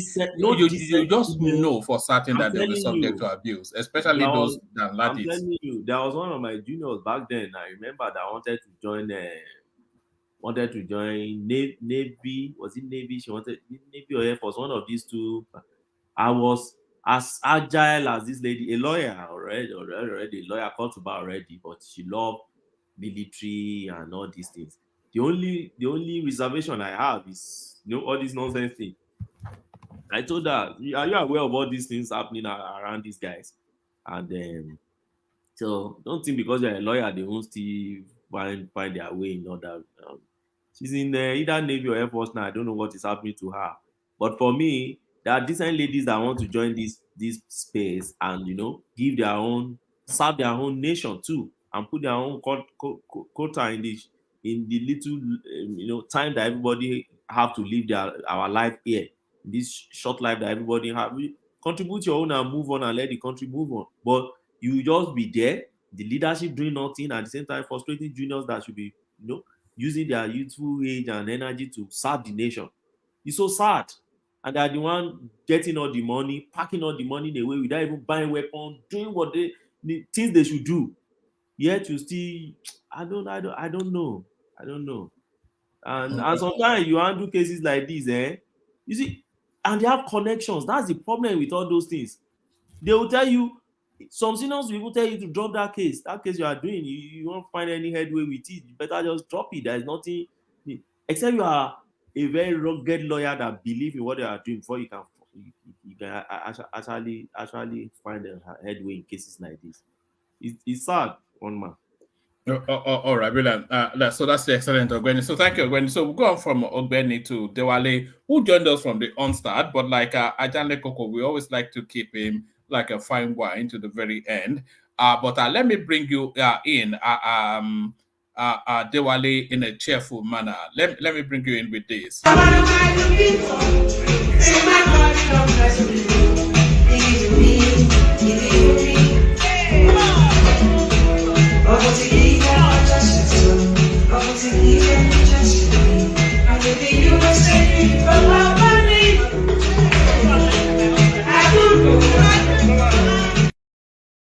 So there it is. That I'm sure that cheered Dewale up. Dewale.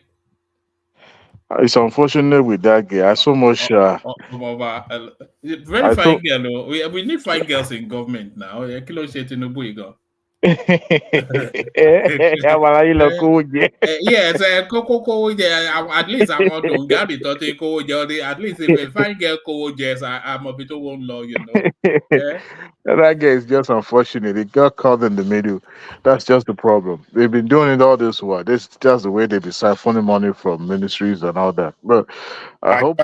think your so misstatement now. You are trying to say you so much what? You so much what were I you? so much believe in her. Like, Oh, being a younger. so much love her. Is that what you're trying to No, say? I'm a married woman. My wife's more prettier than her by all standards. But the Okay. thing is that I so much believe that she could make a difference. The fact that she was involved in politics. Look, politics for women, especially someone of her age, is not a. I tell you what, it's not that easy. But I think her husband is also a politician as well, so that kind of encouraged her to be fully involved to the point that being made a women's leader at the age of 34. That right there is an achievement for real, and being appointed as a minister and get caught in the middle like this. I know people will say, well, she shouldn't have get herself involved. She should have, buy out when the pressure was on. Is she married? But of course she's married. She's married with 2 or 3 kids. I thought they said she was single. She's not single. Better I do is not single. She's married. My she get there, unfortunately. But I hope since money never come out for government, so maybe she will be pardoned or one way or the other. But she doesn't seem she's going to be back in that ministry one way or the other. She won't be back. Once They, you're out, you're out. they will I scrap. want Take that ministry back to presidency. that ministry actually needed to be scrapped in the first place. But I think the government also need to do the assessment. I mean, impact assessment to see because if administration will continue to be involved in controversies like this, then it's more than headache. You remember when NDDC was created first? Most of the directors that were appointed at the inception of that ministry were also involved in a lot of, and EFCC was chasing them, you know, around the country. So I think the federal government need to look at how that ministry also impact, and there's a way they can, redistribute the personnel and to other ministry. Maybe But have. Tinubu is actually auditing all that space. Go on. But he's auditing all that space. But carry on. No, I hope there won't be politics involved in that this time around. I hope there won't be politics involved in that investigation. You know, that's just my take on that. But never. Hold on 1 second. Take that one out and put it in. Use this one. So that, yeah, this way. Sorry, woman. I'm kind of like a little bit. See, if you had called me earlier, I wouldn't have be caught in the middle like this. But notwithstanding, It's all right. You can multitask. Even though they say men can multitask. no. Look What's at no? him See, bossing people Baba T, around. Baba T, Baba T. Baba T. I was even on this show even way before one man logged in. I was on the show. That's how One man dedicated I I've said was. it before. Give Dewale his own show, the pan wine show with Dewale after our show. I know we have to discuss that actually because but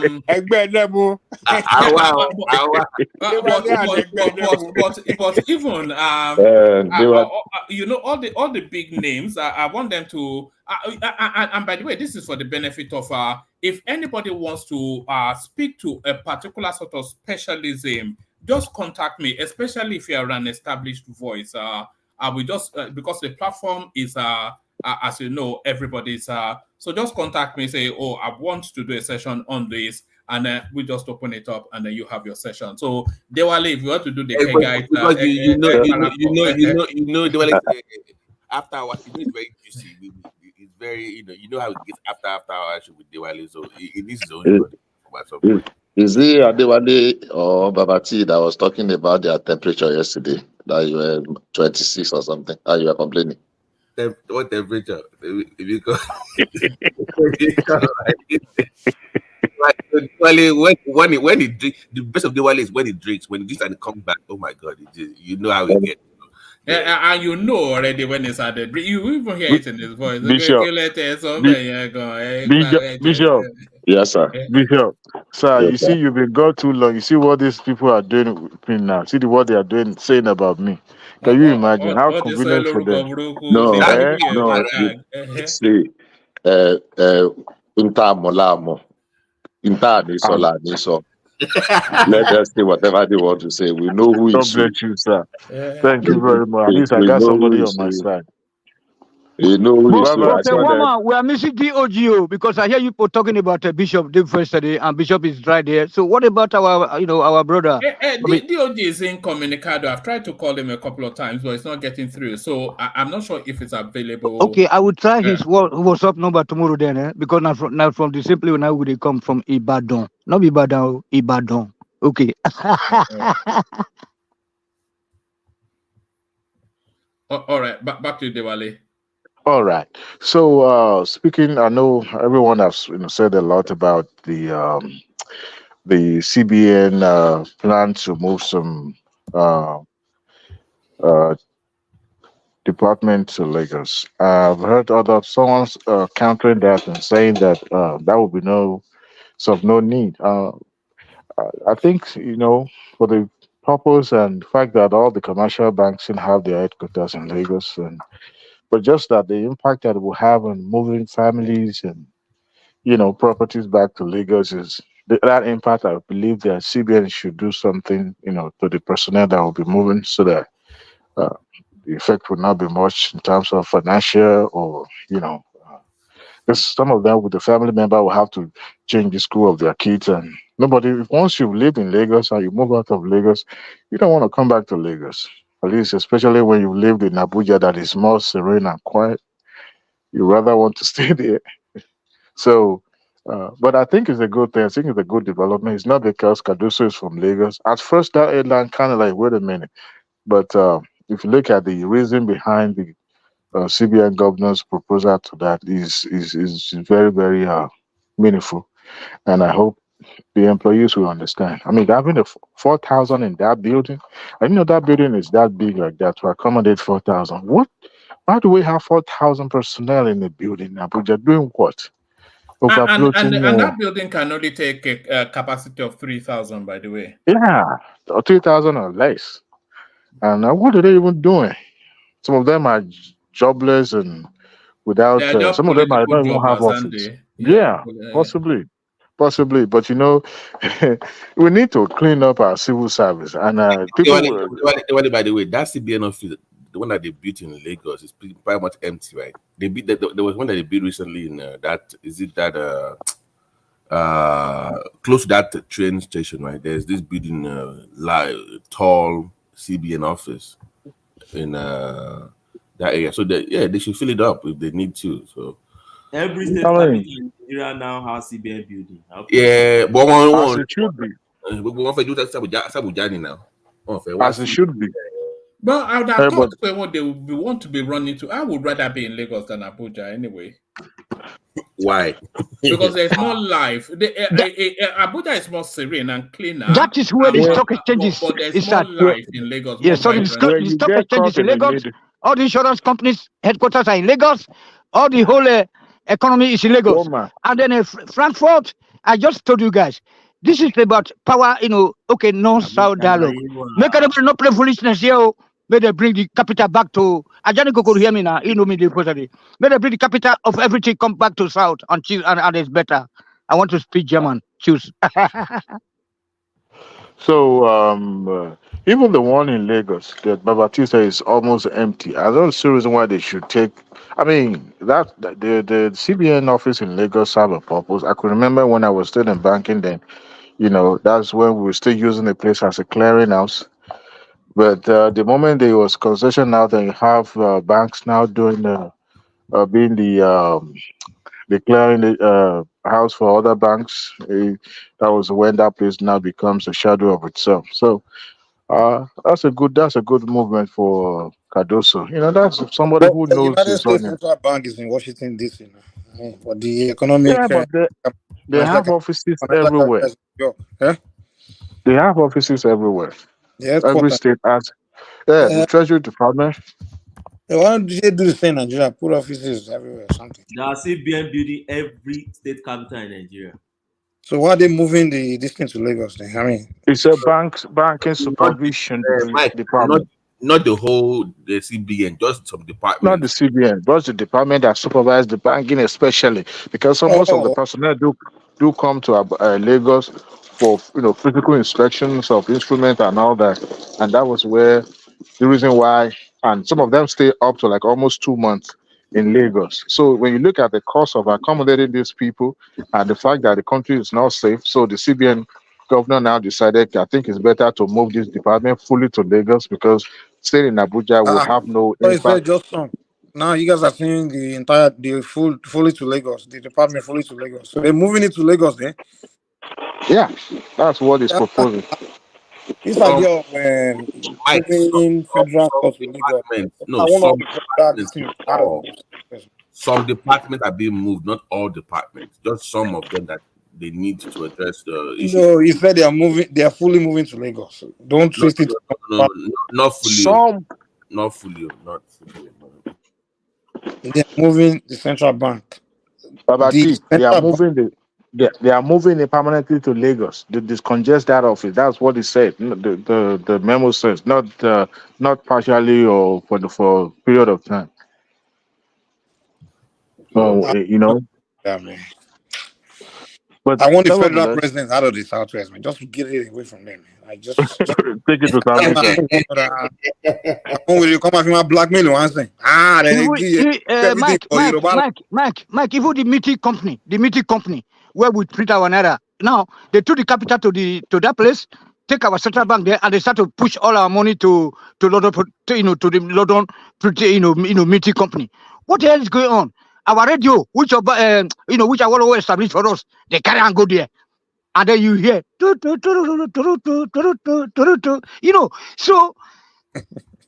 decentralized now without going to any, because there's no national parliament anyway. So that's why I say I rooted for Tinubu. I know my voice. I say that they say why you like him. I say because he will come Jagaba and GPT them. We don't want to talk about other section today. Una know me, sha. Say na me na Tinubu they work for right now. Thank you. Don't worry, they move the central bank to Benin. You decrease, Mike. Central bank they Benin already now. Not be there they go collect money that time when I did one picking. If you go to Ibadan, the same thing. But we have the main one. The main one. It has to be legal because that is where stock exchange is at. No, okay, the main one. Yeah, look, we also have to move NDA hold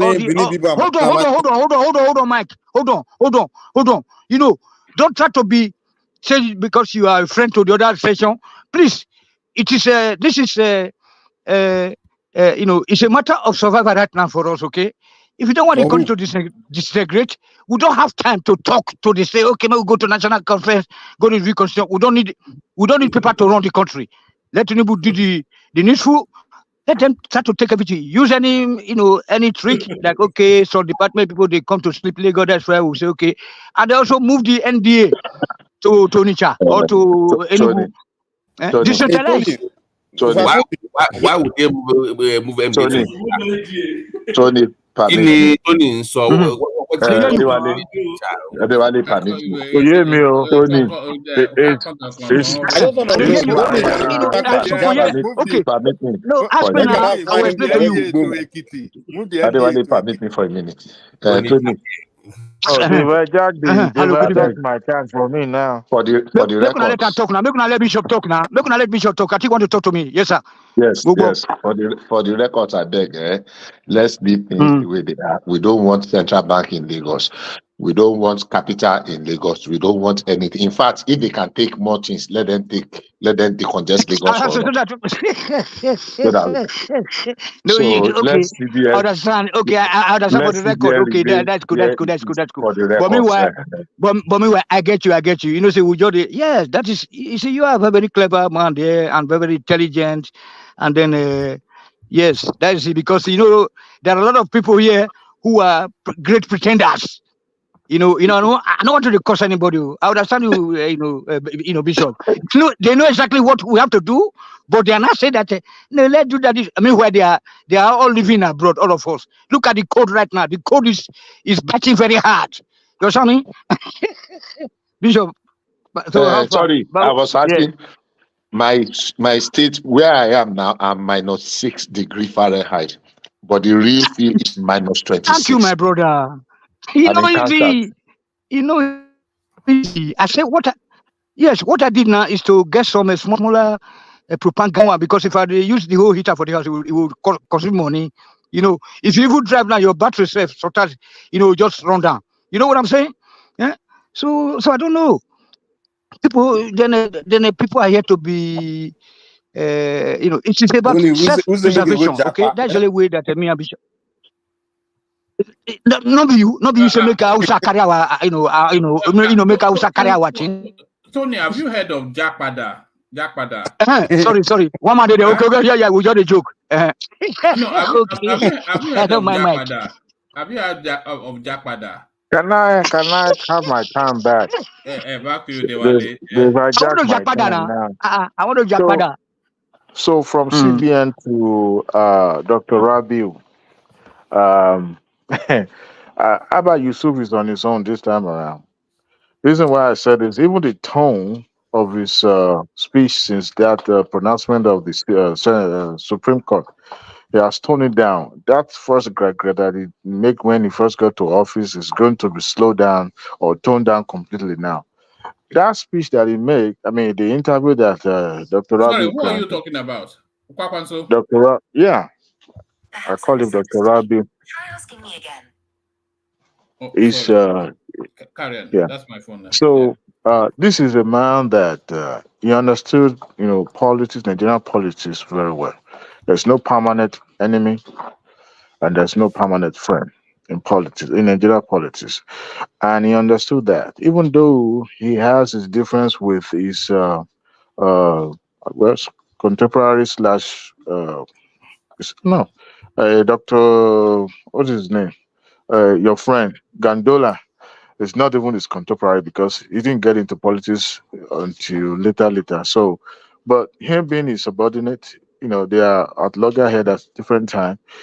But Kwankwaso at any time will always be on the corner of Tinubu. Reason being is that he knows, he will lose a lot being his enemy than being his friend. So that interview itself, like you said, one man is an open-ended kind of like interview in which he didn't admit and at the same time he didn't commit himself.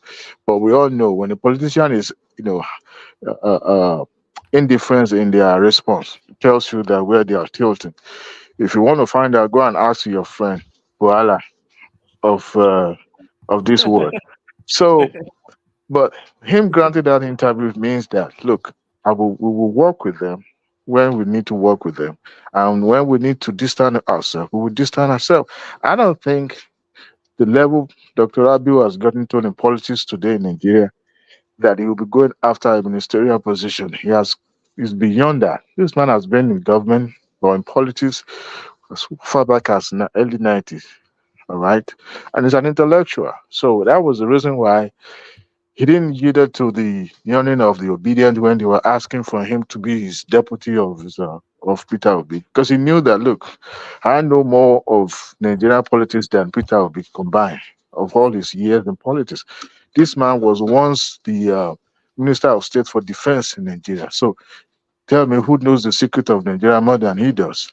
So as far as I'm concerned, it doesn't need to actually be in Tinubu's cabinet.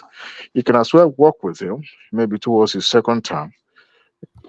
And then, I don't know, maybe the proximity of this of Dr. Rabi to Tinubu, led to that Supreme Court pronouncement. I don't know.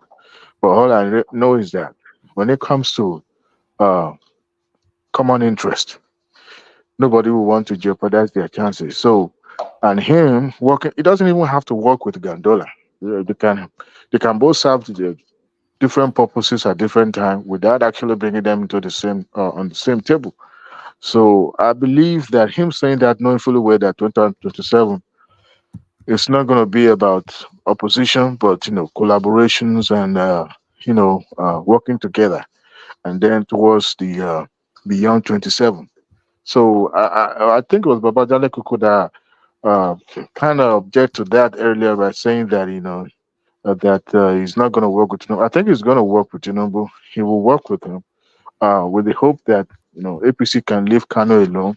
So because if he had lost, if his Portuguese has lost this position now, that would have spelled doom to his political sojourn in Nigeria.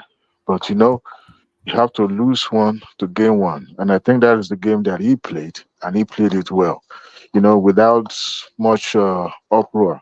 So, And so you think the Supreme Court judgment for Kano State was a sweetheart deal between it's a Tinubu and... political judgment. Everybody knows that because by now the state would have been on fire, unrest, protest. Because look, NNPP or Kokosia movement. It's not just a movement that is just happen and stands or overnight movement. It's been there right from the day of the likes of Aminu Kano and all that. So, and they always follow through. They always follow the leaders that felt have their they believe in, and that is the reason why they followed him throughout that last year election. And to now put everything in jeopardy by siding with APC. Can I interject you 1 minute? Okay, go ahead. The Supreme Court judgment on Kano is not political.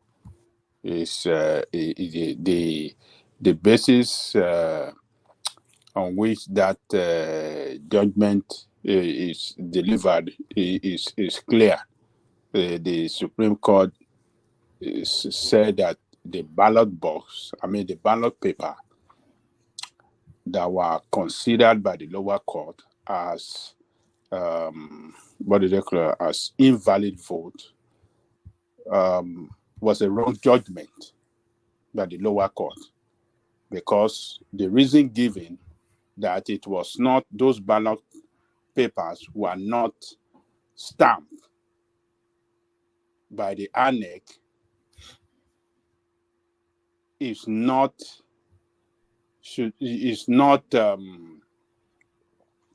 the reason given is not sufficient enough to cancel those votes. Why would you say that? What validates the votes as authentic if it's not been accredited by the umpire? Yeah, they said it's the negligence of INEC that was responsible for that ballot paper not to be stamped by INEC and not the voters. The voters, yeah, but what validates the vote if it's not stamped? What makes it an authentic and true vote if it's not validated? It once the people were accredited and they voted, they considered it. Their vote must count. So therefore, the INEC. But how do we know that took place if INEC did not validate it? INEC themselves presented their own position that this was a negligence due to their own, ineffectiveness. It was their own negligence that were responsible for those ballot papers that were not stamped. So on that, but that's a matter between INEC and Abba Yusuf now. But that's it's not between INEC and Abba Yusuf. No, if INEC has not validated the vote as a true and an authentic reflection, then it is not a true and an authentic reflection. That's the law. No, that's not the law. The law is that, look, when people vote through, using INEC ballot paper, the ballot paper given by INEC, whether stamped or not stamped by INEC, must be counted. Those votes must be counted. So what purpose does the INEC stamping serve? Yeah, it stands for validity. Oh, so even an invalid vote then is valid.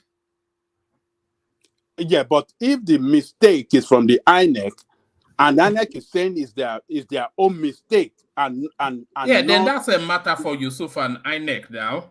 It yes, doesn't validate the vote. The Yusuf, who is Yusuf? This APC or who is Yeah, Yusuf? it's the NNP, the new governor. The new governor. So the new, because already NNPC protested that on that day of election, even their own logo, which should have been which have been easier for their own for their voters, for voters that were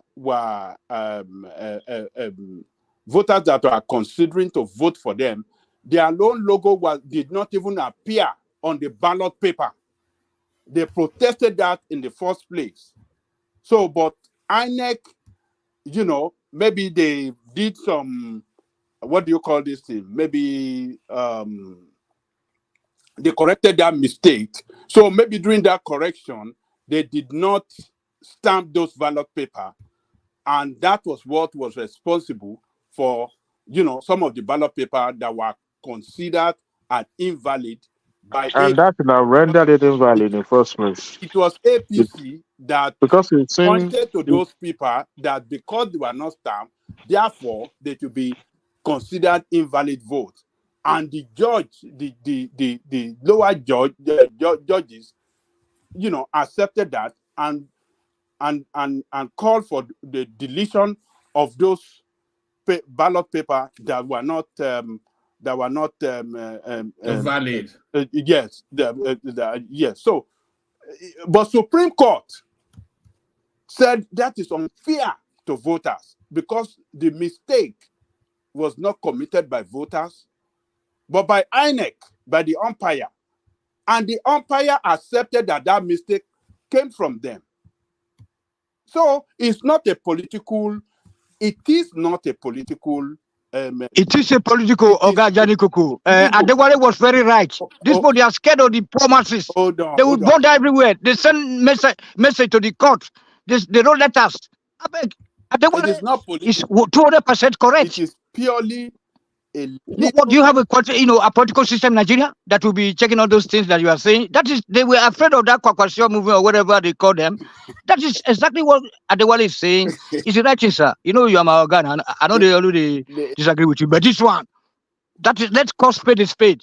This one, look. What of that of Safara? What of that of Safara? What of that? If they do, wait. If they do, wait. If they do anyhow, they will see anyhow. That is what Adewale was trying to let you guys know. You also made reference to Abia. They want to have peace. Well, that is the way I because INEC themselves, stood before the Supreme Court and confirmed to the Supreme Court that mistake came from them. It's not the voters' mistake. It's a mistake. Oga Janikuku, they tried it at the High Court, they won. They tried it at the Appeal Court, they won. You want to play with APC, and they are precedent to that. To that in the first place, they are precedent to that. The Supreme Court has ruled in a similar circumstances, and that is why Supreme Court cannot renege on this, and they have no other choice but to stand by the people and then affirm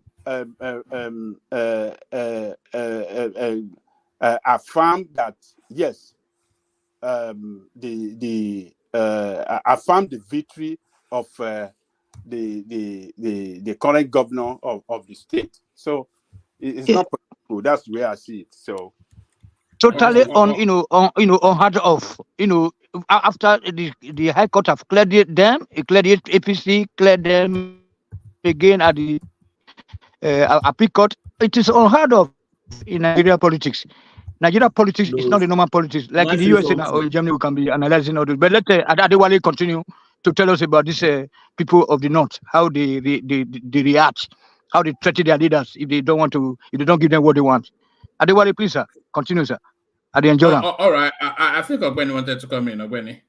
Yeah, I wanted to come in. First, I wanted to say this is not the first time where Supreme Court will be reversing decision of the two other courts under them. We saw it during Adeleke, at least that's the most recent example I can still give. They reversed the decision of Court of Appeal in Adeleke case and restored the governor who has been removed before. So it's not the first time. There are many cases to Rocha Sokorocha also. So many cases, where the two lower courts will say yes, Supreme Court will still say no. And that's why I keep still saying it on this platform that even that of Wike, I think in 2015. Yes, Wike 2015, yes. Yes. So you see the Supreme Court, even Amesia and Omeya that we always refer to, same thing. So then Peter Obi matter too. That's his matter of 2006 or 7 or so. Was Supreme Court that returned him to office. He lost before. So the Supreme Court, it's not just a court of it's a court of law and also court of policy. So what they do most time is once they maintain a position, they ensure that there's uniformity in the position they are maintaining, so that there will be a bit stability and then uniformity and certainty in whatever is the idea or position they are trying to push, so that everybody will understand that this is the position and this is what we have to follow. Yeah, we understand that over time, even the Supreme Court itself and some subordinate courts has not been following this thing in stricto sensu. Over time, we'll be seeing one or two off-road, decisions that will not follow the mainstream position. But by and large, substantially, they're always still trying to maintain this mainstream position. So everybody knows that, okay, if you are bringing your for MCAA to court to come and prove whether election took place there or whether there was mago in that polling unit, if you cannot find the stamp of INEC there, should that automatically nullify the election in that place, or should that be other circumstantial evidence we have to look at to determine whether there was election and to determine the exact score in that election? So where does the policy enter? Where the policy enter is this, which people will tell you that is what do you call it? That's where policy enter, but some people may decide to call it politics, but I call it the policy. So this is where it enters. So Supreme Court will look at it and say, okay, should we deprive the voters of those areas that are affected, of the fruit of their votes because of the fault of INEC, which is not the fault of the voters? So we should decide in either want to visit the fault of INEC on these people, or we should look at other papers too to determine whether election took place there and what result of the election. This is where the policy comes in. Now, the second area the Supreme Court will be looking at it is this. They will look at that, okay, if you allow this principle now to become, or this position now to become a standing principle, then it means that if INEC is compromised tomorrow, INEC may decide not to put stamp, knowing fully well that if it gets to court, they will nullify. That will become order of the day. Politicians will start motivating INEC to do that for them. Don't worry, he's the popular candidate. Okay, let them declare, but make sure you don't stamp all those things. Just give them victory, and then we'll go and overturn it based on Supreme Court principle. So there are many things judges do look at, before they make their decision. But to now say that the threats from the Kano area, does it really weigh on their mind? Well, it depends on how each judge sees. But one thing I want you to know is this: judges are highly intimidated. You see all those where they will occupy street, they just sit in Abuja and give their judgment, and they will heaven will not fall. They give their judgment. If that is what the way their minds read, they give their judgment, nothing will happen.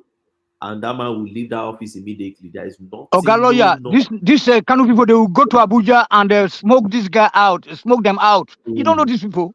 I beg you. let The them pressure go was to. too much for them, Have to they done handle. that? Have they done that in the past for you to say that they will do that? Where will they smoke? One man. Where Yeah, will they not be smoke? all this people the riot when everybody would just we know them now. I My beg brother, you. leave that thing. Was it not that same state that they removed their emir? What happened? Do you see the kind of riot they were? They can't remove Sanusi there. And because they don't like him, they don't like him. They don't like him because the guy was talking against marrying many wives and all those kind of stuff. Now he was trying to drive into No, don't say they their don't like private him. life and Was then it all those not? kind of stuff. Yes, No, was it not Kokoso who put him in they government? don't like Why would him. they like him?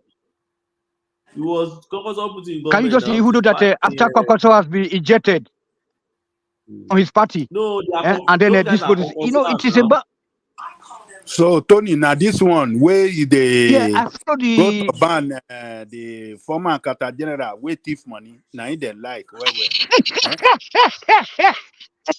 Eh? Not be 20 there, man.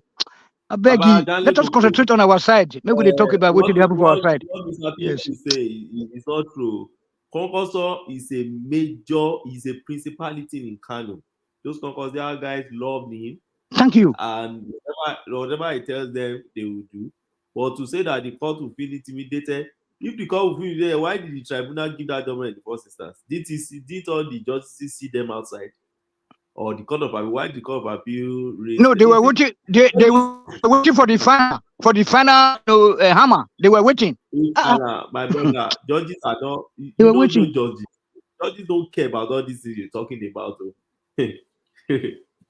If that is the case, then Peter Obi should be the president by today, following the militancy of his people. When you are talking about judges, Ogbeni, when we're talking about judges, you talk about judges in Germany, in England, in America, where the president even dread them. They fear them. Not be Nigeria, not All right. be Haiti. Yeah, that's it, sir. All right, your system was dipping for a moment, but those judges in Germany and all those Western world, they are enjoying their life now. You can't compare it to judges in our space. All right, back to you, Dewale. All right. So IBB saying that the era of military intervention uh, I don't know.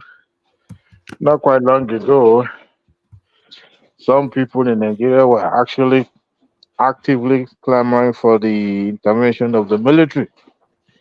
And we can't still hear the account. nobody. Huh? The headless mob. Carry on, Dewale, we can hear you. Okay. So, and, we don't know the mindset of, we understand that they're trying to be more professional these days by actually doing their job that they are, being signed to them rather than just making their involvement in politics in Nigeria. But I also want to believe that,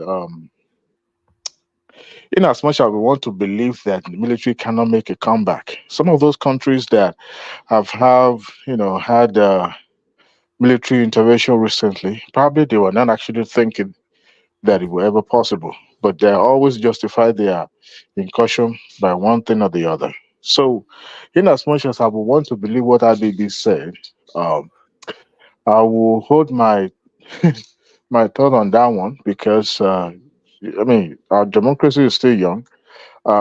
We never know what any of these young chap in the military. Some of them with this crooked mindset. You remember the one that was making video sometimes ago. You can imagine if such people find themselves in a position of authority, the havoc they will wreak.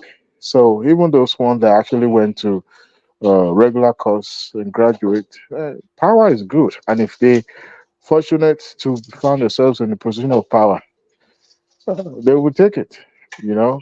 But by and large, it seems military has been reformed to the extent that their involvement in politics has been reduced to just monetary uh, monetary gain. All right, but I would say that the level of involvement since 1999 has reduced. I think Buhari being the from that space, I wouldn't even call him a military personnel per se, because as at the time he got elected as a president, he appeared to have been a Democrat. He talked more like a politician. um, those who supported him at that time, it surpassed just military alone. A lot of people were clamoring for his candidacy. So, but when he talks about when military actually got involved in imposing the leaders in Nigeria was when IBB actually, I'm sorry, Obasanjo actually took over, because they actually imposed him. Not that people wanted, especially his people from Southwest did not want him. So, but I hope that IBB is right, and every other person on this platform is right, that military would not, because look, power is intoxicating, and when that vacuum is open and is open for grab, look, I can tell you this: even a naval officer will try his luck. But I hope I'm wrong in the future, and I also hope that our democracy will try. But IBB gave himself some credit in that interview by ascribing to himself as the head of state that actually opened up private sector. He was right to some extent, but what he did then was that he didn't actually put some level of regulation in place to checkmate some of these private individual that got him. Because at that time was when licenses for financial banks were given out, and that was when also people were given uh, uh, licenses for importation, the one that will have been given to them to, plow that money back into the economy, perhaps maybe establish production of the material that they're importing from abroad. So when he was doing that, a lot of evils were also perpetrating. So in as much as we want to be given that credit, we also say that it was his failure that he didn't put those regulations in place to have, allowed that sector to thrive more than he anticipated. But by and large, he did well, by allowing private entrepreneur to actually, partake in the economic of the country. So I hope nobody want to interject on that. Let me move on quickly on. I think this young lady's video that you played earlier. Yes, I want to interject. I want to interject, my brother Adewale. I want to interject. Can I go on? Go ahead. Very briefly. Where did those his policies led us to now? That man ought to be in jail. Now. In a krikri. You know what I'm saying? Look who is talking. It's what all I have to say to that guy who's talking. You know what I'm. It's not the national army. That is why we don't anticipate that. And meanwhile, Tinubu is a military man. You know what I'm saying? This type of dictator that I want. We cannot build that country with England everywhere. They will develop France, Italy, dictatorship. So even what I'm even clamoring for is to close down the National Assembly. Let them sell our oil and then build factories and industries and let people work. You know what I'm saying? So, but Tinubu is up to the task. I trust him. He knows how to, he knows what he's doing. You know what I'm saying? I'm very happy for the past 8 years. We are now seeing a president that can just come to talk to us. Whether na Bala Blue or whatever, but you are seeing him live. That is the man. Not be saying a copy. You know what I'm Whatever saying? happened to So I don't want to attack the other the? session today, but make the guy make it be the dictator. All right. All right. I Dewale, hear. whatever happened? So what do you say? One more. What did you say? Yeah, no, I was asking you, Dewale, that whatever happened to the Bala Blue and the Bulaba of Tinubu? He's almost talking like a human being now. I thought they told us it would be Bala Blue in all the way through. No mind What them. happened No to the mind Bala them. Blue? No Sorry, mind them. let Dewale put it up from there. Dewale. Malablu was tired at that. Look, if you are deeply into campaign, um, and you have less time to sleep, sleepless night, hardly eat. It is going to have impact on you. And that was what you saw manifesting on Tinubu as at that time. Not that he didn't have any medical condition as at that time, but this man was tired. I mean, look at him now, looking like a new baby, right? So, you remember when Buhari first took over as the president, he was looking like somebody who was just nearly brought from what's his village in Castina. And at the time he was leaving presidency, he was looking like a new groom that's about to get a new wife, right? So that is the effect of campaigning, the stress, the rigor that it will take on you. That toll is not a small. It's not a small deal, one man. In fact, you even speak in tongue. If there's no taking, he said those things because I want to believe that he was tired. For him to have said all those things, and people didn't see beyond those bala blue. People didn't see beyond the bala blue. If they had known the kind of politician that they were, they wouldn't have mocked him. And today now, it's their president. It delights me when I hear President Tinubu from those who were actually, you know, completely against You him. know, there's this particular news platform. We did get they still call him Mr. Tinubu, and I think the obedience space they're still on the journey from Chief Tinubu to president. Let them continue to call him Mister. One day they will call him Ogbeni or call him Maz. It's whatever it is. But as of today, his signature is on their passport. His signature is on whatever official document that we have in Nigeria. So whether they like, let them call him whatever names comes to their mind. But speak to the level of idiocy. When you have people that do not understand that, look, this is not a joke. But the man is he's just a genius when it comes to politics. He's a genius, and I won't be surprised make his way back for a second time. But anyway, that's that about that space. But speaking about this lady, this young beautiful lady, which state is she from? Where is she from, Walmart? Do you know? She sounds almost Deltan, either Delta or Southeast, but certainly not Yoruba or North. I felt for her. I felt for her. I felt for her. Reason being is that, see, these are the things that are being perpetrated in high places in our society. People that found themselves in a position of authority, they will take you, you know, they will do whatever it takes to frustrate you if they know they can't find you. I work in the banking system and I understand what some of these young ladies go through before. I've had a colleague too that it is well. It was so rampant in banking then, all about young lady, desperate to get a job, uh, working in the bank at that time, manager for manager, senior manager downward sometimes, have even just ordinary banker too, trying to take advantage of people like that. So, but I'm glad that she was bold enough to say it because as of now, she seems to have been pushed to the wall to have to come to online platform to make all these allegations. Uh, I mean, she was right. If you don't attend courses, your promotion is going to be stunned. It's going to be stagnant. So, and it's unfortunate that look, in as much as we're trying to say overlook some of these things, it happens in our society. It's something that, especially men are the one that does this the most. If you have a woman harassing you as for sexual stuff like this, it's not common. Uh, and but from man to woman, there was a time in Lagos, a senior banker or a senior manager slapped a subordinate.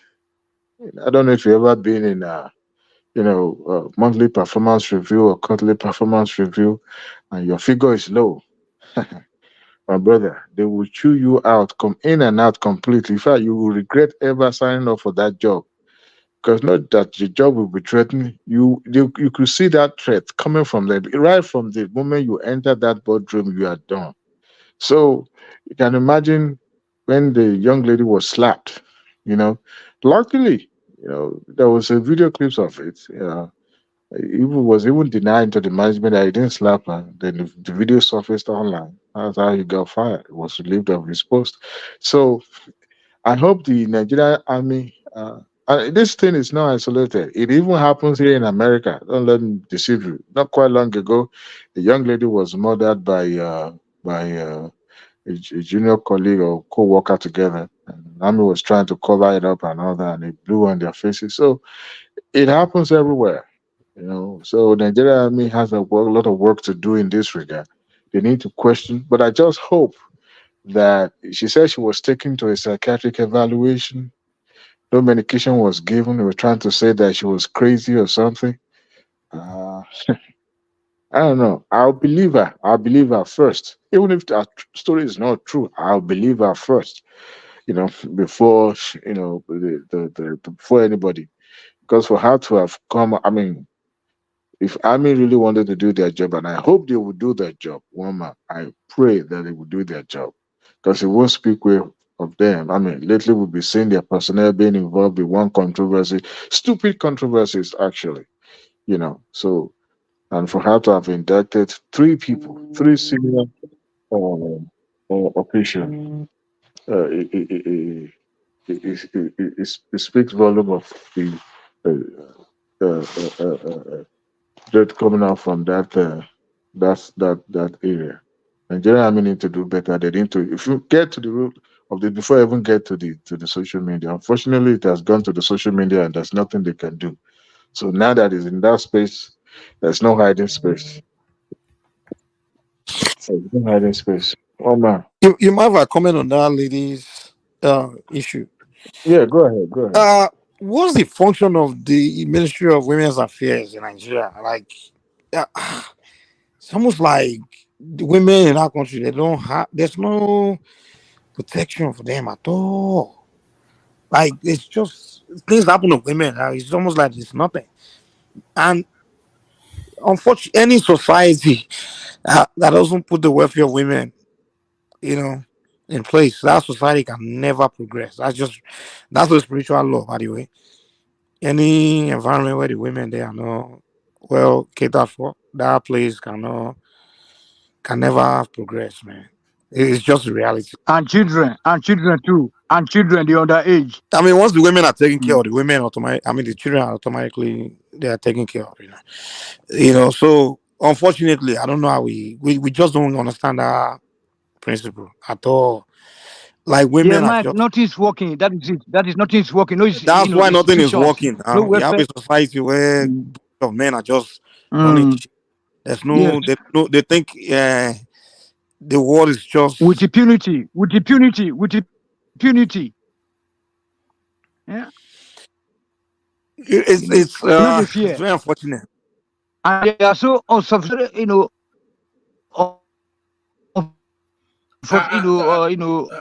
unsophisticated in their approach towards. Tony, one, your connection is not linking up fully, and then I think our Mike was interjecting Diwali, so let him have that. Mike. Yeah, so the so-called Ministry of Women Affairs, I don't even know what they're doing. Sir. That's one. So in our society, I just don't know. It's like a woman can be there's nothing, they're just helpless. They're just helpless in in all these situations. There's nothing they can do. And to me, there's a lot to do. I mean, people in my own side, I mean, if that woman now, if she comes to me, it's about it there. I will. When you go, I want to told you.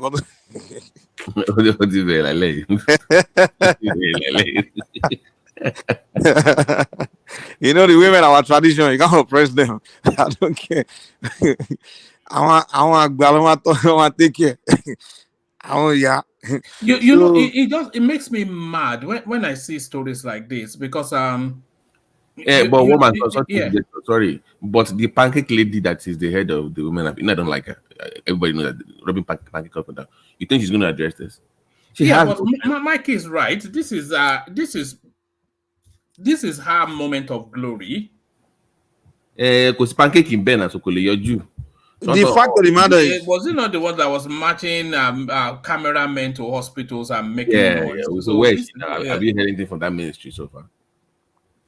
She's not yeah, the way the military is structured, the hierarchy, it's all men. So you're not gonna see those At, things you mentioned being at least prosecuted by those other men, because those other men, likely have done the same thing or they believe in the no, same Mike, behavior. I'm saying that at least from we should have had a statement from the Ministry of Women's Affairs by now about this. I don't think they have it. Even if they have it, it will be wife of one officer. So the way the way they will say they have Ministry of Kineko, Women's Kineko, the people heading this were usually one woman just appointed by one man like that. No, there's an actual ministry for women affairs that is That's a what I'm saying. federal. They are not doing any. Yeah. They are not functional. It's not functional. It's not a place. It's not real. It's just something created, but there's no They are power. buying There's sewing machine no- now. My sewing machine and keke nape for women. That's what they do. Yeah, that's what they are saying. I read their website. Now what they are saying is we put a program for health and educate women. I get the hell out of here. I didn't even say anything about protection of women in the matter of rape, in the matter of assault, in the matter of this, and it's some protection from men or from things of society that where, or even a number to call if you're a woman, if you experience this. So there's nothing in place. Those ministries are just people that are there. I mean, if you see like the names of the people heading it, say one IGR like that, as the third wife to one man, it's not headed by. Nigeria will never be somebody championing women's right now. Exactly. It's not one powerful woman like that. They went to Harvard or they went to, if you look at their CV, it's just one. Nigeria is. We may have all these ministries in place, all these things, but they are not serious. They're not strong institutions. They're just there. They don't make sense. It's so very unfortunate. Like, I just always feel sorry for the women in our society. Like, is there anything in place for them? No welfare, no nothing. I mean, at least take care of that now. Come on, put something in place for the women in our society, in our country. Very unfortunate. Very, very unfortunate. It saddens. One of the things that jam me is to see women taken advantage of, because imagine if this girl gives in to that guy. So how many men will she have to give into under that sort of pressure in the course of her life? Imagine, especially in a society like Nigeria, just by virtue of being female and pretty, that is a disadvantage in Nigeria in the working place. She won't attend courses, so she can't get promoted. The guy continues to pressure and bully her all of the time, to the point that she's now saying, I don't care what happens to me anymore. It's unfortunate. If me, I will advise women, they should consider looking to the mothers, to the yamis. They should be taking the spiritual route. We have we don't know what I'm talking about, but you know what I'm talking about. Let me say it. Let me do it. Kukuru. You mean Magun? One man, kukuru. I didn't say it. In the olden days, we used to fear women. Oh my, I know they mess with women. Because they have in the spiritual side, they are very powerful, but in the physical side, we are just the power ones. But if you know the women's side of their spiritual side, but they don't know. Our modern day women don't know all those things. They don't know anything about it. So that's why they will continue to be oppressed. Well, don't come and mess with my daughter or I'm a bro. If that was my woman like there in our place, those three officers you mentioned, she had to follow on me. I'm glad to deal with them because the mothers don't play when it comes to women. That's why I said in a society that the women are neglected or oppressed, that society they won't progress because function. They will never allow it to function well. They will just be creating. That's why Nigeria is a mess. We don't understand all these things. Well, it's all these nature laws. We've lost it. I'm surprised one man did not cover the death of one of these women that championed that cause, and she from a Baland that died recently, Alabi Lawson. Do you know who she is? Give us a backstory. I think we've lost she was our Yellow Day of Egbaland. She died last month. You know those kind of titles, those kind of women. People fear them more than they fear king in the olden days. Yellow Day of Egbaland. Yeah. So if you just one of these, maybe we could talk about it. So you need more women like that to She did a lot for women. I'm telling you. When it comes to economics, not all this pancake ladies up and down. No, actual help in because of her position now. She's rich, she's wealthy, but she also had the title. So that's why I want like the whole way of Africa. Like you want to be like to join in the olden days. They have just like we have the institution of men, they have the institution of women. So many women titles, so many powerful positions, women titles. Those women, I'll be Yellow Day, those kind of women, men fear them. Literally in the olden days, when husband even got the fear to oppress their wife, or because when Yellow Day sends some women to come and warn that man, you don't want to see those kind of women because hey, they are very powerful. By the way, one man, she's also a fellow alumni of the great grammar school. She's an Exoba, so the quality with her. The great grammar school. She went to Maryland. No. She went to no. Come on now, my hometown now. I went to the grammar school. She's a fellow Exoba, so that's why. But I'll put a link, a name on the private section. You can put it up so people can just see her.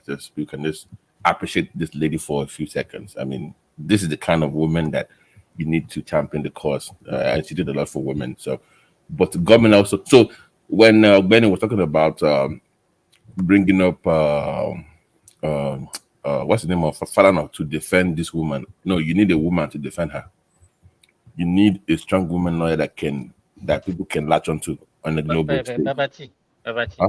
Yes, sir. Do you listen to the video that a woman played when this lady was talking? Because in as much as we believe that this thing happened rampantly in our society, I can still pick some inadequacies in what she was talking about. No, but we really analyze what she was. No, don't let us. We know we have that issue, so and that one might have biased our mind. Let us even what she was talking about. Let us analyze that video itself. Forget about we believe that all these things happen. She was telling during the conversation that she want to enter medical school. I was wondering which medical school did she want to enter. Oh, I missed that part. Really? When did she say that? Yes, now. Really? She said you want to enter medical school. I was wondering, you in military, you want to go to medical school to go and start medical school? Yeah, I kind of notice that part too. I notice. I think that we can't take that lady. Some insanity in some of our conversation. Yeah, we can't say some sort of psychological impact. Are you now saying that she's suffering from bipolar, or what are you saying, Dr. Simba? No, I just want us to have another dimension to it. We've spoken a lot about the other issues. Yeah, it's possible there's more to the story of this It's lady. An advantage now. But it doesn't negate the fact that in our society, if you go to medical school.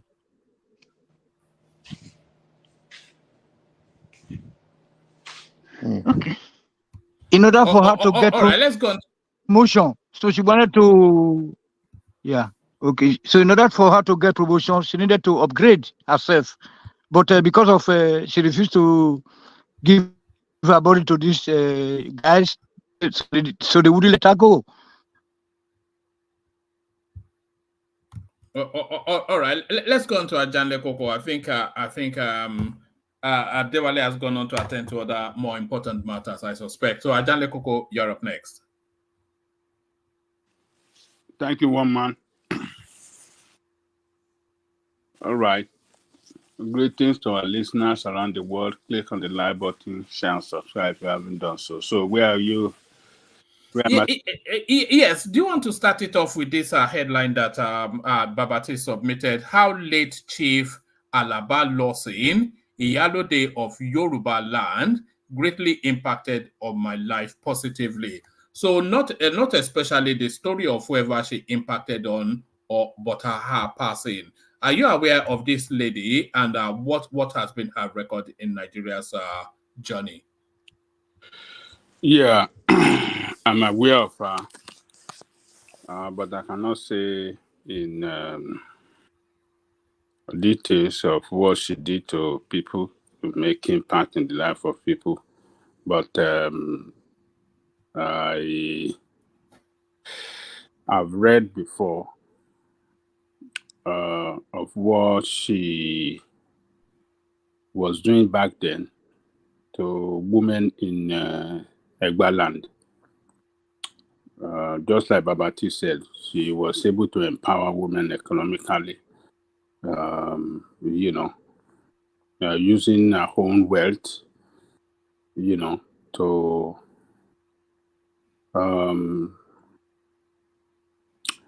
support them and to lift them out of poverty.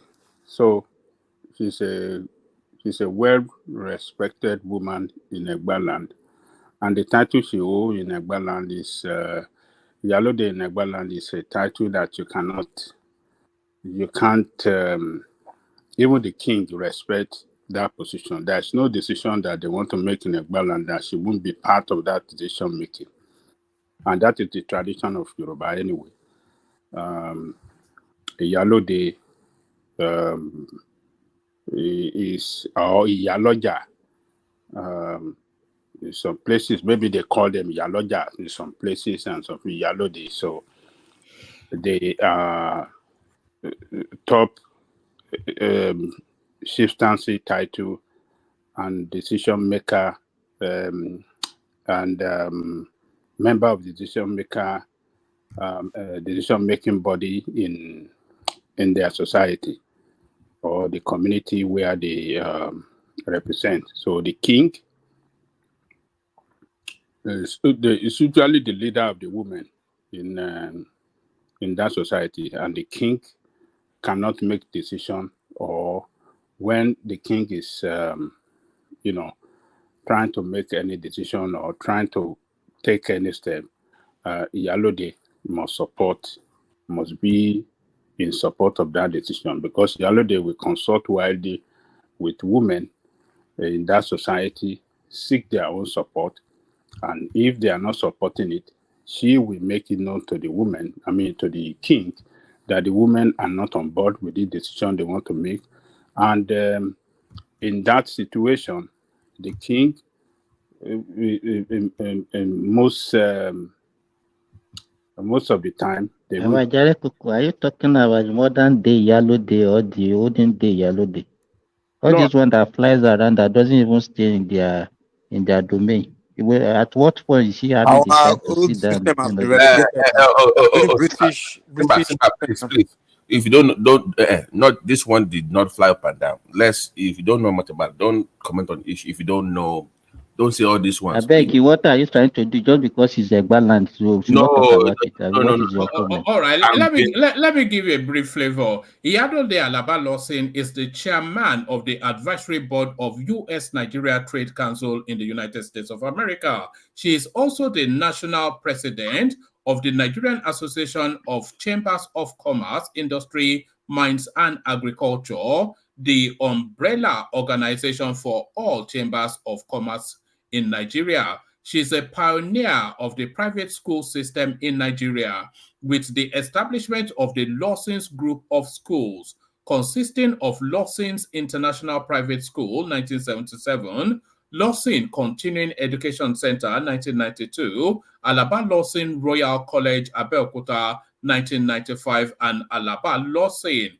School of Advanced Studies, 2003. She established a trading/distributing firm known as Capricorn Stores Limited, 1968 to 1996. She had chains of distributing outlets with Nigerian breweries, Nigerian Bottling Company, Guinness Nigerian Limited, etc., etc. From 2013 till date, she has been the chairman board of governing council, Moshood Abiola Polytechnic, Ogun State. From 2012 to 2015, she was president of Odu's Chambers of Commerce, etc., etc. So she has a stellar CV. I think I know where Simba is coming from. You see, like Yalode of these days is more of a wealthy person, that kind of thing. They gave her Baba Shoba, They give in Yoruba land, the they rich just give it woman. title based on wealth. But with Don't the mind Baba. Yalode of those This is days, not the first of all, traditional Baba Yalode. the traditional one, first of all, only not in Aje. She must be a witch for one. And she must always go for traditional meeting. You know, guys. What's funny is that you guys don't even know her to even. No, I'm not saying that. No, I don't know. I'm not concluding about how. Let me I'm finish just saying, because they said it's traditional. Do you know what she did traditionally? Because somebody is educated does not mean they still didn't practice the old ways of doing things. So I will leave it at that. Mike knows what no. I don't say because they are healthy.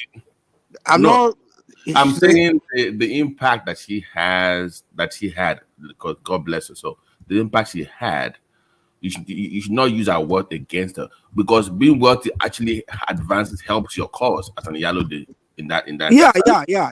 Don't mistake me. I'm not like speaking particularly directly towards her because I don't know her. So I'm not saying whether she, met those, she has those. Mike, what me I'm just saying like in general in Yoruba land today. I'm just saying in general. Baba Jaleko is giving us an idea of a traditional local Iyalude that goes to Oba's palace every day, sit by the side of Oba and take decision. And that's what I'm speaking about. I'm not talking about whether she has influence, she has money to whatever influence, whatever. But what Baba Jaleko is speaking about, this one does not have time for that. No. How do you know that? You don't know. That's my point now. He's not speaking all this on this platform. You don't know what you're talking about. People like me. Can I finish? Simba, in the present day Yoruba land, where the traditions is not. When people speak of what they don't know about, I'm actually annoyed at this point because Simba is actually talking about. But for the biography that Wamajo read out, the biography. I mean, you got, Mike, were you born already? 1968? Were you born? 1968? Were you born? So you have to give respect. Respect. Look at the biography that Wamajo read out. I think. Oh my God! Look at the achievement. I think this is Simba and Mike's idea of an Iyalode, this sort of woman. Yeah, Simba should be ashamed of himself. Not really. I don't think you guys really understood my point.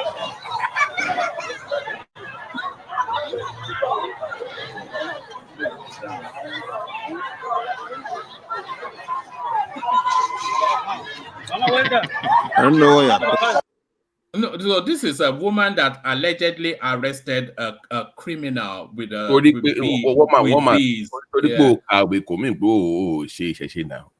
exactly, and that's what I'm trying to tell you about.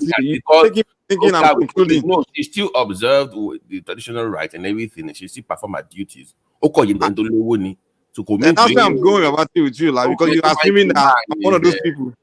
Yeah, on this platform. Go ahead, man. You are assuming that I'm one of those people that think because someone is educated or wealthy, they are not practicing it. I'm not, trust me, I'm far from those people that reason like that. A lot of Nigerians think like that. They think a Babala is just one dirty person like that. They don't know that some billionaires, even no politicians gonna save. Like people, wealthy people, like literally wealthy, they're practicing their shit. Well, Nigerians assume it's only poor people that practice it. Yeah, don't mind that because she said that she be one weighing stuff up and down every day, like she has no job. That's what she thinks it is. Even back, that's what people assume.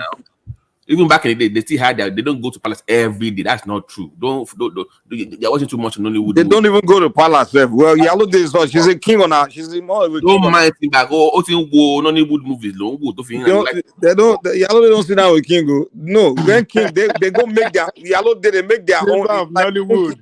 They have their own palace. They have their own. They are separated from the men. In New York now, they have their own things they do now. The only time they come with the king is when they want to make decision for that society, and then that's when they bring their input. What are you talking about? Also, I want to kill Olori. No, Burukutu Saudi yẹn ló ti ń kó sí Simba lórí. Why you talking about those Olori? Tábà mú níbi tó ti mú Burukutu ní Saudi. All right, back to Ajale Koko. So yeah, do you want to round up that space and then we go on to the talking points? Yeah, so this woman, I think, she's an illustrious son of Egbaland. She did very well for women in Egbaland, and I think a lot of Egba people, particularly women, they will miss her. Who else can Egba people get to fit in our own shoe with such fantastic record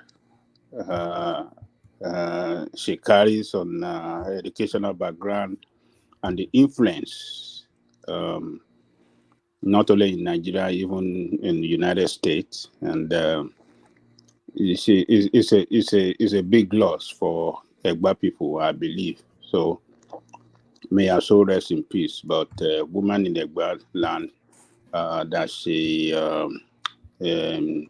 impacted positively, I believe they will miss her a lot. So may her soul rest in peace, and I wish that the family have the fortitude to bear the loss.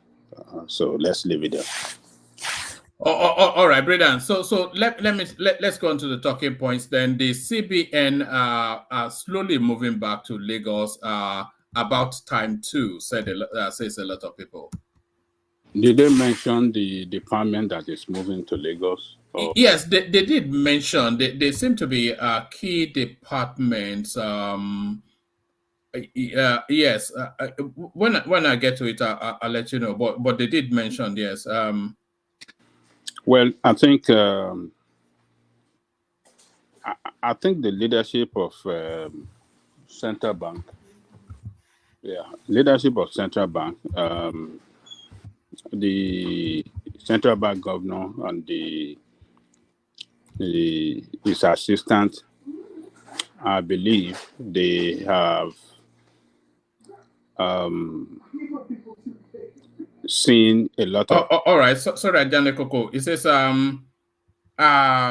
correspondence gathered through the official that the departments penciled down for relocation by the CBN governor, banking supervision, other financial institution supervision, consumer protection department, payment system management department, and financial policy regulation department. So all the important bits, really. Yeah, going by all those departments you mentioned, it tells me that the key operational department of Central Bank are those that are relocated to Lagos. The administrative might remain in Abuja, and because if you look at the financial hub of Nigeria, Lagos it is.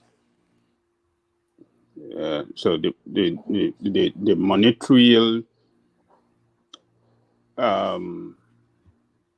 center of that country, I think it is Lagos. There's no business you want to do right from, let's say, between Nigeria and other parts of the world that will not go through Lagos. So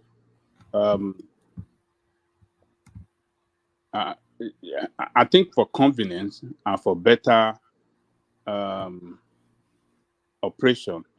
effective operation of Central Bank, I think that is what is responsible for this decision. And if we look at the banking system in Nigeria, I think Lagos, I think we have 334 banks, registered bank in Nigeria, and about 4,400 and something branches across the country. Among those branches, I think 40%, almost 50% of those branches are located in. So what does that tell you? That tells you that if those branches in Lagos does not function, the banking system in Nigeria will not function. So that is the epicenter. That is the driver of banking operation and the banking system in Nigeria. So Lagos is it. So I think it's they're taking the right step in the right direction for effective management of our monetary policy and money management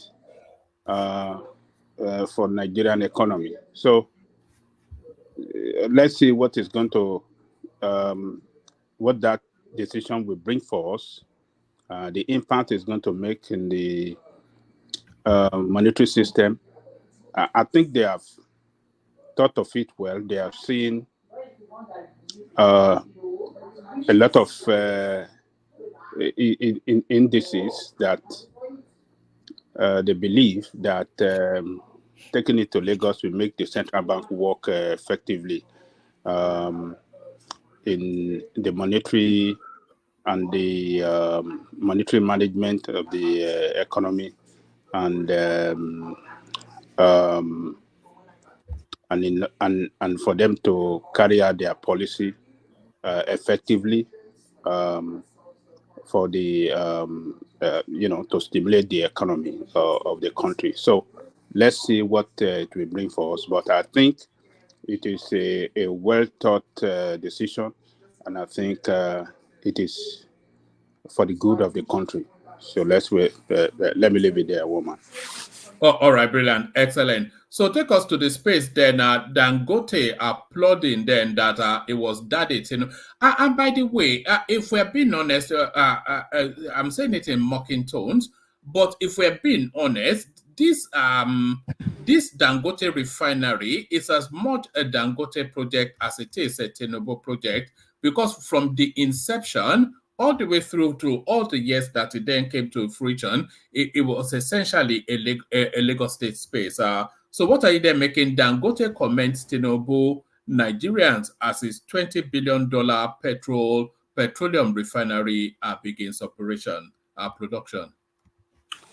Yes, I think there's no way that we want to commend Dangote for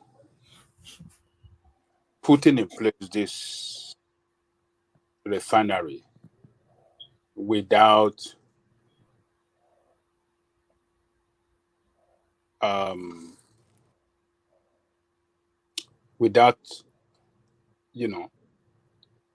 looking at the role that Tinubu, Fashola, and the other governor up to today, the role they play as well. They facilitated that refinery to be located in Lagos. They sacrificed a lot of things.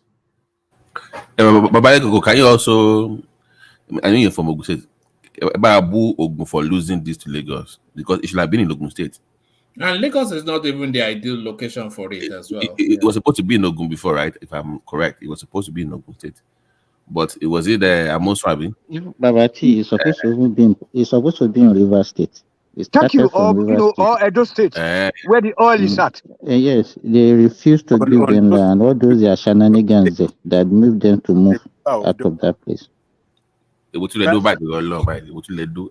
And so No, but that's the true fact now. That is the fact because even the modular refinery in Benin now, you have to go and contact somebody from Sokoto before they can give them oil to refine them. Don't worry. Don't worry. Look, I am not going to blame Odumosu or what was the federal government for not allowing that refinery to for not allowing that refinery to come to Ogun State. The reason being that a lot of us are looking at it from economic angle and the revenue that it will bring to the state. We are not looking at the interests of the indigenous people that will be sacked out of their land. A lot of villages were sacked. A lot of people were sacked out of their indigenous land for that refinery to have its place in Lagos. No, Baba Koko, they have already curated that zone even before the refinery came for free trade zone. The Lagos State already curated it, so it's that nobody was sacked. They've already done that before the advent of the refinery. What are you talking about? That no. The one in Lagos. In fact, go and watch Fashola. It's online now. Go and was telling them to leave. Come on, go on YouTube. You will see it there now. They forced people out of that land now. Come on, that's not true. People were sacked from the indigenous land. These people protested. These people did everything for this thing not to happen, but the government brutalized them and kicked them out of their ancestral homeland. I am happy that did not happen to my people in Ogun State. I am. So you don't want development in your state. Oh, that is what do you mean? Is there any development you can bring that will not? That is the worst side of it. That what you people consider as development, to me, it is not development when people will lose their land. They will be compensated now. How many people are compensated? Go and sack the people. The people are still complaining to today. They were brutalized out of their land. It is unfair. You don't take people's land without giving them adequate compensation. They were bullied. They were brutalized. They were beaten. They were not adequately compensated. And this is what the Tinubu, the Fashola, and all of them did. All because of the economic benefit it will bring to Lagos. I would be happy for that to happen to any one of my people, because these indigenous people, the poor people, these people that even the government, we don't have the presence of government in their life. In their villages, they are fishermen in those places that do fishing, bring it to the market, sell, and go and live their quiet life in their villages. But they were sacked. Do you know how many villages that were affected? Ajale Koko, let me add this clip to what you're saying. It's not that long, but it adds to what you're saying. Kí lẹ sọ ńgbà yẹn? Ṣé ìfẹ́ ńgbà tí mo wá ní bí ọ̀sẹ̀ kan sẹ́yìn, mo sọ fún yín pé a fẹ́ wá kọ́ refinery fún yín bí. Ṣé ẹ rántí àbẹ́ ẹ rántí? Mo dẹ̀ ní ṣé ẹ fẹ́ mọ́ ká máa gbé lọ? Kí lẹ sọ ńgbà yẹn? Ṣé ìfẹ́ tẹ bá fẹ́ náwó yín sókè? Àwọn tí òye ṣe ti gbọ́ mi sì ṣó ti yé yín. Ṣé mọ̀ pa lè gbé kínní lọ sí Badagry ṣá? Badagry gangan lè pọ̀ wá.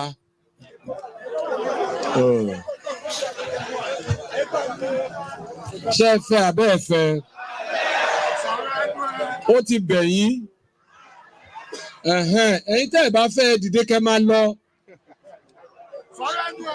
Ẹ̀yin tẹ́ ẹ bá ti fẹ́ dìde kẹ́ máa lọ ká mọ iye àwa tó kù. Tẹ́ ẹ bá fẹ́ dìde kẹ́ máa lọ.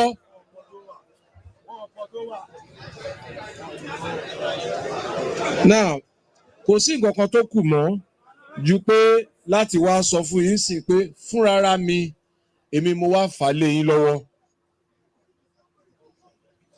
Mo fà á lé ẹ̀yin ọba lọ́wọ́. Mo fà á lé ẹ̀yin ìjòyè lọ́wọ́. Mo fà á lé ẹ̀yin ọmọdé lọ́wọ́, mo dẹ̀ fà á lé ẹ̀yin àgbàlagbà lọ́wọ́. Ó dọwọ́ yín o. Irọ́ o. Ẹ má gbé yẹn wá. Ó di ọwọ́ yín. Okay.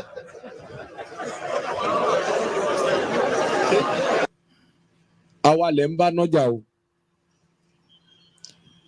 Tí ó bá kù díẹ̀ káàtó, àwa ni kẹ́ tọ̀ wá. Gbogbo àwọn báyìí kò sí kankan tí ò lè rí nínú wọn. Justice Ògúntádé bàbá mi ni. Bámú bàbá wa ni. KLM bàbá wa ni. Tó bá kù díẹ̀ ẹ má lọ nínú kíní kẹlẹ́ lọ bá irinṣẹ́ wọn jẹ́ o. Ẹ rí bí inú mi gbà yẹn o.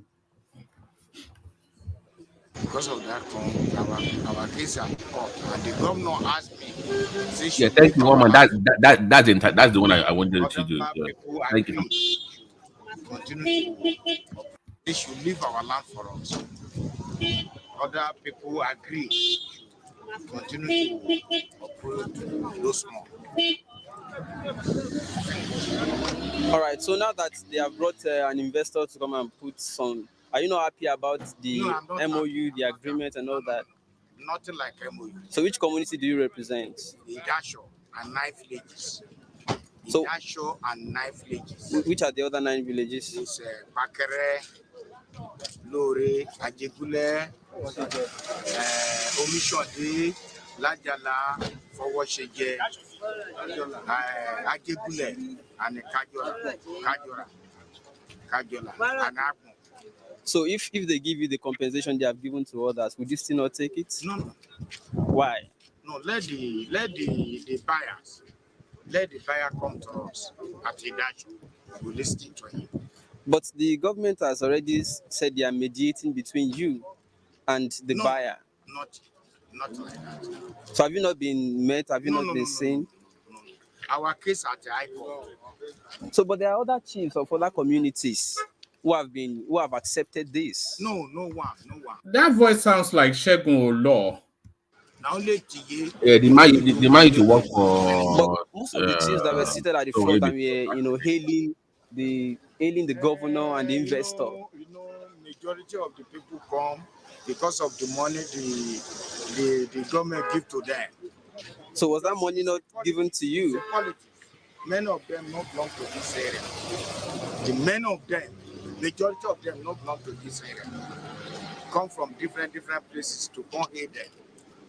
If you want to find out, you go to the village by village. We'll get the truth there. Okay. All right.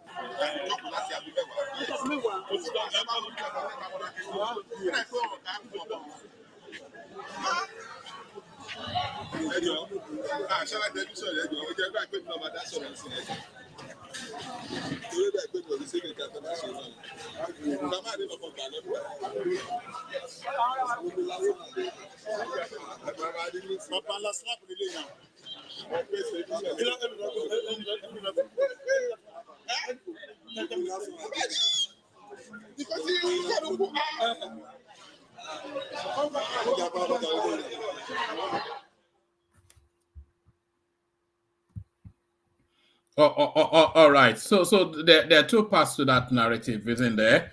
So on the surface, it looks as though they are pushing back against it. But as it continued, it looks as though the guy was just after money. The guy is not after money. He said so now. He said he said so. He said he's after money now. No, he didn't say so. What he said is that, okay, if government is saying that they are giving this thing to Dangote, if Dangote want to buy land, is it not Dangote? Are they not the one for Dangote to come and meet directly? Why should government stand between them? Which means that they agree to sell their village. They agree to sell their village. Ajani Koko, they agree to sell their village. That is not good. They didn't agree to their village. They said they should come and negotiate with them. That we don't want government to negotiate or on our behalf. That if people say they want to buy, they should come to us. Oh no, hold on. It was just that using that statement to push back against the government. Government did not even talk to them. They were sacked out of their land. The land was forcefully taken from them. You can hear this man said, those people you see under the tent with the governor are those people that they brought from several places and not from those villages, just for political game, to show to people that, oh, look at that, those people have agreed. He said they did not agree with them on anything. They didn't agree to sell their land to Dangote. And it is wrong. This land is not meant for public use. If it were to be bridges, if it were to be road, if it were to be hospital, if there are to be schools that they are trying to put on that land, yes, they can use Land Use Act to take the land, but not for private investment. They're trying to put private investment on their land. Of national significance? The law does not allow them. The law does not allow them. It is when it's going to be put, I mean, if it is only when what they want to put on that land is meant for public use. This is not meant for public use. This is private owned business. This is the thing that they do in Nigeria. Of national strategic importance. It is not strategic for anybody. The oil refinery is not of strategic importance. It is not for Nigeria. But woman, we are talking about a village of my grandfather, my grandmother. You know, it's not a village of or anything. It's a project of national importance. It is not national of national strategic importance. It's not a private home. The government has 20%. The government has 20% stake in it.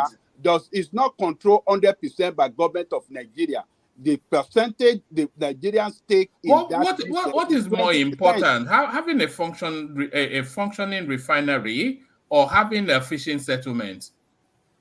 I think you're having a debate of economic policy. You're being a capitalist and he's been a socialist, so that's what's going on in between you two. So. No, Ajale Koko is just anti-government. How can the interest of a small fishing, whatever it is, be more important than something of that magnitude?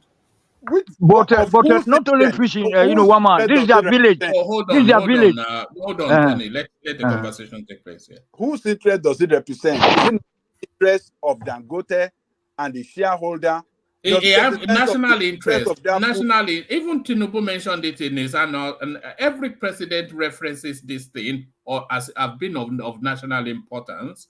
It is not of national importance. The refinery is not of national importance. Nigeria have their own refineries that they have revamped and make them work. The biggest single train refinery in the world. Single train for who? Is not of national importance. Who? Who is going to benefit? Benefit. Going to satiate the Nigerian appetite for petroleum 100%. One man. Look, One man. Look at the way the governor was bullying them. Yes, now you have to set them straight. You Are have you to seeing set that them straight. rascality in that talk? But that's Look at the way. Look at the way. always Look at brash. the way he was bullying. Look at the rascal. Look at see the rascality in him, bullying his people, the people that voted for him, bullying them and telling them that It's inviting them not to stand in the way. Do you get up from here? Yes, inviting them not to stand in the way of progress. Only he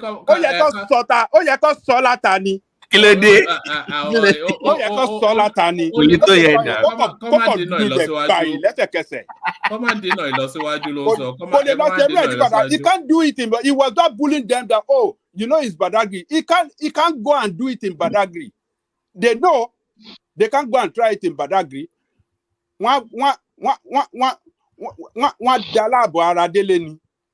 He can't go and do it in Badagry. I have a friend in that village, one of the villages that was sacked. It doesn't have no home again. It's a temporary homeland. We used to go there. We used to go there in the 80s to go and enjoy ourselves. That land has been taken over. That your friend, was he compensated? Compensated for what? No, I'm only asking. If you don't know, say I don't know. No.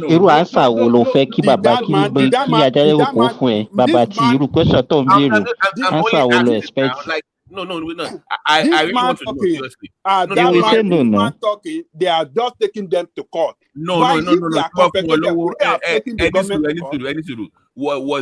That's your friend? Was he compensated by the government for losing? But if you don't know, say I don't know. They were not compensated. Do you know that they were not? They compensate you. Listen to this man. If they were compensated, if they were adequately compensated, why would they have taken them to court? Why would they have taken it's a hired gun. That guy is a hired gun. You hear this man that they took them to court. Why would they have taken them to court if they are compensated? I mean, for God's sake, because it has not happened to us. That's what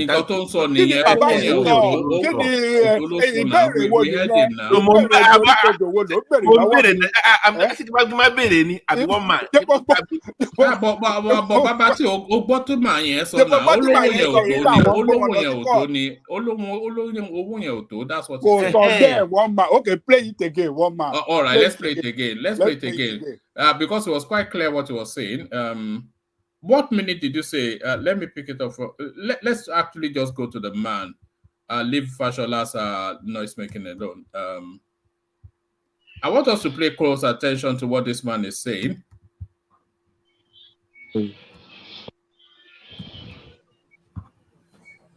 Because of that, our case at court, and the governor asked me, say, should leave our land for us.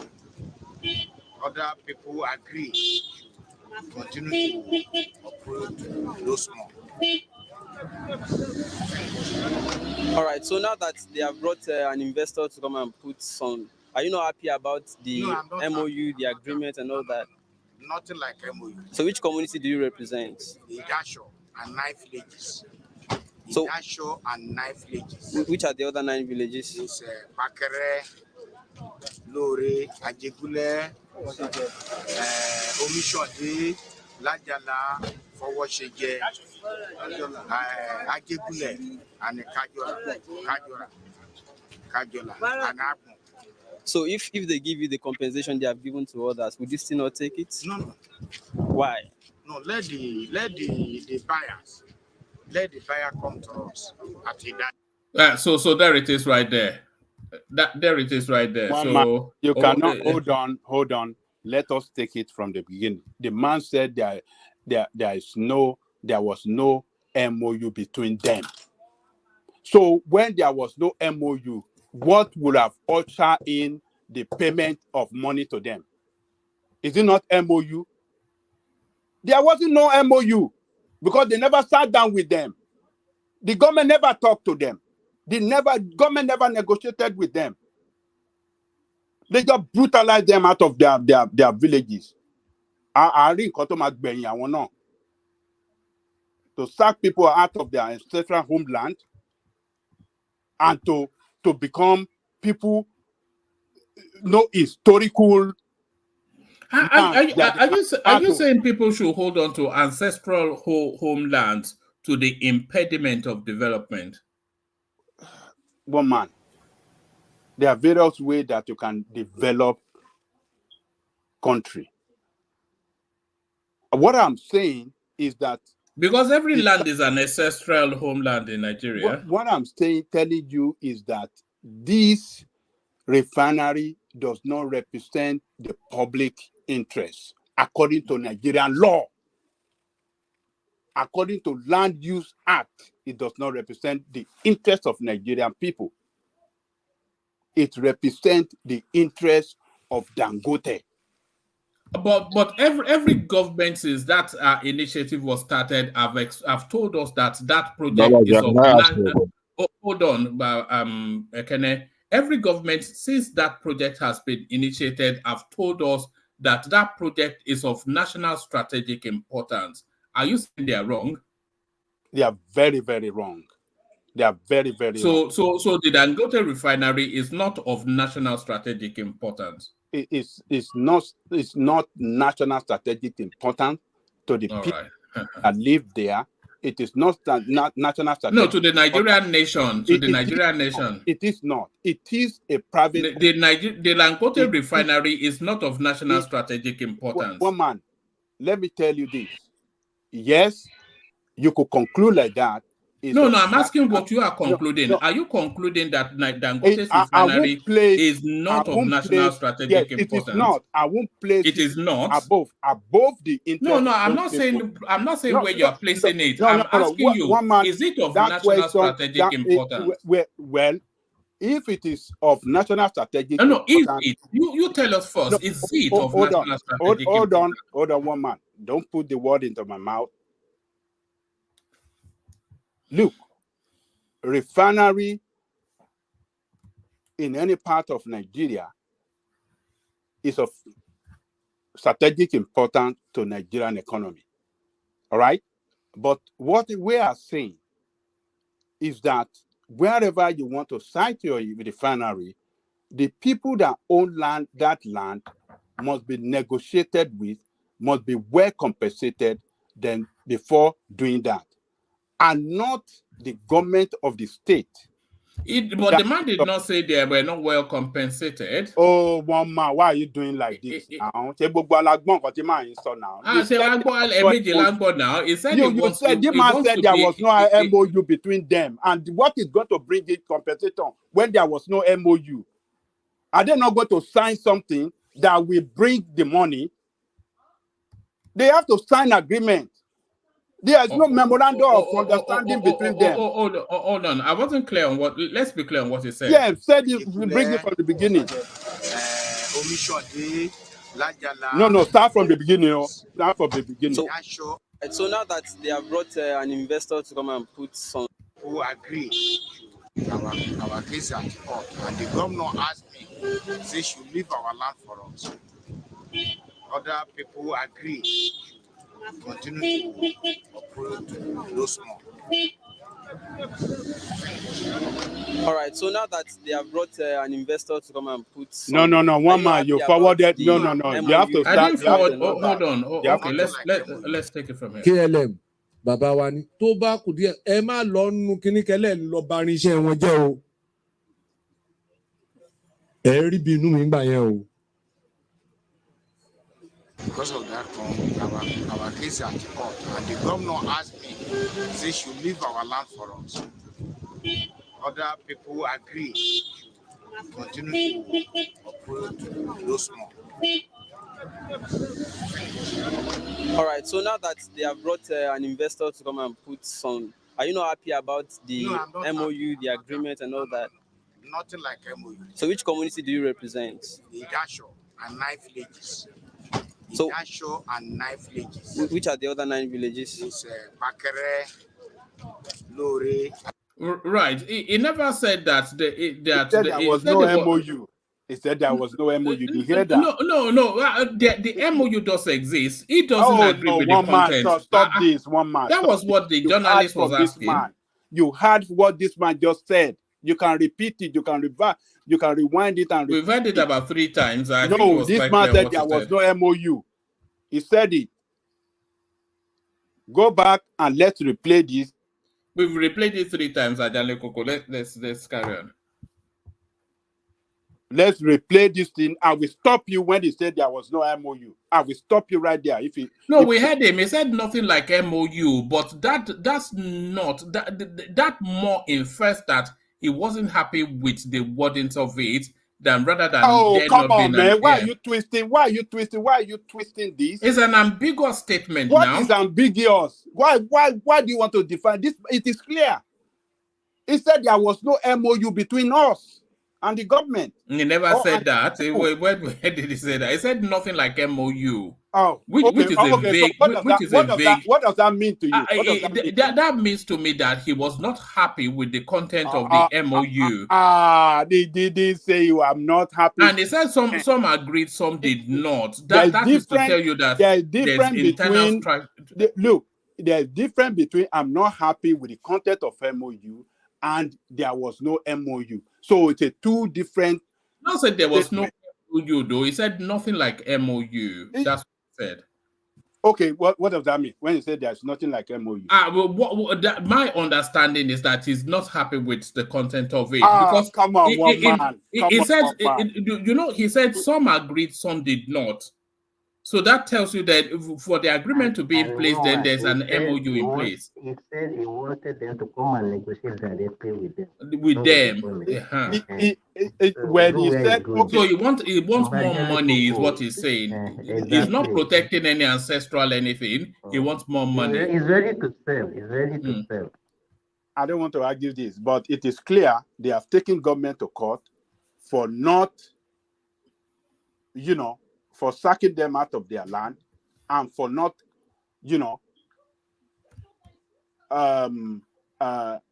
for not compensating them adequately. So it is clear. I am not happy. I am not happy about it. And those people that were sacked, so I'm happy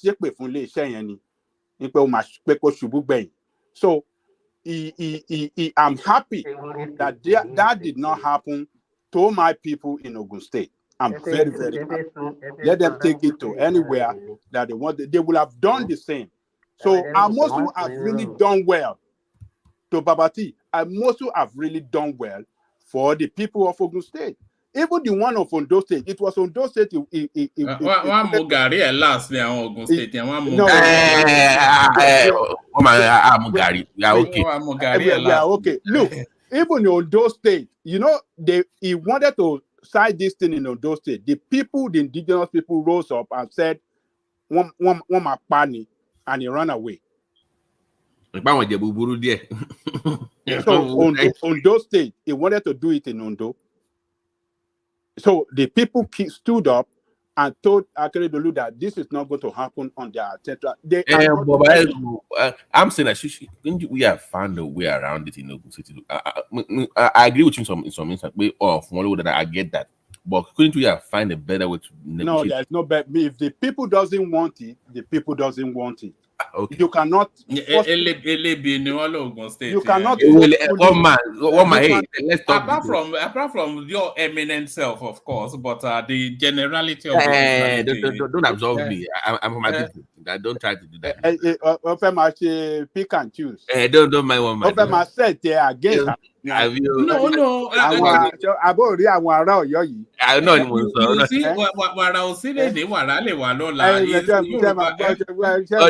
all this Amos wanted to bribe private jet of Dangote. Amos did well. I really commend him for not allowing this to happen. You know how much that community, that local government will be getting in taxes from that refinery? No, you see that area, they have bitumen. That's where they have the bitumen and stuff. So they have stuff regardless. They have natural resources in that area. Oh, okay. So they don't really need that or need the they will be okay if they. How far with the bitumen now? 5 years later, 6 years later, how far it's still in the ground, Abby? But they have something now. But Gary Berry. Ó tún fẹ́ lọ gba ó fẹ́ jí bitumen yẹn nìyẹn ó kàn máa jí gbogbo ẹ̀ papọ̀ ni. If we say I'm building the refinery and ó máa gàbà lórí bitumen tó jẹ́ pé owó ni. So but well he has what he's doing, commending the president. I think the president played a role, giving him and the governor back then that support, that everything to make it possible for him. And where we are today, if Lagos State had not allowed it, Nigerian State wouldn't have invested 20% in that refinery. So Tinubu played important role, Fashola and others, including the present day, the governor that is here today. So, and particularly Tinubu is the president again this time. So, no matter what, you still have to give thanks to the president, Nigerian state, for making it a reality. The central bank made available under the governorship of Emefiele with Forex, that make it possible for him to have this in place. So I think it's just thanking the president in such a double way, being the Babasale of Lagos that made it possible for that refinery to be built there. And now that is the president, I believe the Nigerian state is still supporting him, giving him everything to kick off operation so that the adverse effect of the economic policy of the company of the present government can be subsided. So I think he is thanking him so that for good thing, for support that have been given to him to have this refinery in place. So that's the way I see it. All right, thank you, Dan Lekoko. And to the young army girl, your thoughts? Yes, I think the chief of army staff should pick this up. It's been picked up, by the way. They said they're investigating it. Oh, okay. That is good. That is good. So we know that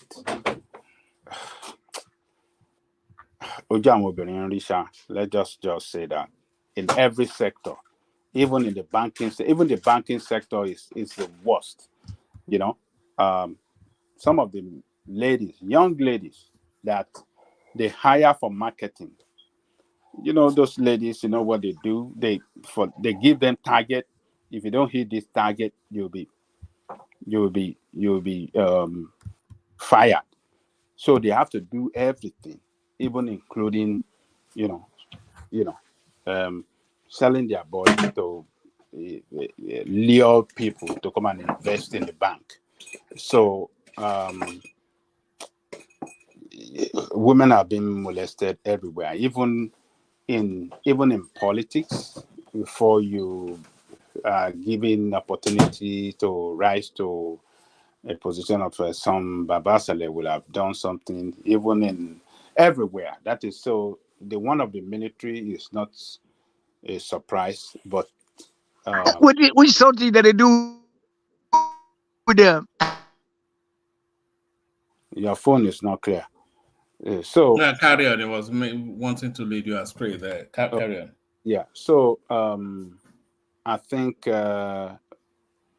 I'm glad that they have picked up this matter and they've started investigation on it. and the officer that she claimed harassing her, if the investigation revealed that yes, what she's saying is true, it should be punished. It should be punished according to the military rule.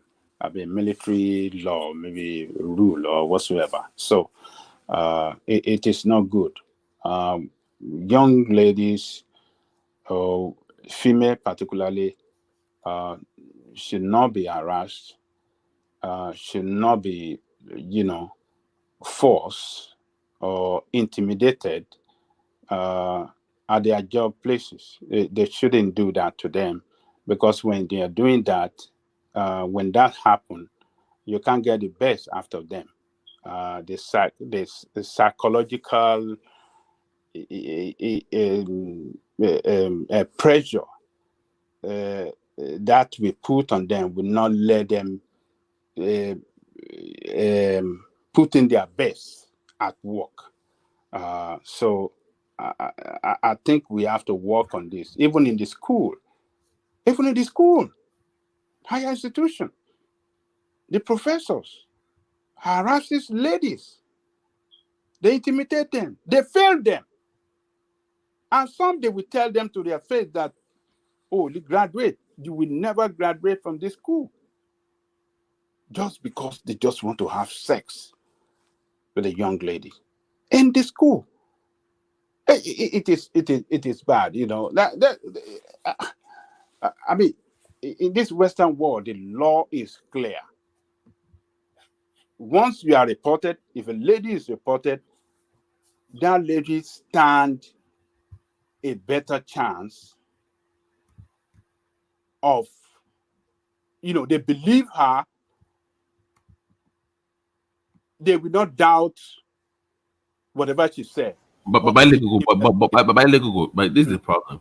Even the person that the fellow report will go on share. So if you say go and report to the dean, on share, everywhere you go there is, so who are you going to report to? You see my point. Even the police gone is there.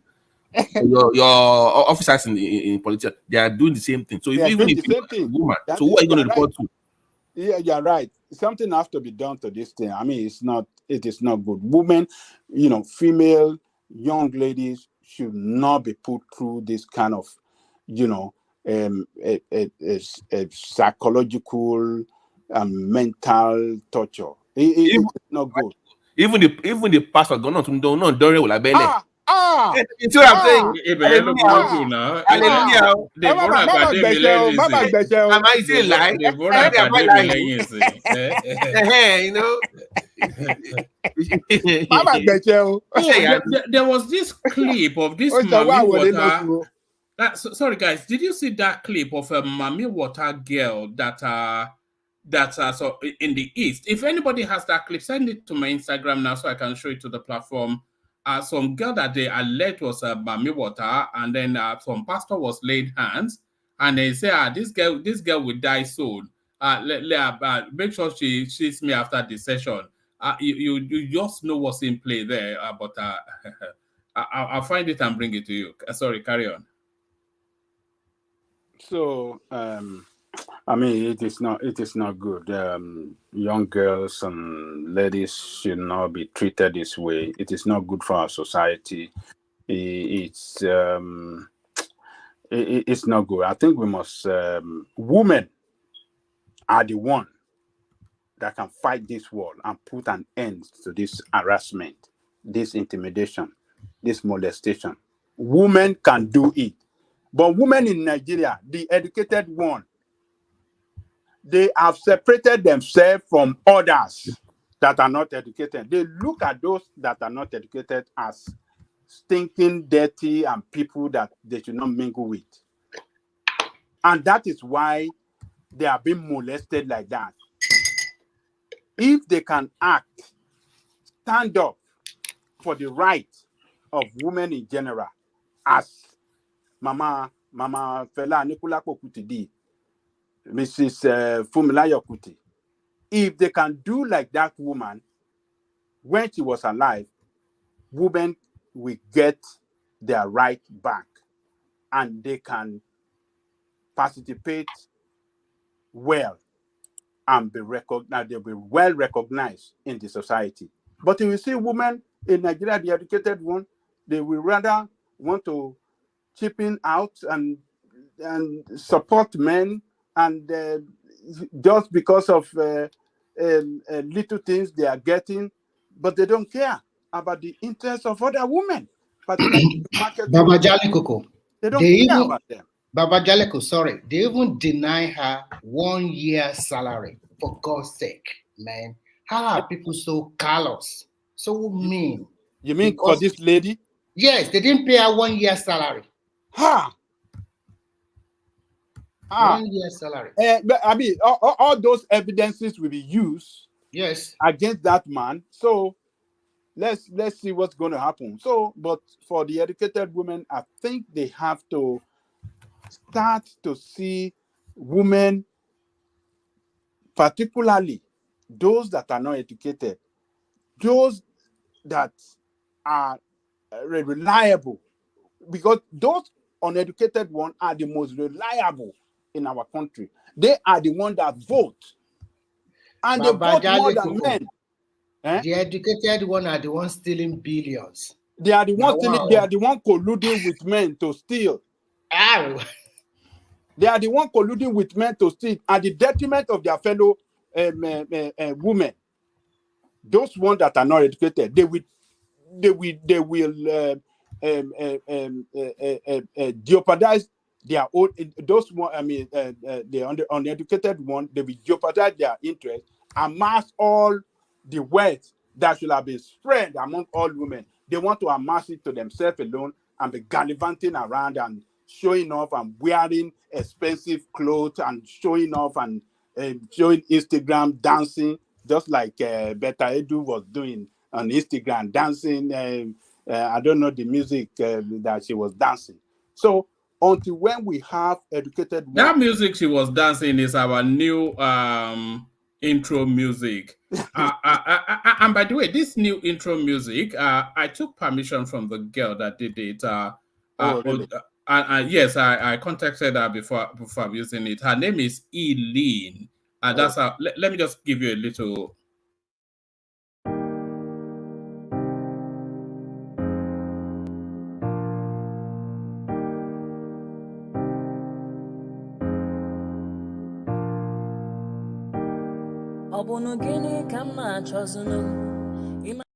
Yes, I had to go and look for a copyright-free version of that song, and I came across that girl, and I contacted her via Instagram, and she said she was happy for us to use it.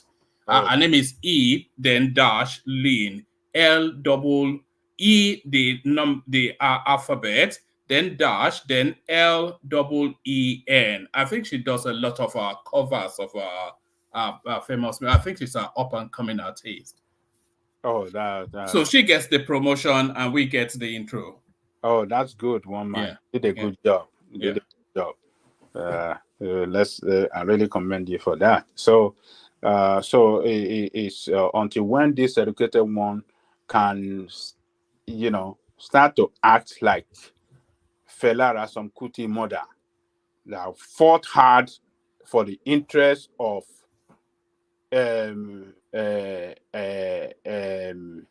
women in Egbaland and sacked the king back then out of her throne when she introduced taxation that was too unbearable for market women in Egbaland. That is when we can start having women taking their place in our society. Until when we do, if you don't have this educated one fighting for the interest of the uneducated, then women in our society will not get to nowhere at all, because the power lies with those uneducated ones. They are the most reliable voters. They vote all the time, even more than men. At every election cycle, the vote of women are greater than that of men every time. So why can't women? Why can't women? Why can't they vote for themselves? It's because this educated one failed them. They couldn't mobilize those uneducated well. They couldn't talk to them for them to know their right. They couldn't associate with them, and that is why these politicians in our country continue to rubbish these women, particularly men in general. So I hope that the the outcome of this investigation will be more favorable for these women, and a lot of people can speak up more, so that we can get this situation corrected, and women can, in their different places of work, can work with peace of mind and without fear of any intimidation and harassment and any problem whatsoever. So, woman, I'm happy. Babajale, Yes. Yes, Simba. Yeah. What can we say is the genesis? What can we say is the genesis if we want to address this issue of this harassment and intimidation of women, especially in our own society? You say, what can we do? I mean, what I can't hear you. What is the problem? What is the problem? The causes of all this problem. Yeah, the genesis. Yes. It's lack of social security. No social security in the country, and then that is why. And then there are no institutions, because I still referring to Germany. Is there social security in America? Yes, everywhere is social security, woman. So that when you have to lean up to, hold on, you can lean to. Okay, guy, don't just. Okay, I'm listening. The point I was going to make is the Me Too movement that we're seeing now. You know, sexual harassment in the workplace is a global phenomenon. It's not unique or peculiar to Nigeria. Ajani Koko just said that the bankers, they will tell you to go and make a certain target. What I'm okay, guy. Let's like Ajani Koko just carry on. You never stay with where the conversation. No, I stay with the topic because I was listening to Ajani Koko when he said that. What I'm saying to you is that sexual harassment, this sort of we have to be mindful of the wordings, because we're getting a lot of warning from YouTube these days. But this sort of conduct this sort of pressure on the female gender in the workplace is pronounced in third world countries, but it's not a unique phenomenon to that space. We've had the Me Too movement, all sorts of allegations coming out of the United States, all over the Western space. So it's not unique or peculiar to Nigeria. It's the wider point I'm making. But the number of cases are different in the USA. They happen occasionally, but in Africa, you see that. It's just occasionally, and then there are deaths. It's not occasionally, man. Let's just hear from. Okay, just make the point. One man. Yeah, sorry, carry on. Yeah, come in, Nikane. Okay, I wanted to ask: is it not that is an act of wickedness? I don't see it as a sexual harassment, because normally, if you want to have a lady, you have to buy her gifts, do a lot of things to get her, not necessarily to seize her salary just to punish her.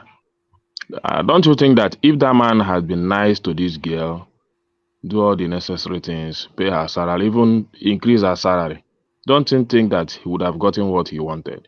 No, you know what I think? I think when a girl says no, a man should just respect that. You know, you can try a little bit of persuasion, but if you see that she's quite clear that she wasn't interested, then just move on.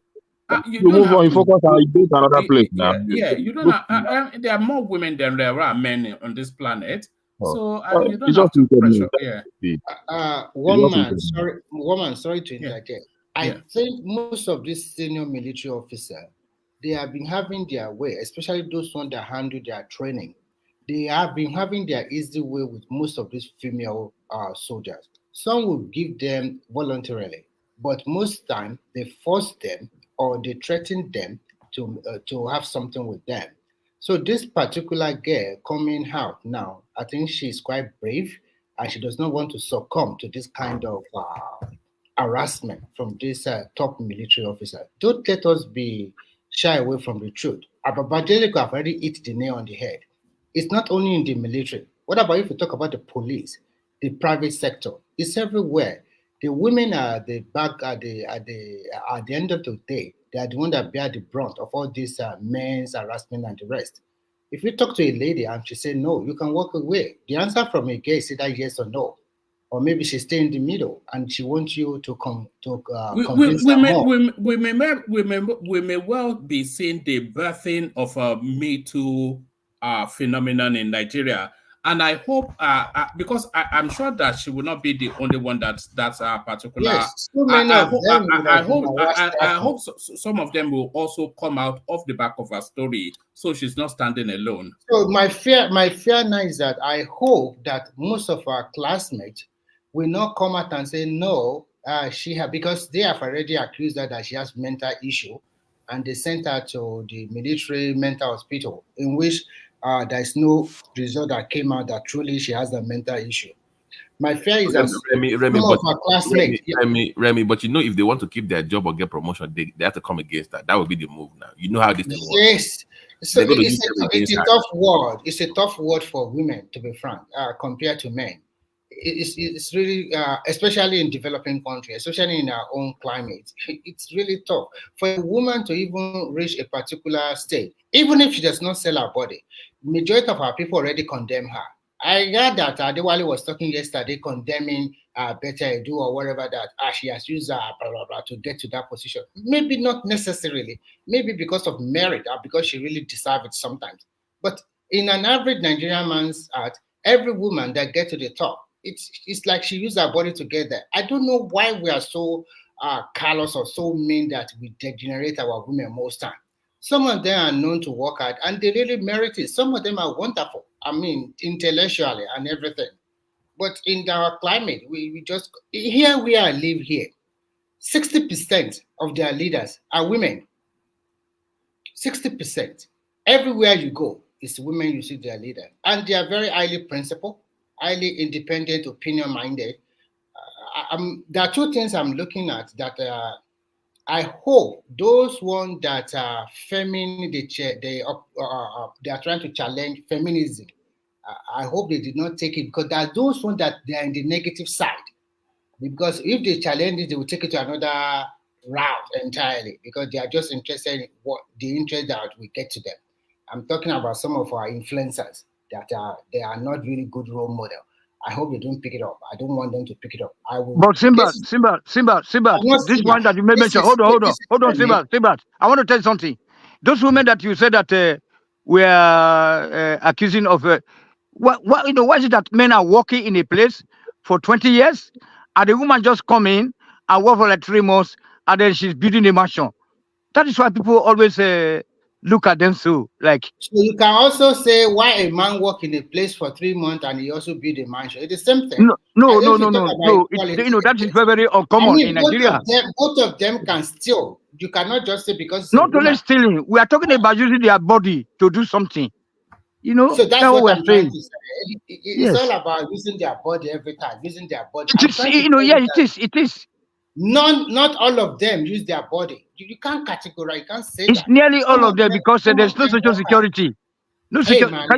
Can you know that some of can you imagine that if you have a pension system that cater for the civil servants, after work they will not steal, but we have no pension system.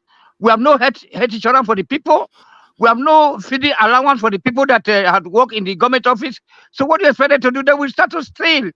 No, what I'm trying to tell you is that some of these men are wives to some husband at home. Some of them really work hard to merit the position. Don't always let us categorize everybody that they are using their body. That's what I'm trying to say. Some of them, they work hard to that position. Some of them really deserve it and they merit it. Not all women use their body to get whatever they want. Not all. Not all. You cannot even say about 25% of them use their body to get whatever. Some of them, they don't like it at all. So you can't be categorizing that every woman use their body. So I want Nigeria to stop that. And because the world is changing, and some men, they cannot accept it. More and more women are coming out, they are becoming more successful, and they are challenging us as men. So because we use our culture and tradition to suppress them sometimes.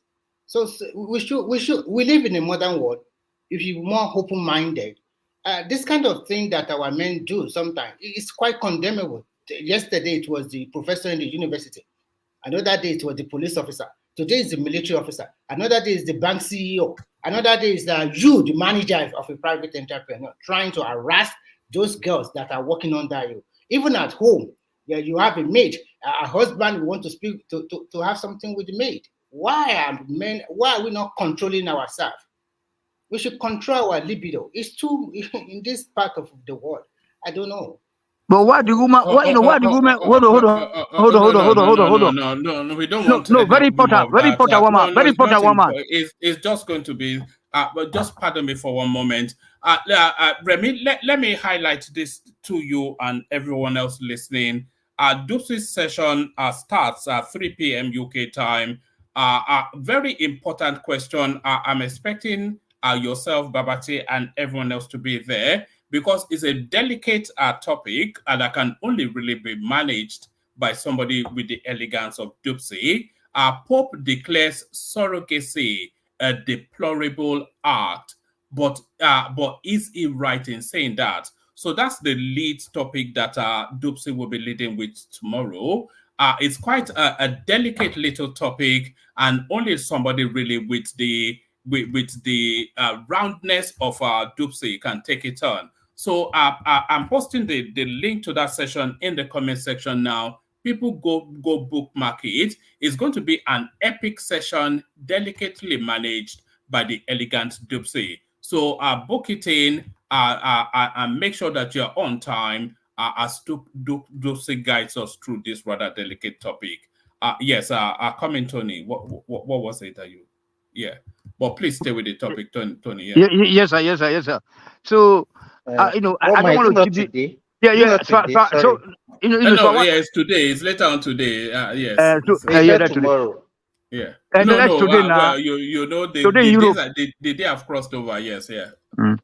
So, woman, what I was trying to chip in was that why our women wearing Indian hair, dead people's hair, all those kind of makeups.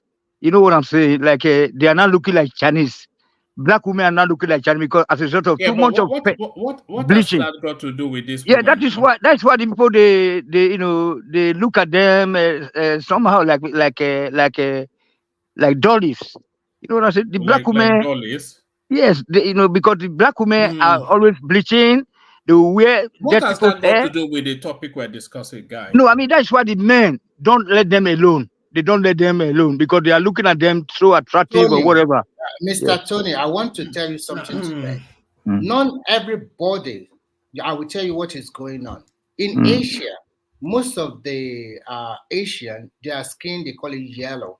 Do you know how much they spend on making their skin to look more whitish like white people? You don't know. I lived there for so many years. An average Chinese girl will spend close to 20,000 RMB. If I calculate it to today's euro, maybe I'm talking about under 4 to 5,000 euro per year on skincare. And the white people you are talking about, they also go sun tanning. They want to be tan because if they tan, their skin look more bright and brown. So they love it. So the black girl also think, okay, if I'm more light in complexion, maybe I'll be more attractive. So it's not only how many percentage of black women that look like Philippines? We are not. It does not mean they put on the hair. Let me ask you a question. I don't know whether you have a wife at home or not. If your woman put a very attractive wig, does it not make her more beautiful? You do not appreciate it. They are doing it for their men or for their husband or for somebody who is looking for a spouse or looking for a boyfriend. You cannot stop them from making themselves looking more attractive. I love them when they put it on. Some of them, they put it on, it makes them more beautiful. So I don't know what is your beef against that. That is the word for you. If you want the traditional girl that plait her hair or braid her hair every time, go back to Africa and get one. But in the new world, everything a woman can do to make people to be attractive, to make herself more independently, to make herself more attractive to other male or whatever, they have to go ahead and do it. So you can't blame people for making themselves looking attractive. Although I don't like bleaching of the skin. Let me answer Simba's question so I can round up. Simba, are you still there? Simba. Yes, Papa. I'm repeat around the there. question again so that maybe I can answer it. Well, okay, the question I ask is that what is the cause and the genesis of this rampant problem in our society? The cause is that we don't take it as a matter of importance to train Nigerian workforce on sexual harassment.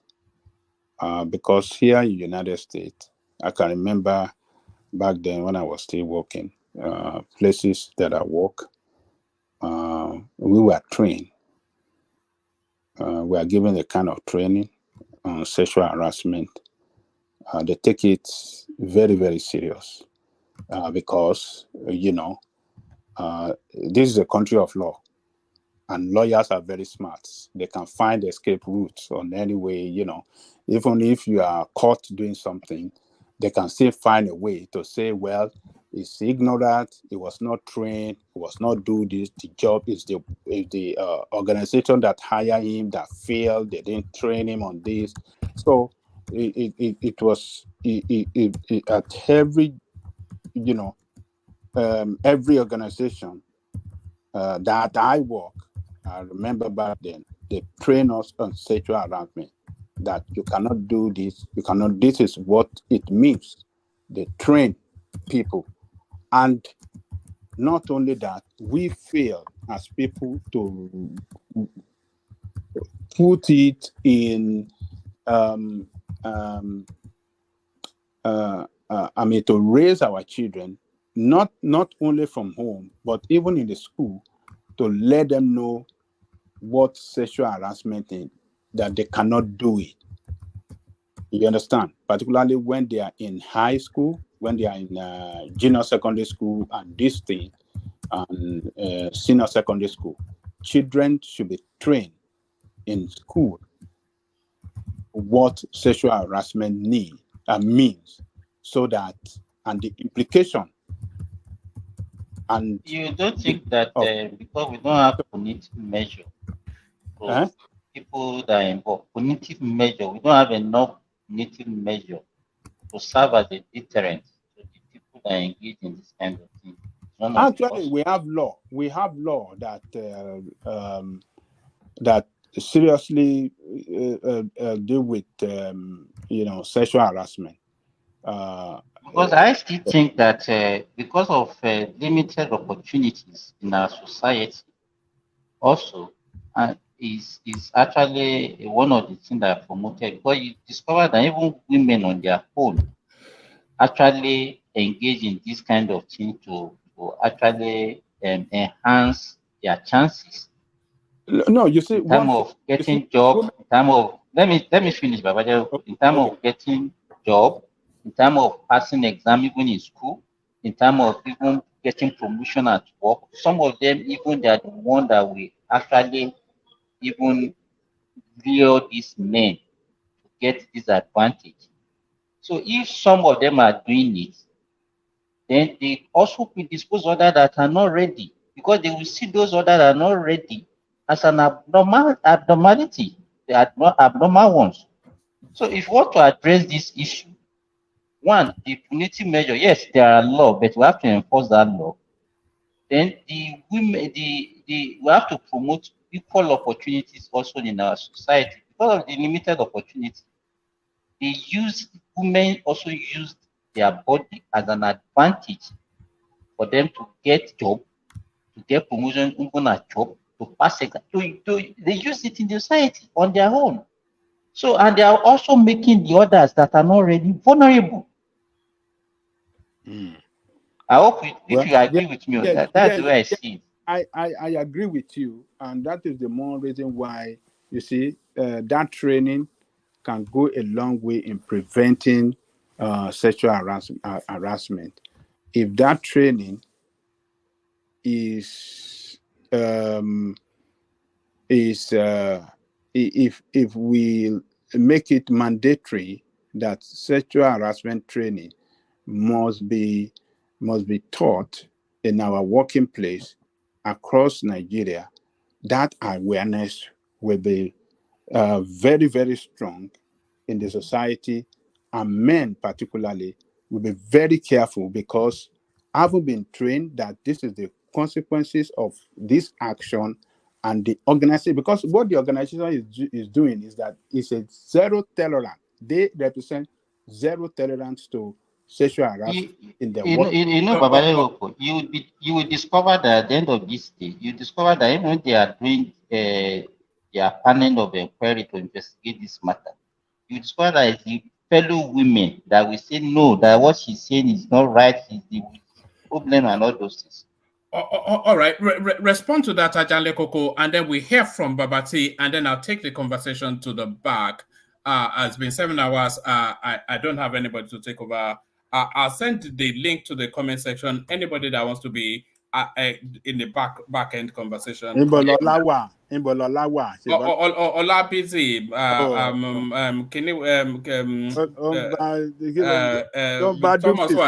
Thomas one church, Mikey, Mugwana or some whatever it is that he's doing. Ola Mama target fun Dupsy in the comment section instead of you to come here and take over from one man and carry on the job. Hello, Mama target. Look at that. Dupsy has already said that Pansat, Lola Yin Leshomo, kilo look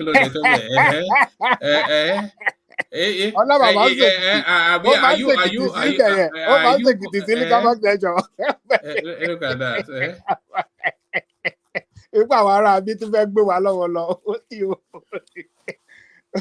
So let me just round up. So Siba, I think that really is important. Every organization must make it. They must stand. They must have a policy, a policy of zero tolerance to sexual harassment in their in their organization, so that every employee can know clearly that no, I can't do this. Even if a woman wants to lure you, you know that you can get in trouble. Because the way I can remember the way we were taught. All the tricks that women can come up with that can put you in trouble of sexual harassment, they will teach us in that training. If they do this for you, if you don't remain in one room with her, that you want to always open the door. Don't do anything in secret or let it be open.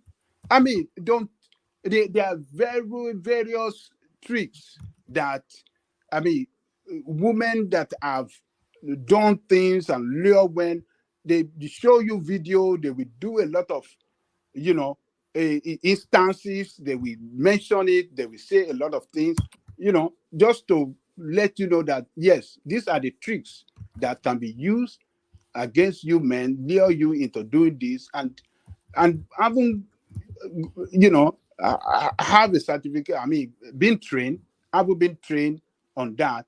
I mean, you want to be very careful with your job. You don't want to lose your job. You don't want, and the worst part of it in this country is that once you are sanctioned on sexual harassment, it can go into your record. It's straight. Particularly if they take you through court process and the court, rule against you for sexual. I mean, you are going to be in a very serious problem. To get job, it's going to be very, very hard for you. So you don't want to get yourself in such a problem. They will train you. They will tell you what the law says. They will cite cases where ruling has been infected against some people, and what some people are going through haven't been, convicted for sexual harassment. They will mention everything. And now, when you have seen all these things, man, you say, no, I don't want to get in this trouble. So that is it. I mean, we shall adopt that system in Nigeria, train our people on sexual harassment in every organization. They should do that. I think it will go a long way in reducing this harassment against women. It is not good When women are not well taken care of in any society, just like Mike said, any society that, reduces the potential of their women and on top of it, harass them sexually, that society will be very tough for that society to reach the promised land. So, Wama, let me leave it there. Thank you. All right, brilliant, excellent, Ajale Koko. So Ola has joined us at the last minute, and is happy to take it on. Ola, are you there? Ola. Yeah, yes, please. All right, brilliant. You know the person that you banned yesterday. Oh, sorry. Yeah, I thought it was that guy. I can see that you've added him now. No, it's actually Hassan. It wasn't that guy. It was Hassan. Yeah. Hassan, I'm very sorry. But well done. Ola was trying to compete for the right there. No. It's better that you had done that. And then we unban Hassan than for it for the so continue to do that. Names that you're not familiar with, just ban them. I can unban them later if they are members. But yeah. So, gentlemen, let me bail out. Hand over to Ola. Hassan joins us. Babat is still here. Remy and Simba. So you have a full complement. So Ola, over to you, guys. See you tomorrow. Don't forget Dupsy's session. I hope you've all bookmarked it. She's taking on the Pope. Only Dupsy can. Yeah. So Wale. Baba. What you want Wale? Thank God. Wale ni Chrome bito wa yen wọ́n dẹ̀ náà ń ta gbé Kí ló dé gan-an Ọlá? No, mo ti busy ni, in fact, busy where? When I know busy that on tagi ni, busy on tagi. When I know that Baba Jale Koko and everyone is there, I know that people will coordinate themselves. So I'm happy to be here and had people, but I know that this session will be self-coordinated because I will be going out and coming in like a Thomas. So I know everything will be regulated. No. But honestly. So even go bó ṣẹ̀ṣẹ̀ dé ní pẹ̀lú mọ́tò tó kàn dáǹsì káàkiri lórí títì látàárọ̀. Ṣé snow gan? Is it really snow? Not too. The cold is not too much. It was just feeling like minus 50, So just minus 50, and the road is so. Are you talking about Fahrenheit or Celsius? Celsius. Fahrenheit. My God, minus 50. Oh. Are you kidding me? Minus 50. Remy, I told Ola like Colorado generator because if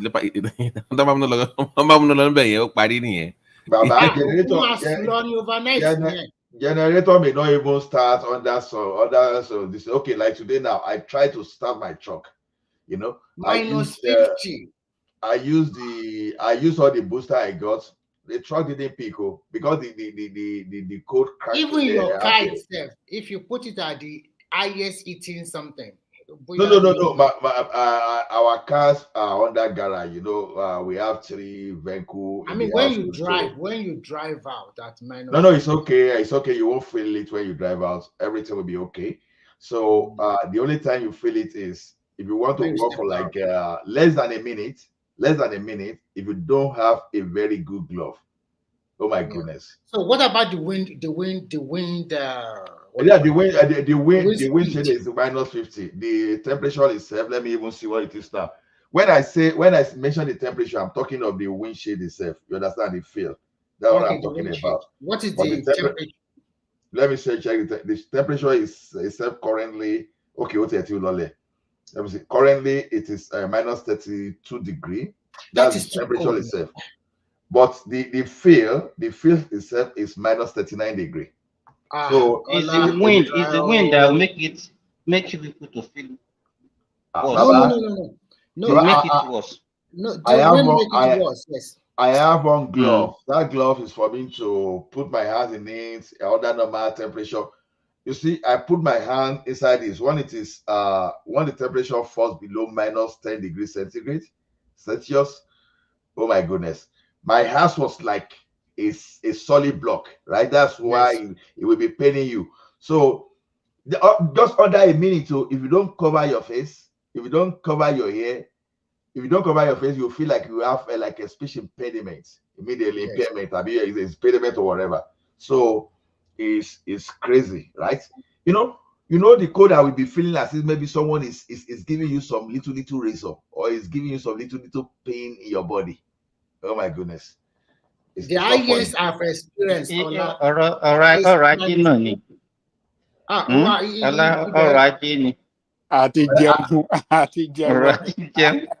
See, my booster has 700 crank crank amp. It's all when things is cold, I want to crank it. You understand? I use it on my truck.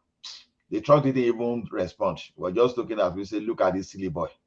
What are you trying to do? I carry my car. I use a cable to just start before where they say they didn't even start. So I just resigned to using the car. But the car, if you don't drive very well, you can easily do 360 or 720. Especially easily. If the road Easily, you can do 360 on 720 easily. Yeah, so so many 360 nowadays.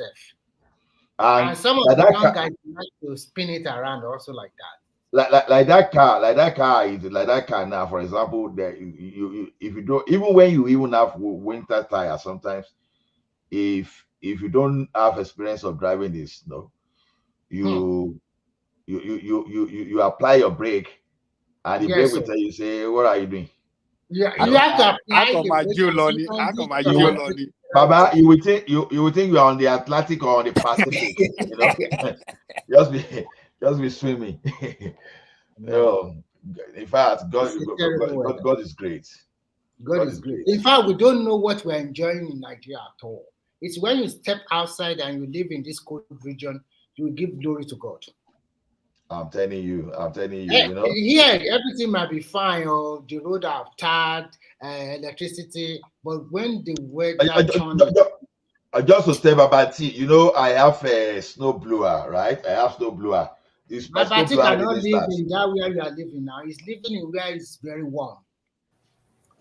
Boston is not warm. I don't know what you're talking about. Boston is. I thought you are living in Houston. I don't know. Is it? Oh, it's not. Okay, it's not that warm. But what is the average temperature? So what are the topics we have on ground? I've just not been. So this central bank, they are moving back to Lagos. How far is it? One-man makeup, or is really happening? No, it's only some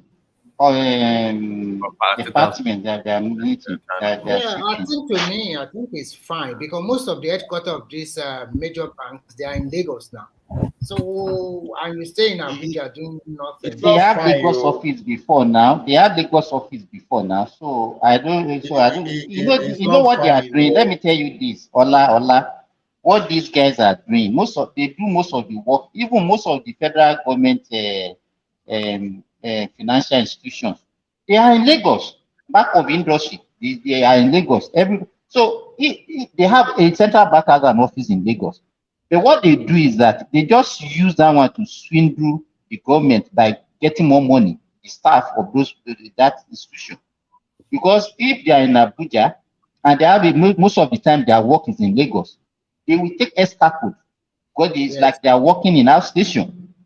Yes. You understand? So why should they continue to stay when you do most of your work in Lagos and you stay in Abuja, and then you'll be collecting extra salary because of that?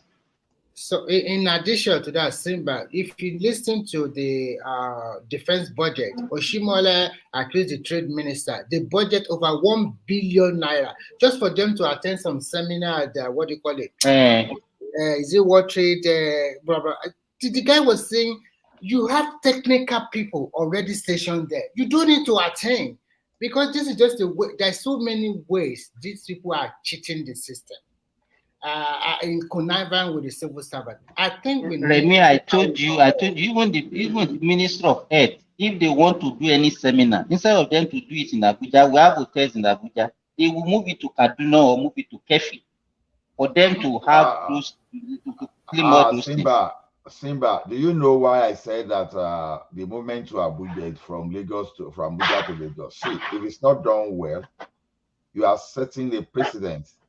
And you know, we have some guys that are so crazy that when you don't do things properly, when they get there, they will abuse everything. They will bring some kind of the level of nepotism that's as you've never witnessed on the surface of the earth before. Before you know, they will move all the department to their local village. After all, someone did it before. But now, when you are doing this, if you really have a structural reason to do that, fine, and it should be well stated. Because when you look at it, to start with,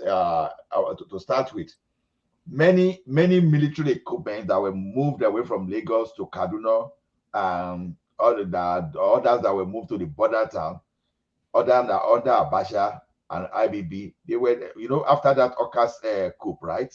Gideon Hawker. So that should not even happen in the first instance, right? So, you know, that was the time that they started focusing on the Kaduna refinery even more than the Port Harcourt and the Warri refinery. I think you understand what I'm saying now. So, you know, we are in this country whereby they took military, navy military. Is it they took it to Daura, right? I can't remember. So when you look at all those things, so when you are doing things like this, pay attention, be very careful, because people will be seeing the thing as Jagaban is moving the thing to the states. So they won't connect they won't connect the benefit and the logistic behind all those stuff. So to me, do I really appreciate? Do I really know? I don't personally. I'm concerned. You understand? If there's anything I they should think do, what they need to do, Ola, I think what they need to do now is to let the public know the reason and give us, even if it's financial, they should let the public know the reason why they are doing this. Thank you thank you for saying that, because earlier in the program somebody came here and said, well, they are moving into Lagos. Why not Onitsha? They've already turned it to some kind of tribal. Like you must come out and explain to the public why you're doing what you're doing. So it's not like some kind of Lagos mafia trying to move some powers from Abuja back to Lagos. So they must be clear and very precise and let the public know what's going on. That would be a step in the right direction. So Simba is absolutely correct. Yeah. So and I think one of those things the administration you focus on is this, because I don't want, because if this administration means the right thing to do, I don't know who is going to do it. Number one, they should concentrate more on this our security, because you know, when I was asking how people will measure this guy yesterday, this administration, I still remember recruit. What would they eat? Cassava, ege, agbado, you know. By now, we should be seeing all those stuff, right? Those things doesn't have to be federal. We'll be clamoring for this. You know, decentralize the policing. You know, decentralize the policing. You can leave the military at the federal. Even as the federal, we should have some kind of regional counterbalance. What do I mean by regional counterbalance is this? It should be structured in such a way that the number of the military the military hierarchy should be balanced by the by the geopolitical region. So what I'm saying is this: if we are going to have like 36 military officers that are senior, that are general, let that thing be cut across the entire the entire geopolitical region. So don't have it in such a way that some people will see the military as their birthright. You know, But you know, Ola, what you are saying, you are also contradicting what you said earlier. You cannot be giving people promotion or whatever based on where they come from. No. No, let me just wait. Because if let's say you employ them equally across the geopolitical zone, they cannot perform equally and then getting promotion at the same time. But can we So we if even you even at that point of even of employment, why can't we do what you're talking about? To say let's not even use quota system. Let's get the best out of the best. If everybody for that department is from Benin, they should be from Benin. Why can't we start from that? Why can't we start from the point of employment to say we want the very best of the best? because now you want now to make it everyone when we make employment like that, then you want to make promotion like that also. Right. And then be promoting people so Simba, that you can have Simba, equal. you got my analogy wrong. What I said earlier is this: I said the education should be matter for the region or the state, right? So I don't want a situation whereby I will be coming from Ekiti State and I will score 300 in JAMB. And my offense will not be because I'm from Ekiti State, I can't get admission, and someone that scored 50 from somewhere will get the same admission. Two different things.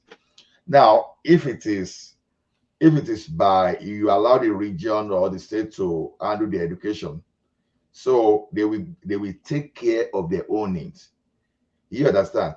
So, but this military now, because of the importance, because of the suspicion, because some people in courts, although not really in court, just because for me not to offend some people that believe that nothing like that happens in Nigeria, I want to believe that we should have a balance, because as it is now, we know what happened under Buhari, and probably I've not understudied this current one. Maybe it's happening under this one too. What I'm saying is this: for us not to have a situation whereby some region in that because militarily federal, and for people not to think that okay, we have this. You can, if you like, your best from your area, whatever they have, I don't care, and pick our best from here. So you can do it for the as far as that military, but in terms of education, don't use that to bring us down, and don't rely on a region to say, oh, the best of the best. So what you are saying now is okay, in education we should allow merit, but in our military, merit should not matter. Because like this is what it boils down to. Then you have to go to all sectors. So recently we saw the video of this how the military is recruited using indigenship. No, if you want the best of the best, if they're from the north and they're the best and they have the education, that means you must first raise the standards, right? Then say, okay, the best of the best should come into military, come for training. Let's see who is the best. There should be some kind of tryout. You just don't say because they're from one local government or KBC approve them. Then we get no. Then it goes across board. But what happens is they feel like people will feel like they're being left out if we go by that. If we say we're gonna go for quality instead of quantity.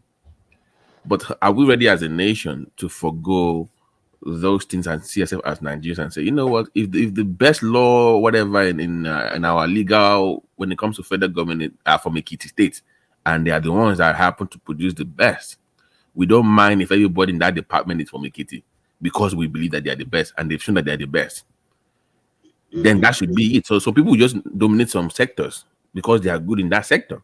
That's just the way it should be, in my opinion. But to say, oh, we must have a representative from somewhere, you must have this from there, we must have that. Yeah, when it comes to some aspect, we should make excuses, because I always advocate for minority groups, so don't want to be an hypocrite. But I'm saying that when it comes to actual recruitment, the standards should be high, and the very best of the best should get the job, regardless of how people feel. Babati, if you think that will happen, this is what I've been struggling to explain. You see, education is human capital development. From the beginning, we have to get that development right. You don't mix shaft with the seed. From the beginning, let everyone take care of his own education. Don't deprive anyone that is. Education. Wait, I understand what you are saying. You see, I'm applying context. I know you want to say I'm contradicting what I said, but I want to tell you that. No. What I'm saying, even the education, the example of education that you are saying now. Okay, if you look at it, let us analyze it. No, there is nothing that stop each state. I don't think there's any state in Nigeria that doesn't have their own polytechnic, that doesn't have their own college of education, that doesn't have their own university.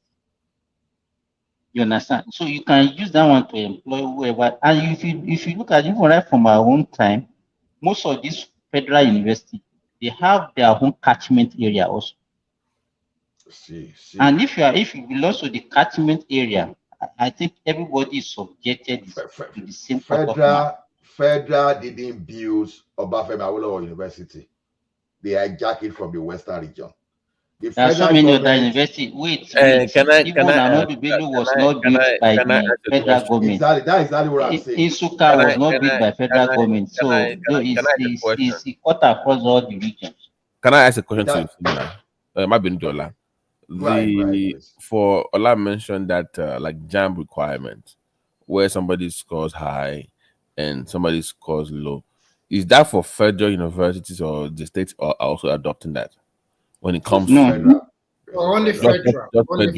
Okay, so if you are state, you can set your own benchmark and stuff like that. Yeah, but some of the state university too, the admission are getting more competitive also. Because you are after the JAM, you have to write post JAM again, okay? And that one is all the university, not only the state. No, I'm trying to say it's becoming more competitive like before. They are not using that one to reduce the number of students because we have more students than the available space.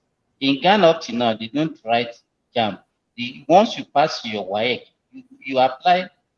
Just apply and you get, if you are lucky, they will choose you. Where? You mean some private? In Ghana, even in Ghana.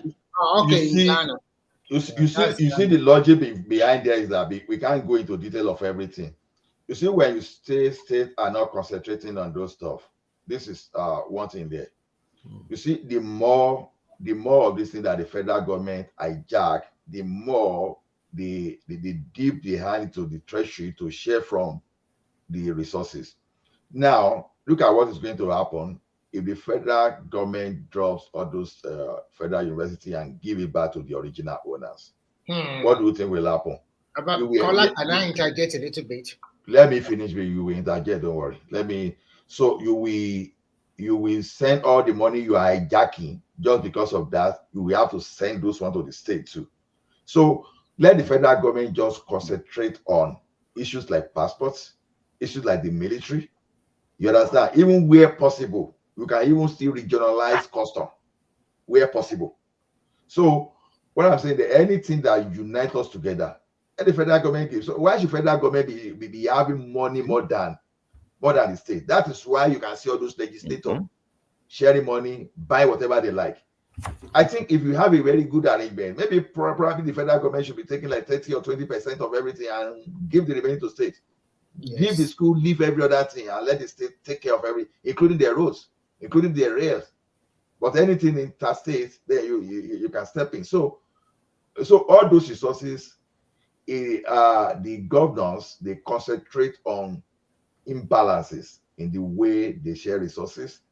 So even including the citizens, they look at all those the way that they only have expanse of land in Kano, and Kano is sharing money more than Lagos, all those stuff. So when you take all those distractions away, even the governors, they will have no place to hide. That's what I'm saying. So okay, go ahead, Remy. Okay, I think you have a good analysis, but I'm looking at it this way. I also want the federal government to hands off federal university, or maybe just to have a minimal stake in terms of funding, maybe 20%. But you ask yourself a question: can they pay school fees? Parents, I mean those ones that have wards in the federal university, or can Nigerian parents allow their children to seek for that loan to pay for their tuition fee? Because this way, most of these federal universities will become semi-autonomous. And if they do like that, they will be able to win the big stick against most of our errant lecturers. Some of them never go to classroom in a semester. Maybe just go to classroom once or twice. So if the federal university can be semi-autonomous with federal government, because I don't want them to give it to the state. The state university, or are they being managed very well? Only few states are really managing their university very well. The other is just a trash. So I'm looking at, because you cannot just say, okay, the federal government should hands off totally and then give it back to the No, let the state. no, Remy. The federal government has brought a lot of junk. Just imagine if federal government was in charge of education, probably there will be no Remy that will be speaking a received pronunciation of Queen's English today. Maybe you'll be speaking some kind of jargons. So the little thing that Awolowo did is still the thing sustaining us now. So just imagine if they be using all this quota system from a very long time ago. I understand you about the quota system. Remy, wait, Remy, let me say, okay, person like me now, my dream was to attend. Ola. Well, I think we're over-emphasizing on this quota system. Because now, I don't think there's any state in Nigeria now that doesn't have a federal university. Yes. Mostly. All of them. We have nearly 37 federal universities now. You understand? So what I'm saying is, so forget about that quota system of everything doesn't work any longer. No, Simba, no. You seem not to get what I'm saying, because we so much concentrate on whether the state government, that's not the issue. Federal governments need to be effective. Okay, you want to look at what they are doing in the in the country where they are so multicultural, like Nigeria too. You look at the US, you look at Canada, you understand? Now, the thing is, look at the airport the business airport in the world. It will still remain the business now, the one in Atlanta. Do you know what it means? It's like you are saying the Kenya local government has an airport. But in Nigeria, it's the federal government that want to have everything. The city of Calgary, where I live, and my airport controls more. What's the population of my city? We are less than 2. We are less than 2 million, right? But so Ola, you are not even advocating for state. You are advocating for local government to even run things, because those are as much. Just take things from the federal government. It can be local government. Yeah, I think you are right. But how do we go about it so that it's not right? I think the problem. Let me tell you, Remy, it's not right. You people, because you are there, you see things working there, and you think that you can just take whatever they are doing there and extrapolate it and think it will work in our own space. It doesn't work like that. Simba, don't say it doesn't work like that. It happened in the first region. You have to adopt and adapt. That is the problem that we are making. And then you people just because you are living in Canada or US, you think that whatever system they are practicing in US should work in Nigeria. Accusing me of. It is you that we are not adapting now. Because the question is this: you'll be practicing this federal system since 1966, where they squared to the First Republic. And what has it given us? Look at how we progressed just from 1960 to 1966, because some kind of errant people just destroyed our structure. And since then, let me tell you this. We have some countries that they practice central government.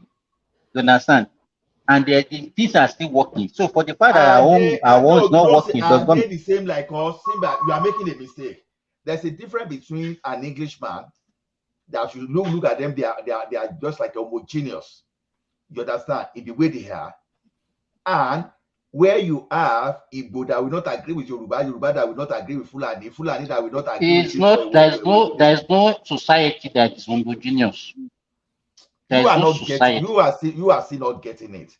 This thing is that, it's when you are doing some kind of when you got mathematics, you are having first degree, second degree, and some other kind of how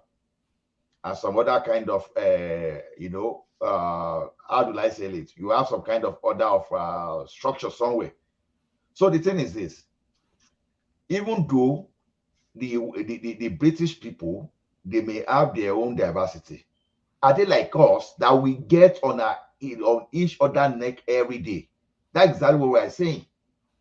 So our own problem, we are not seeing any progress in our society. That is why we are saying, let us go back to something similar to what worked for us before.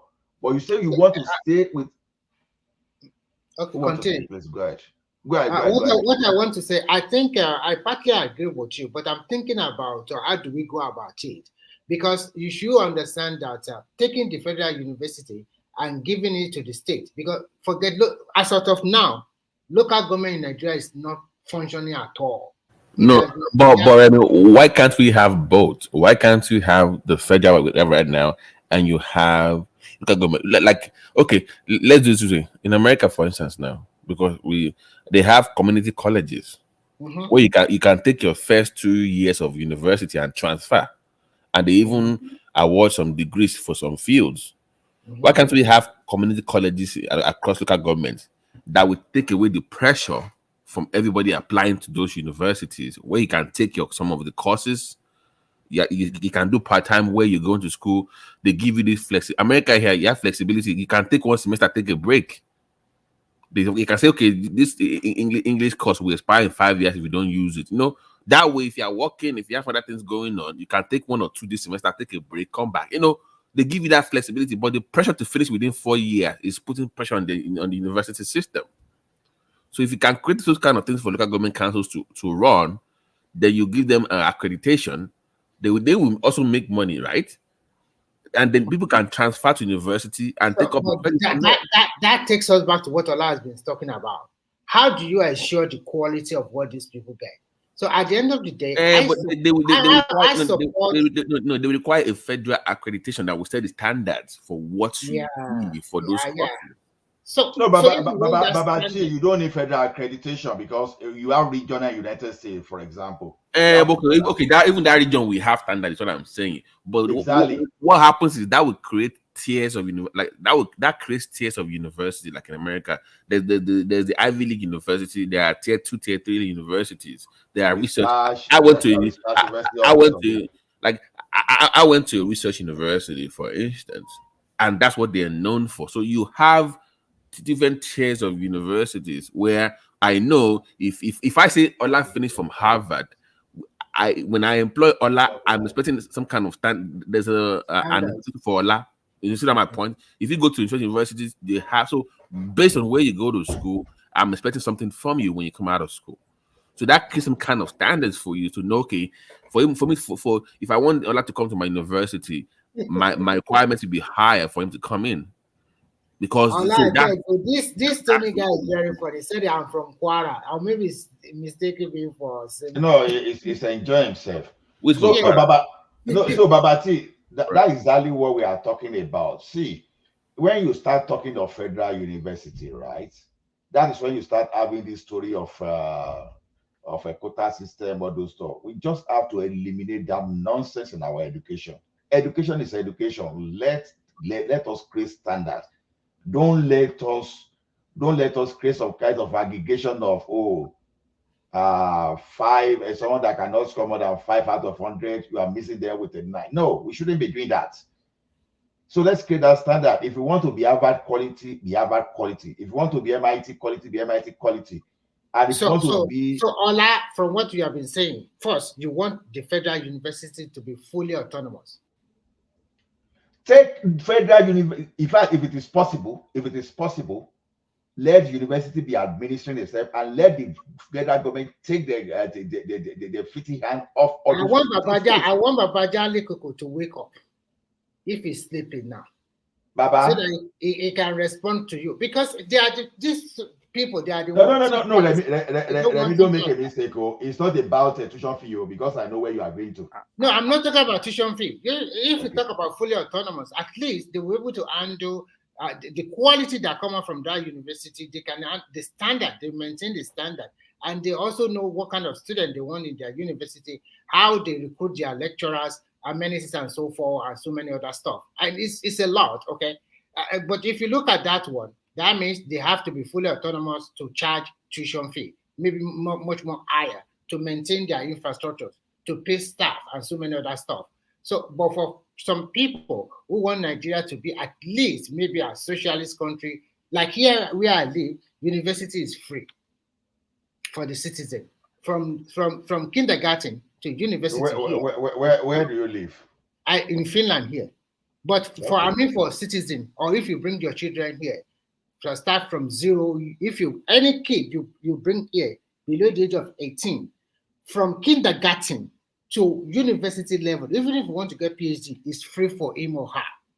No wonder none of your university is in. No, but for me, I paid money to come here as an international student before I graduated. So it's different. But what I'm trying to say is that here it's like, Scandinavia, they are known for their welfare society, and they have one of the best benefits in the world. So that is how they are totally different from Western Europe. Okay, you can categorize. Okay.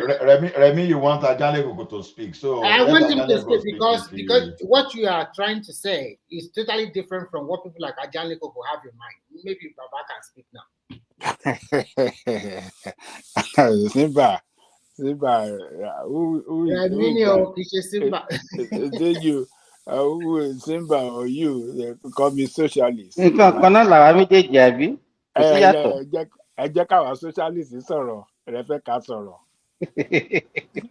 Give it the poor people to go to school for free. Babati is the one. Yes, Babati say, "Oh, don't my Ajale Koko is a socialist.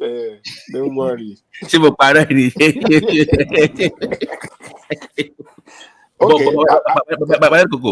I brought up the idea of having community colleges across local government to let's follow this body. We must finish in 4 years. Yeah, that we can take credit classes at community college.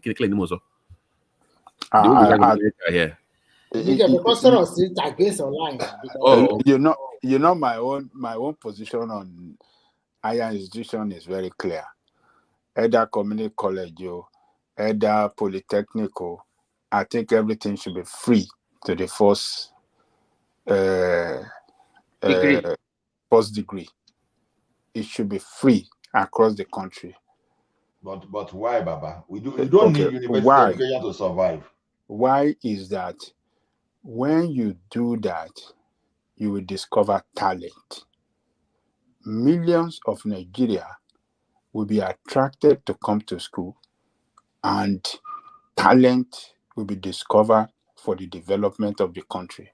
I'm with you. Let me give you an example.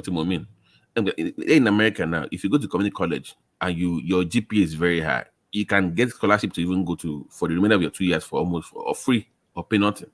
Oh yes. So talent here, what company say? Okay, the first 2 years, so let's see how good you are.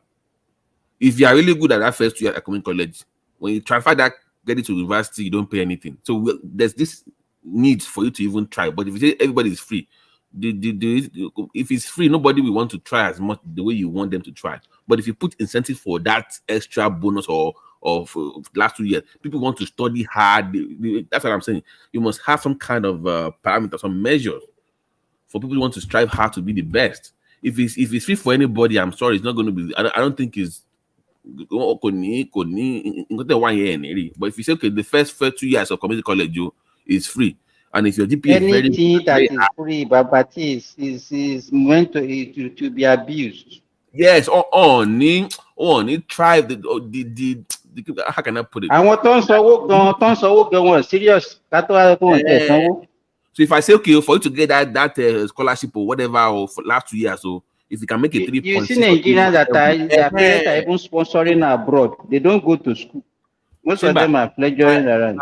My ex during pre-med, they were paying for her from Nigeria. That was one of the politicians back then. Was paying for her apartment, paying for her school, and giving her money allowance with car, everything paid for. She could barely get C in biology. When they kill her time, it's hard, even also going by, we see her the job on the side. You do share you're making C+, C, might very well medical school. So sometimes, even if it's too free, sometimes go down by me, but it's not that good all the time.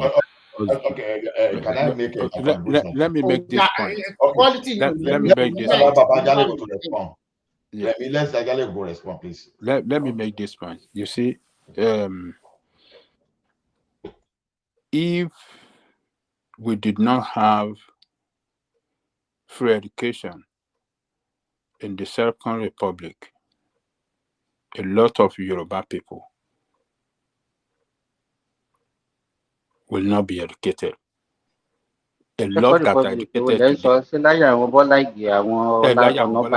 That was primary education, yeah. tertiary. Hold on now.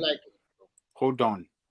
A lot of Yoruba people that are educated today will not be educated. Most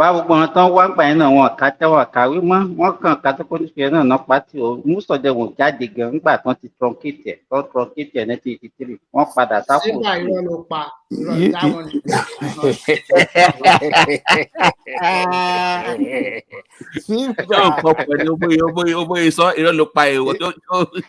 Tó ló sọ ó mọ̀ wípé Silva ò sọ òótọ́ ń bẹ̀ yẹn because look the infrastructure that those people in the West put on the ground for those, education to that free education program, to run successfully they injected so much resources into it. And they are the one that started state education. This state university started from the West. You see, we from the West always find solution to every problem. We are always in the lead in finding solution to problem that Nigerian state created. We always find a way out of that problem and, make life easy for our people. So the free education started in the West. In the second, it was very expensive back then. No, education was very expensive. But it was a lot of money back then to send people to secondary school. Free.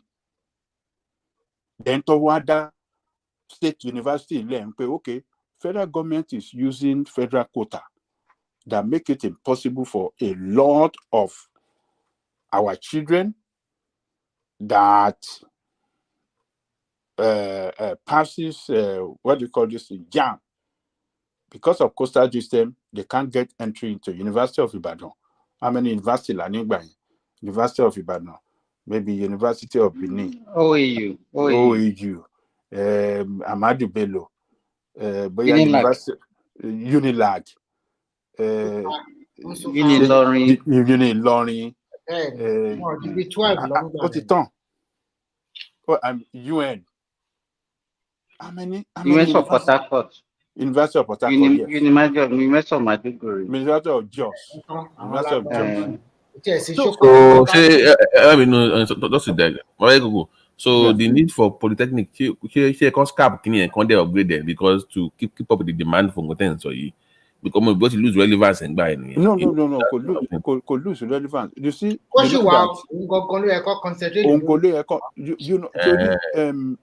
Babati, you see that what do you call it? Community college. You are referring to in American situation here.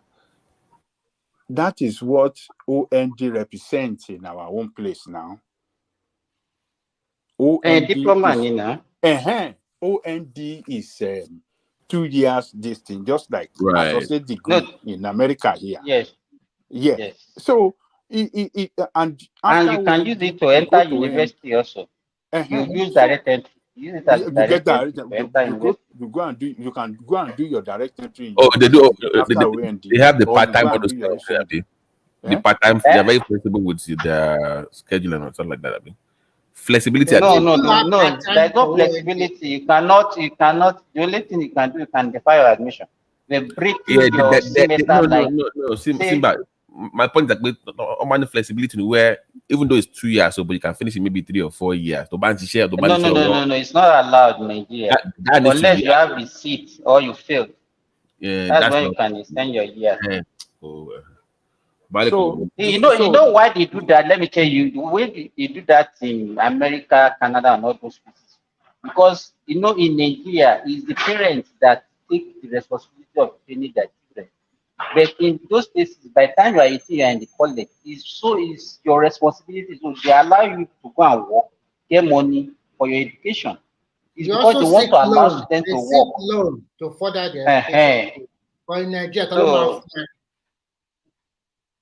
Okay, let Agani go continue.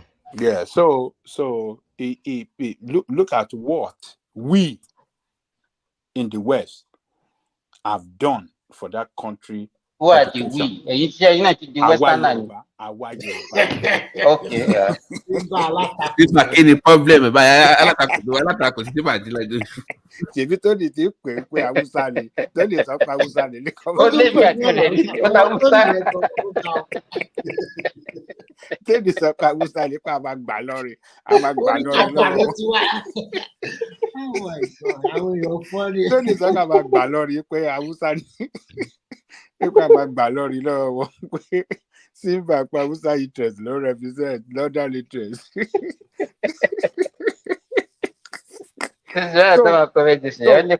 Look at these two things that we did for Nigeria. I'm talking about the initiative of Obafemi Awolowo and its team of politicians. Ló set aside ló jẹ́ kí Yorùbá sì advantage yẹn up to today. Yes, sir. It's true.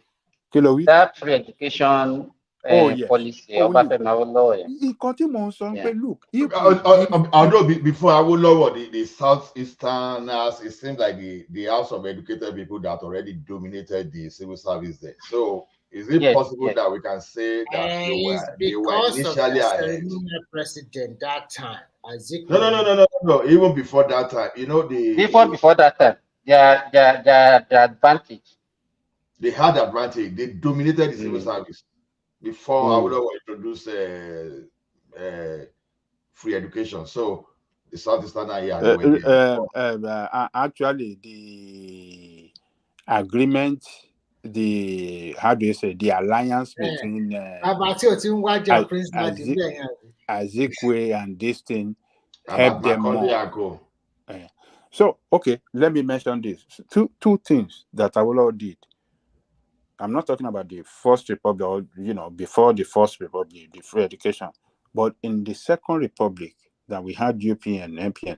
So what Awolowo did to set that pace for Nigeria, the entire country, to copy. Number one, they started free education. It wasn't free back then, but what do we have now? It is free in the entire country.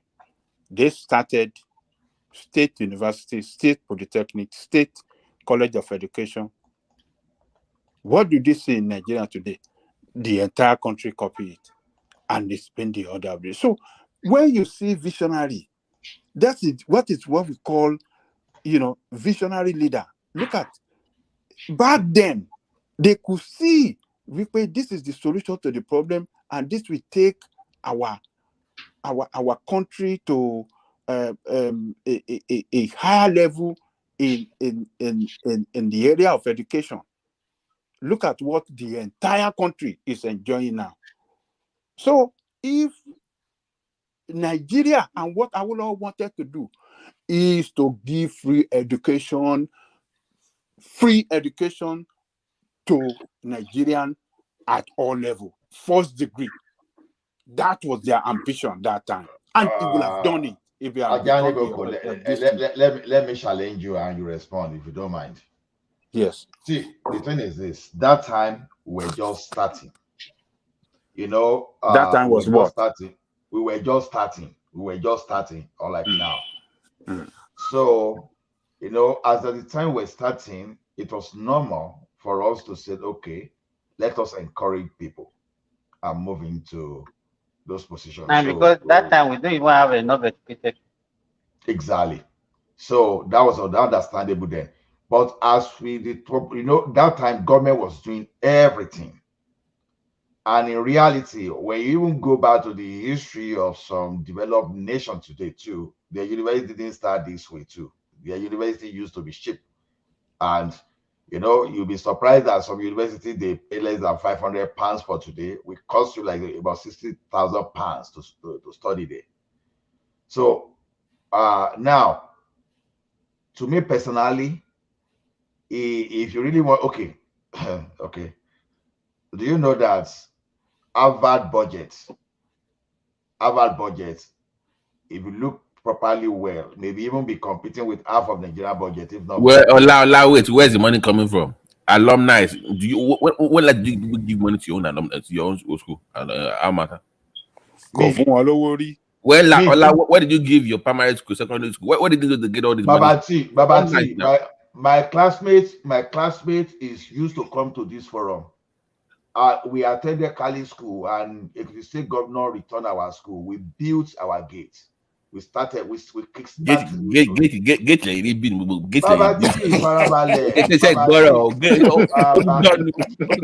will build the gate. Babati Farabale now. Where we started that. Wọ́n dẹ̀ tó kọ́ ilé ìgbọ̀nsẹ̀. Make una wait now.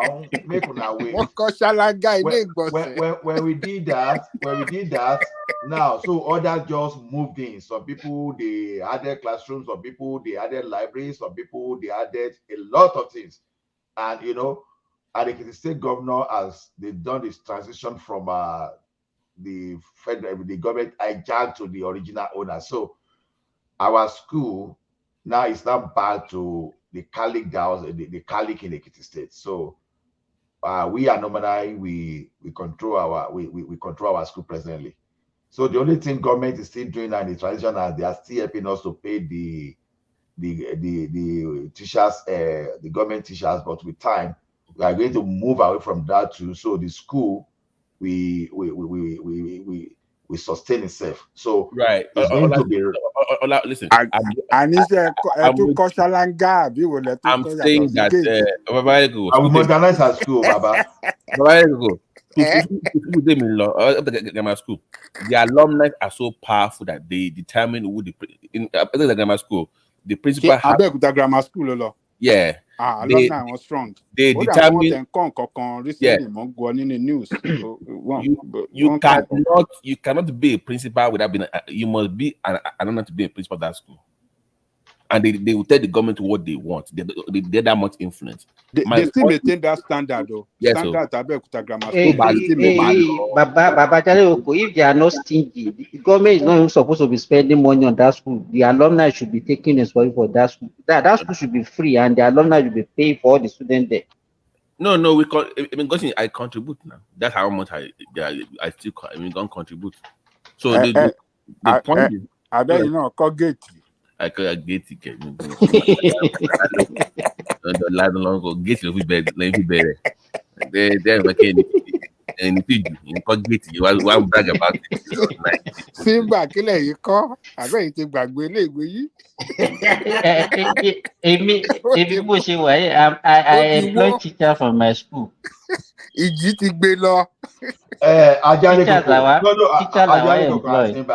Because I mentioned gate, the thing may sound funny, but it's more than gate because. But no. No.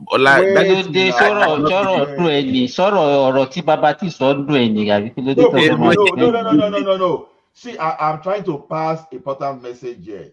Let's even forget about the jokes back of this. We are talking of the school that has been neglected.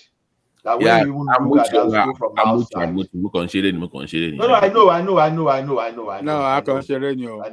know. Okay. I know. I'm just trying to pass a message. I know. So the thing is that it got to a stage that even we that we graduated from the school, we felt ashamed. Everything dilapidated. So we now look at even the gates. Anybody can just go in at any time and come in as they wish. So we now said, okay, what do we do?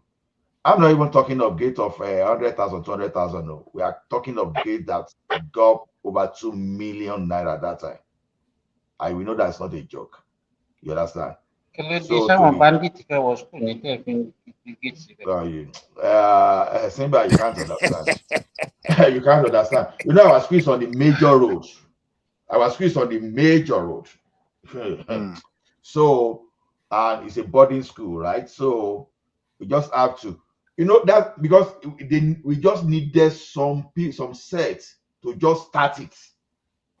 So for that set to start it, even they didn't even let us finish that gate that the global body even hijacked the project, right? When they now hijack the project, now before you know, every set now, some people, okay, we are going to do the chapel, we are going to do the dining hall, we are going to do the hostel. Oh, we are going to change the entire roof. That's how everybody, the thing now became a serious. But your point now, is to build the influence. No, but even like for my own school now, for you to get into that school, even though the only levels of not required at the Wale, our team are up a little bit, it must be high for you to buy common entrance at the Wale gun. We set that standard for the school, so we want the best of the best to even come in. Of course, you have a legacy that can come in because their parents went there. You know, my school those days we used to have the highest cutoff. When you the day of common entrance, the list like this. If you have the list of people that are moving from primary school to secondary school, my school will cover the first. If we are going to take 100, my school will cover the first 100 on the page straight away. Then you move to the next school that they raise. So my school in our local government, that was the top school. The only school I know it was that completed that school was Afrograms, African Church Grammar School. And which school did you attend? The Baptist High School, right? Baptist? No, grammar school. Abeokuta Grammar School. Abeokuta Grammar School, okay. Yeah, so it was Afrogram. Where did Obasanjo go? Baptist Boys, Lolo. Baptist Boys. Baptist Boys. Oh, I used to think Baptist Boys is the best in Abiola law now. Lolo. I think they are the best in Balan now. Abi in lie. Babati, Shori Baptist Boys yẹn tó bá ti yà sí tọ́nì yẹn, ilé tó máa kàn lọ́wọ́ left there, that is my family. Let me speak English, you don't. Really? Okay. I'm trying to say that before you get to that Baptist Boys High School, once you turn to that quarry road, like you are going up the hill, because quarry. There's a big house by the left side. That house is my father's house in Abeokuta. You've exposed yourself. DSS after you now. Let me do Google Map. They have Google Map for Abeokuta.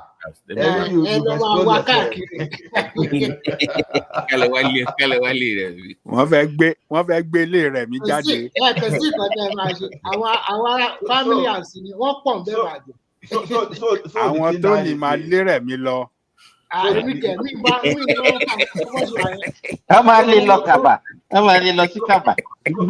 the thing now is this: before we boys started in our home, the girls' schools, oh my goodness, those guys, they drone us in the type of development they go to the school, because it got a period that we would never believe that school was in Ekiti. You understand? That we felt ashamed that basically what we did was just the response to what the guests were doing. There is one popular secondary school in Ekiti that is the best school in Ekiti. High school, yes, high school. I didn't school in Ekiti now, so you want to share Loro, it won't work. You think if you are DSS, you think you can catch me? I'm not Remy. That's already exposed himself. So that's just it. Because if you go there, nothing's going to happen. Because I do not live there. No, we are only kidding now. You know, yeah, you are not anti-Tinubu, so you don't have any problem. So to me, Baba Ajale Koko. So the thing is this: if you make education free now, even if education is going to be free, it can be scholarship from the public. You know, I gave an example here the other time that look at Georgia Tech. Tell me why you don't want it free. No, Baba, we don't need. Considering the fact that we have the resources to make it free, why you don't want it free? No, Baba. You think we have the resources? Oh yes. University should be by ambitions. It should be by ambition. You must be ambitious to go to the university. University should not be meant for every dick and Harry. especially those people that No, will go and once students that are shortlisted, for admission, will get their education free. They will not pay dime. It's not open. no, It's Baba, not an open gate for everybody to come. But you with your must pass technical through school. some processes to No, get in. Baba, with your technical school, you should be able to even earn close or where it's possible more than what a university graduate should earn. So we should first of all move away from going to university before we can The become emphasis on successful. degree. Exactly. So that's the emphasis. Yeah, I agree with you on that. But still, those technical schools should be made free too. Now, this is the caveat, Baba. Now, when you move every dick and natty away from university, now you want to concentrate on those people that are ambitious, those people that are capable of research, that can create something special for the society. Now, we should find a way to make university to work with the industry. Maybe you see some university be working with Dangote, you see some people will be working with Tedola and Co. to create something special within our community, rather than going to university just for certification and to come and become a bank teller, or to come and become a gas station attendant. So if you want to go into research, you want to teach, you want to create some kind of research that will change the society, those are the type of people we should be finding in the university. So we should rather concentrate. If we want to make a secondary school and technical school free, maybe that would be okay. But university, no, I will say let the industry sponsor university. Anybody that is so thirsty of going to university by all means, should apply for student loan, and go there, so that we value. Ola, it looked like what you are saying to me is like you're trying to deprive people that want to go for university education not to Hey, go. let me ask you this before you Yeah. move. What do you think is the motivation for Nigerians to even say that they want to get the university certificate? What is what motivation? The motivation, yes. Yeah, It's currently. not for learning. Let me tell you, it's not for learning. No, what Ola is saying, I totally agree with him. Let me tell you, if Nigerians can get technical education and get good job and good pay, majority of them will not seek for university education. You remember those days, even with secondary school, some people stop at secondary school level before they can get job and they are satisfied. Am I right? Yeah, you're right. You're right. Even So the craze, let me tell you now, is because they know that with the structure of our civil service, public service, and even the private sector, that they emphasis on okay, you must have degree. That's why people are looking for degree. If they can get whatever they need, they can live their life good at a lower level of education. They will not go for it. while I agree with all of that, you see, people that want to go to technical school, the moment they graduated and they get job, they should be more paid than others that attended university. I want to agree with him on that. But at the same time, people that want to go to university should not be discouraged because of should not be discouraged for the reason that Even in US, what is the percentage of people seeking for university education? is high. It's high. It's not high. So is it up to 50%? I cannot say specifically. It's not up to that. It's not up to No, that. no, Simba, look at it this way. Why do I want to go to? Okay, I wanted to apply as a train conductor, knowing that I will be able to earn between $140,000 and $160,000 a year. They said I'm overqualified. So basically, they were looking for someone that they were looking for high school diploma. So why should I go to university whereby even if you have PhD in IT in Canada today, you may not even earn more than 70 or 80,000, and someone that finished secondary school that is trained by those by trained company will be paying you like between 140 and 160K a year.